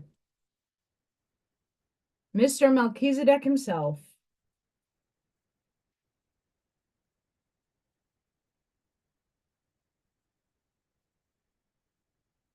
You are being encouraged to dive into spiritual study. Don't skim the surface, go deeper, for there's important information out there that will support you in taking your path and skills to the next level. There's a good chance that you may want to get out there with what you know, but the universe wants you to study a little bit more before taking a leap into the unknown. When you study, you demonstrate how committed you are to the spiritual path. And when you are committed, the universe will present you with opportunities that will take you further along the path toward a feeling of fulfillment and purpose. If you're intending to work in a particular field, ask yourself if there's anything you need to read up on or study first.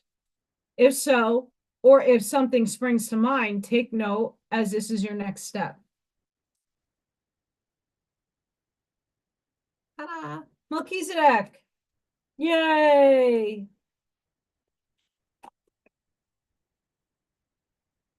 Take it from him.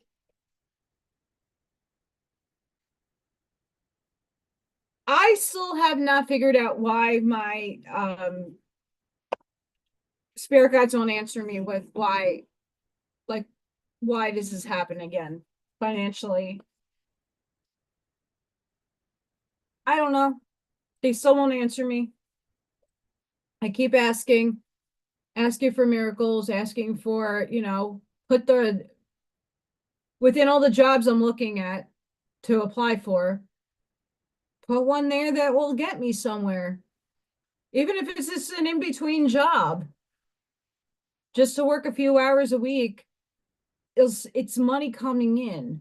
We still are bound by this nonsensical 3D experiment. Yeah, bills to pay. You don't pay it, they'll shut your lights off. They'll shut your energy bill. There's just things that we still are bound by. So, I, how much more in the hole can any one of us get?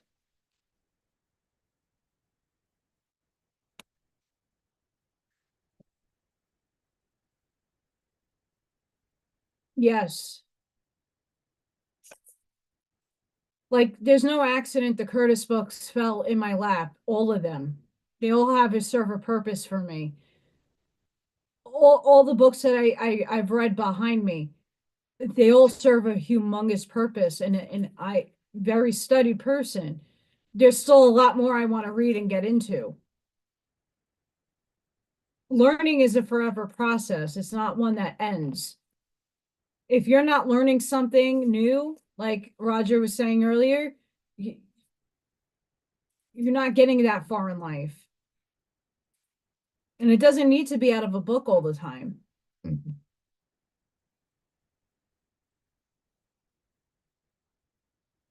Right? Some of us listen to other people and we learn a lot. I know a lot of people get down, like Scott. I help him with his downloads. Like Brian Scott, he reads other people's work. I can read it for myself, but the frequency at which he's reading it on and his insights at the end of the whatever he reads helps me. Like Brian Scott is huge in my life, but also there's a lot of other people I listen to. That Paul Selig, he's a channel. Just his personality, he's stale, but he gives it to you like a fucking son of a bitch. It's great.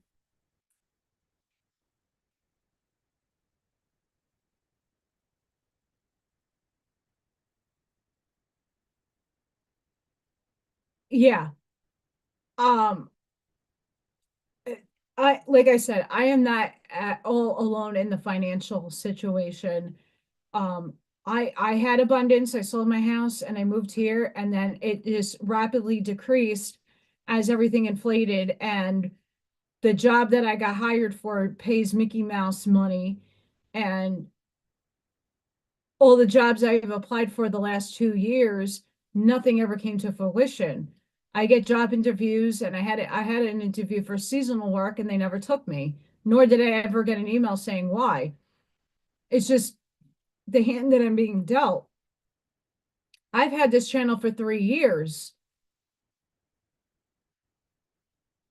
and I if I want different, I have to do different. So doing lives and doing my creative artwork, I hope will steer me in a better direction, getting more people on board to listening to the messages. And this is just a side hustle. The real meaning of this channel is to heal and help people. That's not ever going to go away. I just need some energy exchange so that I can maintain life, right? I like to work and I like to be hands-on. I'm limited in that hands-on, but my goodness, like something has to give for all of us. And I'm just hoping, and this is what I don't like about what people project. January 20th comes, nothing like some stuff will get done, but it's going to take a while to roll out. A lot of us don't have that time. Even though it's an illusion, we're still in 3D. We're still bound by it. You know, it's not fun. And what everybody that's on budgets and stuff, there's old people out there that the suffering has to end. But we keep perpetuating this carrot on a stick a little too much. We have to start manifesting what we want in the now here for all the people to have abundance and prosperity. I can't wait for Trump's university to happen. I'm going to take advantage of that. I'll get my teaching license. I will be the healer master of teaching autistic children. I don't care. If that's going to get me more money and that's going to make me self-sustain my life, I don't need $100,000 salary. I just need to get paid equally to the amount of what I'm putting effort in. And being a paraprofessional is just as hard as being a teacher. I'm the anchor in a classroom. I need hazard pay, but they're not respected, and it's not a field that gives respect. So things need to change.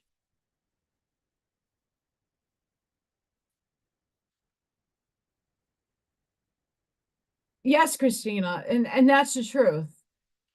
Um, all this stuff that I put out there, raffle off and to sell is stuff that I make.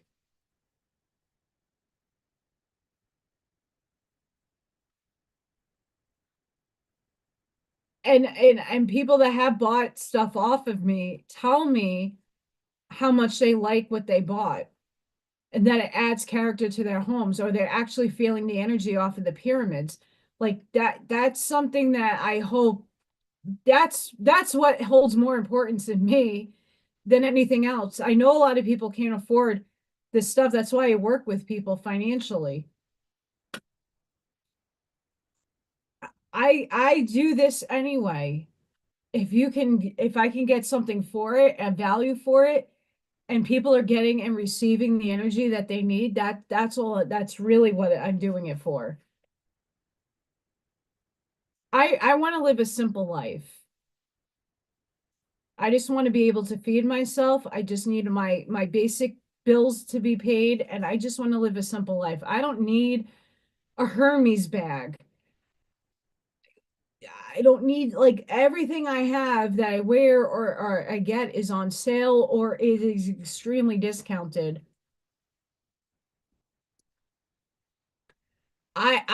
If Trump has free university, I want my master's in teaching. I want to be able to get a master's of art education. Like I love going to school. School was a good experience. Like college was really good for me. I love college. I took metaphysics and philosophy. Love it. That's my wheelhouse. If I could teach metaphysics and the law of one, sign me up. I would love to be a professor.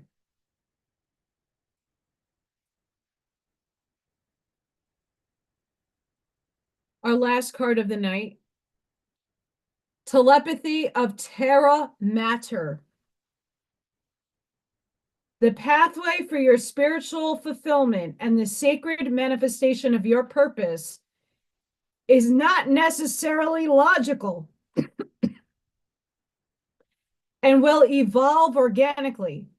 The skillful and unpredictable workings of the Earth Mother are supporting your soul journey unconditionally, following up on inspired ideas and allowing for unexpected shifts in direction or integral to the manifestation of your soul purpose. Commit to an idea that feels good in your heart, even if it seems improbable or unsustainable. It will manifest successfully.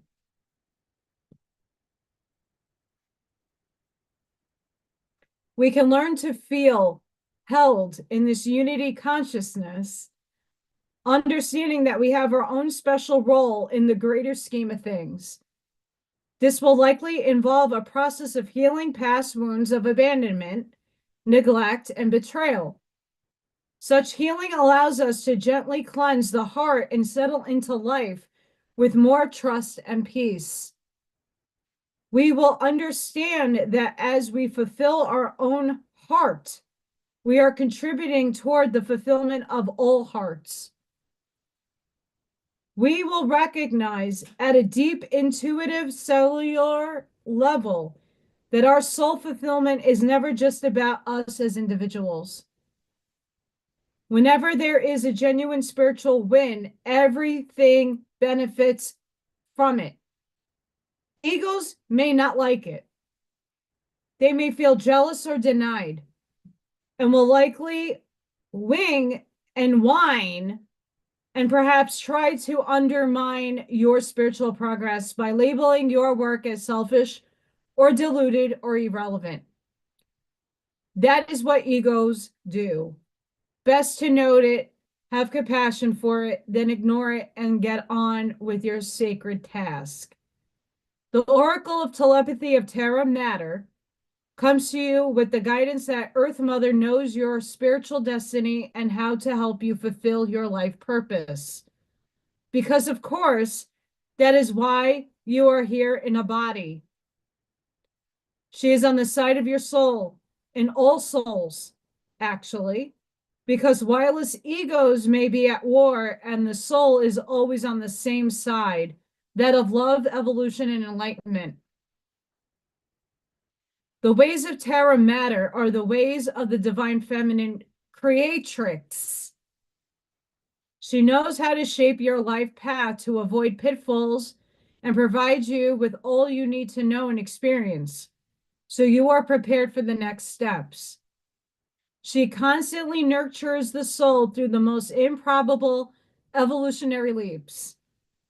One only has to contemplate the existence of a butterfly and how it becomes as such to know that logic and the predictable are not often her creative markers. She prefers the astonishing over rational. What does this mean? Don't let your intellect stifle your imagination. Trust in the inspired idea, unconventional guidance, and heart-honoring intuitions that occur to you. Earth Mother will heal your soul and speak to your heart through the telepathic transmatter of your body. Take time to tune into your body and her guiding genius.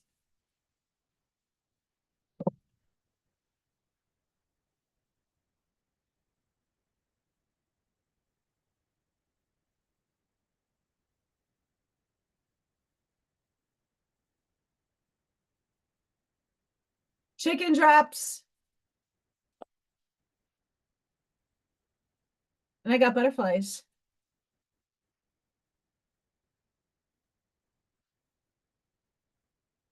Epoxy Butterflies.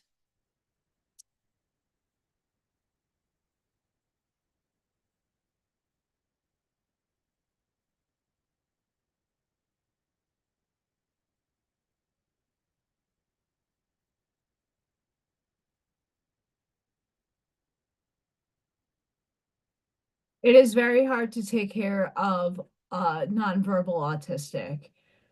There most of the kids that I have experience with in schooling are nonverbal or are low functioning. They are very highly upgraded beings. Their souls, not their bodies, the souls. They're very high. They came in to teach us compassion, patience, and unconditional love. And that is very, very trying on an everyday basis. A lot of these souls that are inhabiting the kids that are autistic or have low function are there to teach you and the people around them to have compassion and empathy. That is not easy. Also, a lot of them are not human essences. They're other, let's just say, star seeds, but from not in this galaxy. So they haven't had a human or close to a human experience. They had another worldly experience. And this is their first time in a human body in a very low density.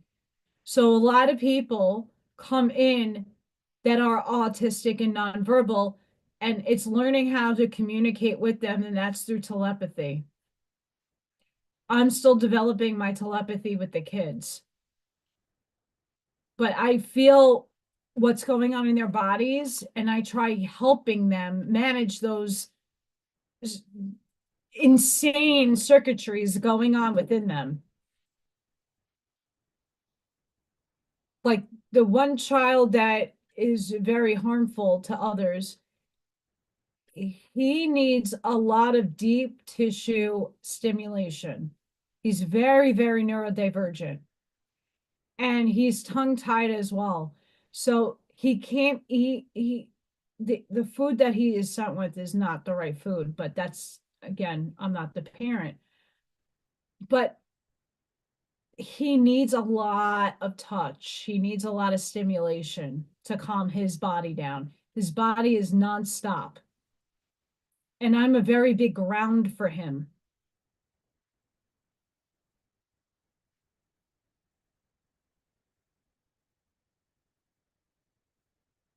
Yes, they're very high. The where we come in for them is they're going to be the teachers and the guides. We right now are the ones holding frequency for them to be feeling secure enough to self-express without having damage and harm done to them because they're not understood. The more we integrate that community, which is not happening here, at least in education, period, end of story, a lot of the kids are tippy-toeing and can't sit still, and the teachers don't know how to handle them, and fidgets are an answer to a point. Right? Kids are manipulative. They're not stupid.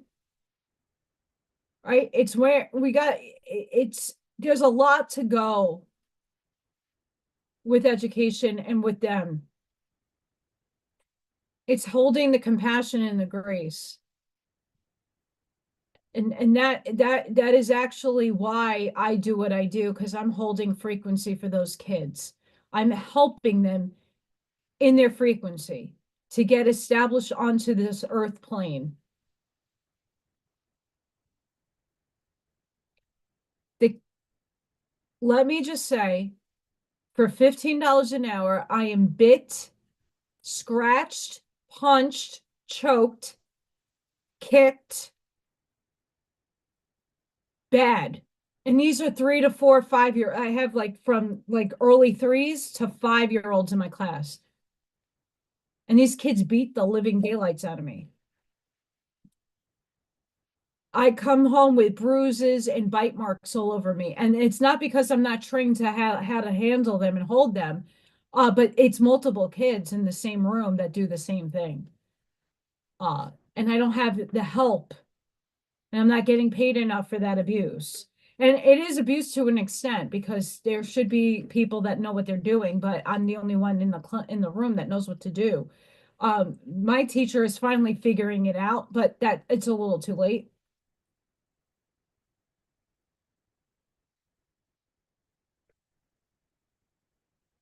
It is sad, Christina, but that's a part of their soul contract, as you know. Um, and they came in knowing this. A lot of them came into to it's more of them teaching us a lesson on a bigger scale. Um, that's the difficult part.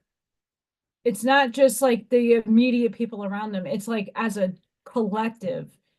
More and more of these kids are going to be produced until they stop forcing that. And that's why we have an RFK in office to hopefully stop that nonsense. It should be a choice. Yep. I mean, but listen, the people in my building that are super experienced, I give them a whole lot of credit. They're like good mentors to me, very liberal, and would tell you that's a conspiracy. Like that's a truth they're not willing to open up to.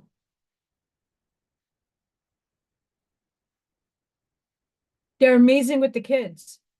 Amazing. That's why you can't generalize who's good and who's bad because they're a liberal. That means they're bad or they're indoctrinating children. No, that's not the truth. Unless you're in it and see it for yourself, a lot of them do suck. A lot of teachers do suck. They're this there for the paycheck. They're not there because their hearts are in it. My heart is in what I do and always has been. I never had a high paying job because the jobs that I chose had more learning experience for me than ever before. But it's because I love what I do. But at some point, I need to get paid to equivalent to what I'm experiencing.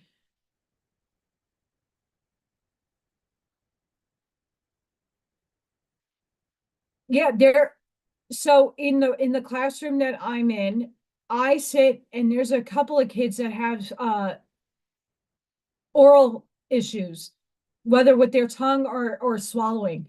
So the lunch ladies don't cut the kids' food up. Remember, these kids, some of them just turned 3.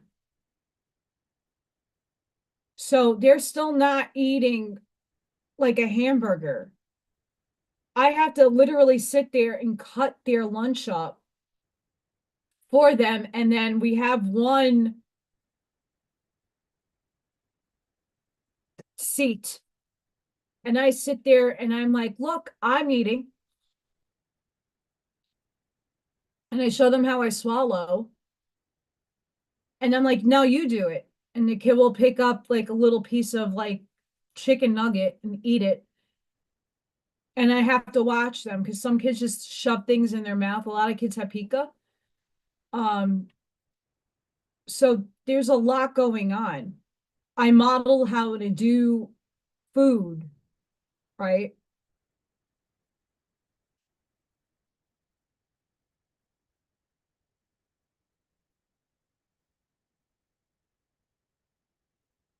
Yes, the smiles in the eyes. Like when I had that kid on the changing table and I said, "You're not from here, are you?" His eyes lit up. I'm like, "You're from another galaxy, like not around here, right?" And his eyes lit up. Like he was like, "How did you know?" Right?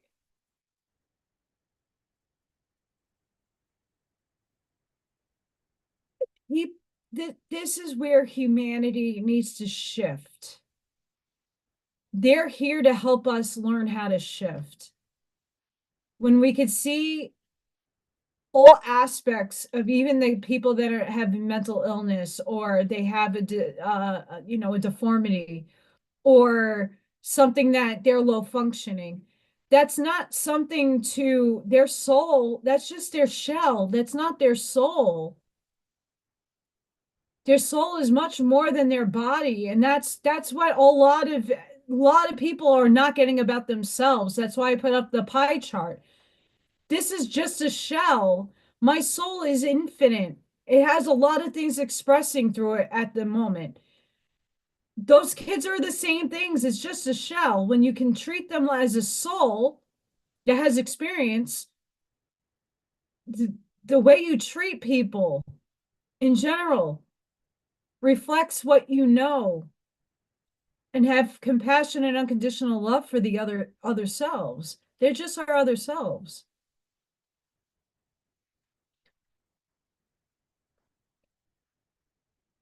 We need to take into consideration that unity consciousness is all beings, not just who you prefer.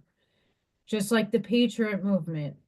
You want everybody to be unified, but yet you're only wanting unification with the people that you only prefer to have in your life. The like-minded people. You need contrast. And it's your other selves, the other components of you on that other side that need you. We have to be the role models, spiritually speaking, but we need to be role models and model better behavior and better reactionary behavior in the way we come off and on in life. It's like you have to have your boundaries there, because there's people that will manipulate you. Like I'm a CUNT, I have a New York attitude, and I don't give a shit. But I'm very compassionate and very empathetic. I'm willing to give people chances, but don't cross my path.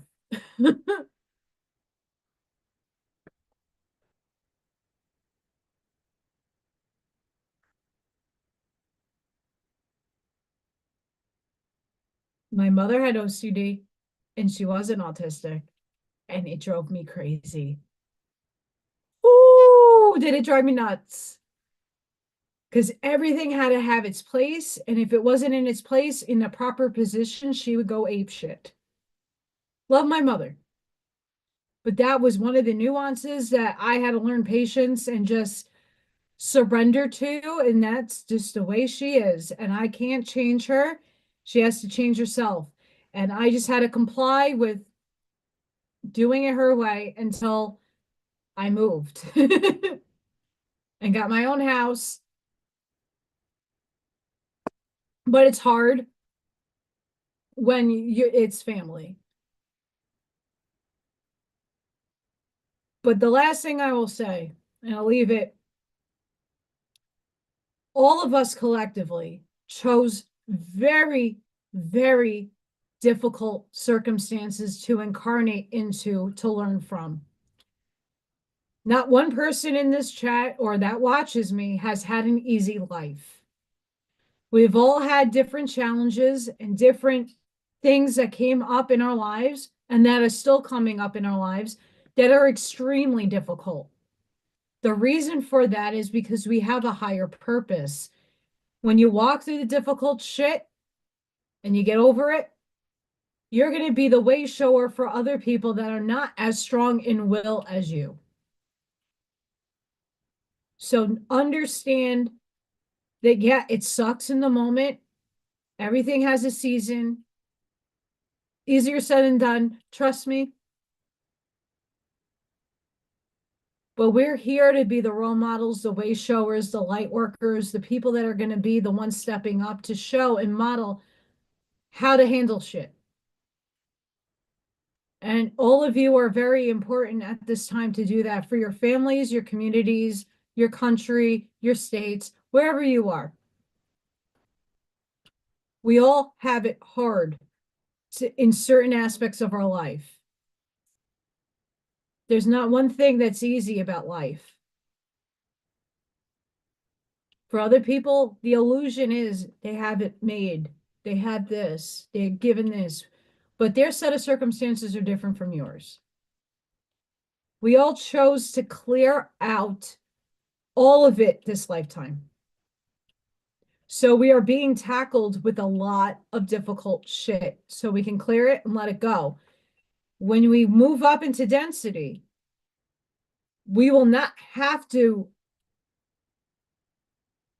heal things that are way, it's perceived easier up there, but it isn't. It's a lot harder to dispel a lot of karma up there or dispel entanglements. It's easier to do it here, believe it or not.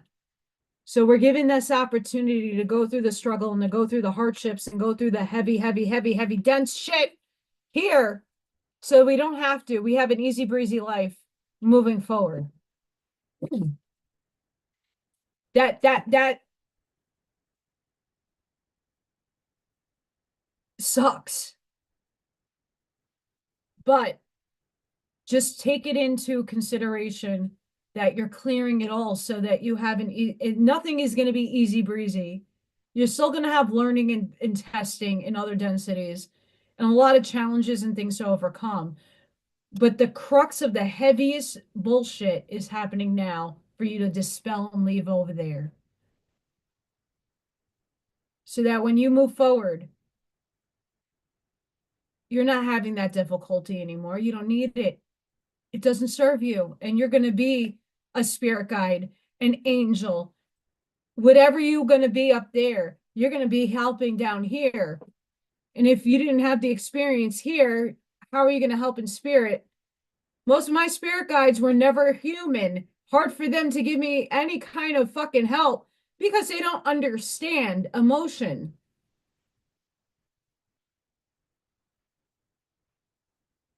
I've been through the shit. So when I go up and become a guide to others, I already have the understanding of the shit that happens down here. And I will be a better guide for having this shit happen. So I'm helping other people.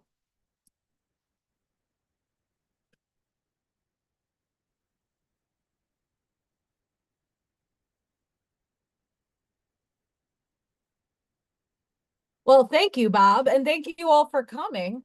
I needed to get that at the last because I think that a lot of us, through coming into the chat and speaking your situations very authentically, we got to keep that in ourselves to understand that we chose the difficulties in our lives for a purpose and that it's going to serve us. Right now it seems like it's not, and I know for myself it sucks and it's a battle and struggle each and every day, but we at the end of our time, whenever we ascend, will be better for these experiences of difficulty, and that will be the guide and the angels to steer others, if not being the angels now.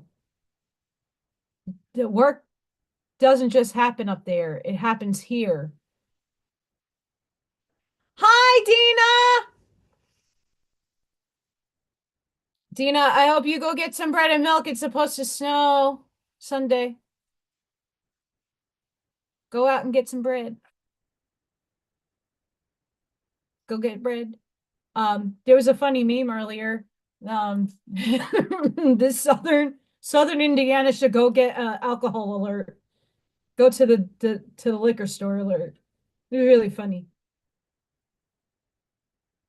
Before I leave all of you, let's go see where the Schumann Resonance is. Because we're still spiking.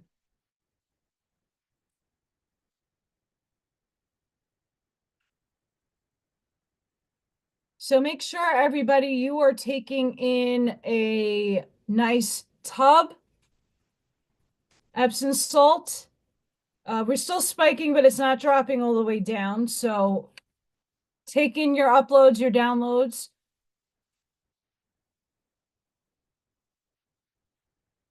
That's right, deplorable, you can. And that's another reason why you're here.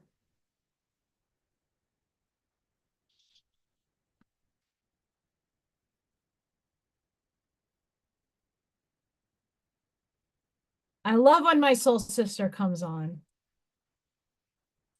Me and Dina are angelic sisters from another mister.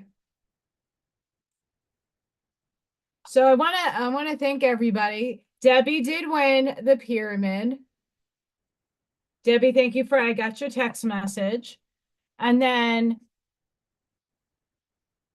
Miss B, even though she doesn't come on my channel ever, I'll see if she wants any one of my creations. She gets to choose from business card holders. And Miss Amy, Auntie Amy, who is auntie to Little Thor, she's gonna get a candle. So so I want to thank everybody for joining my raffle, and channel members, don't you worry. There'll be a lot more giveaways. We're not auctioning off Freya and Odin, not doing it.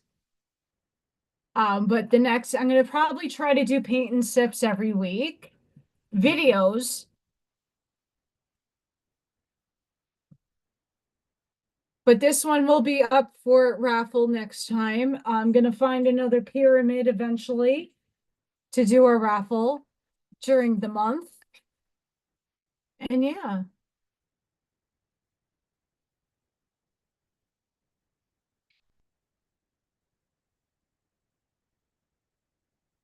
There is no late. You arrive when you arrive.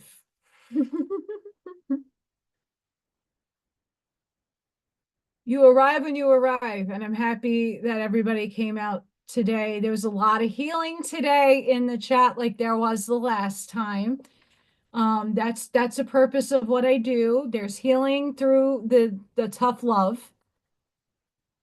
It's tough to hear, but tough love is sometimes the best way to go about things, not all the time.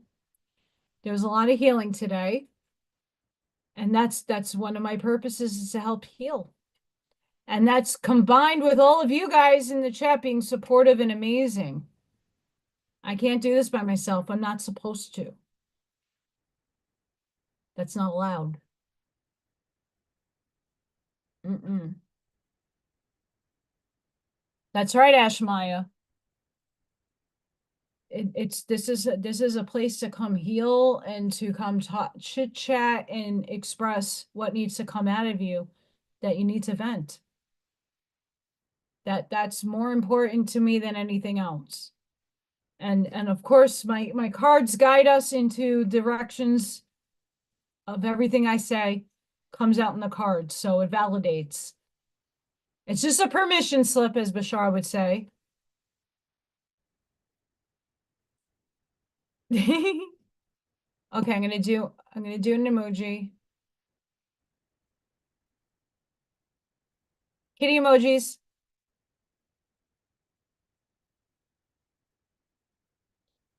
So guys, I'm gonna leave it here. It is, I don't know how long have I been on? 4 hours plus. Wow. Cray cray. Sending each and every one of you love, light, compassion, grace, shielding, and protective energy. Please go with it. Heart align.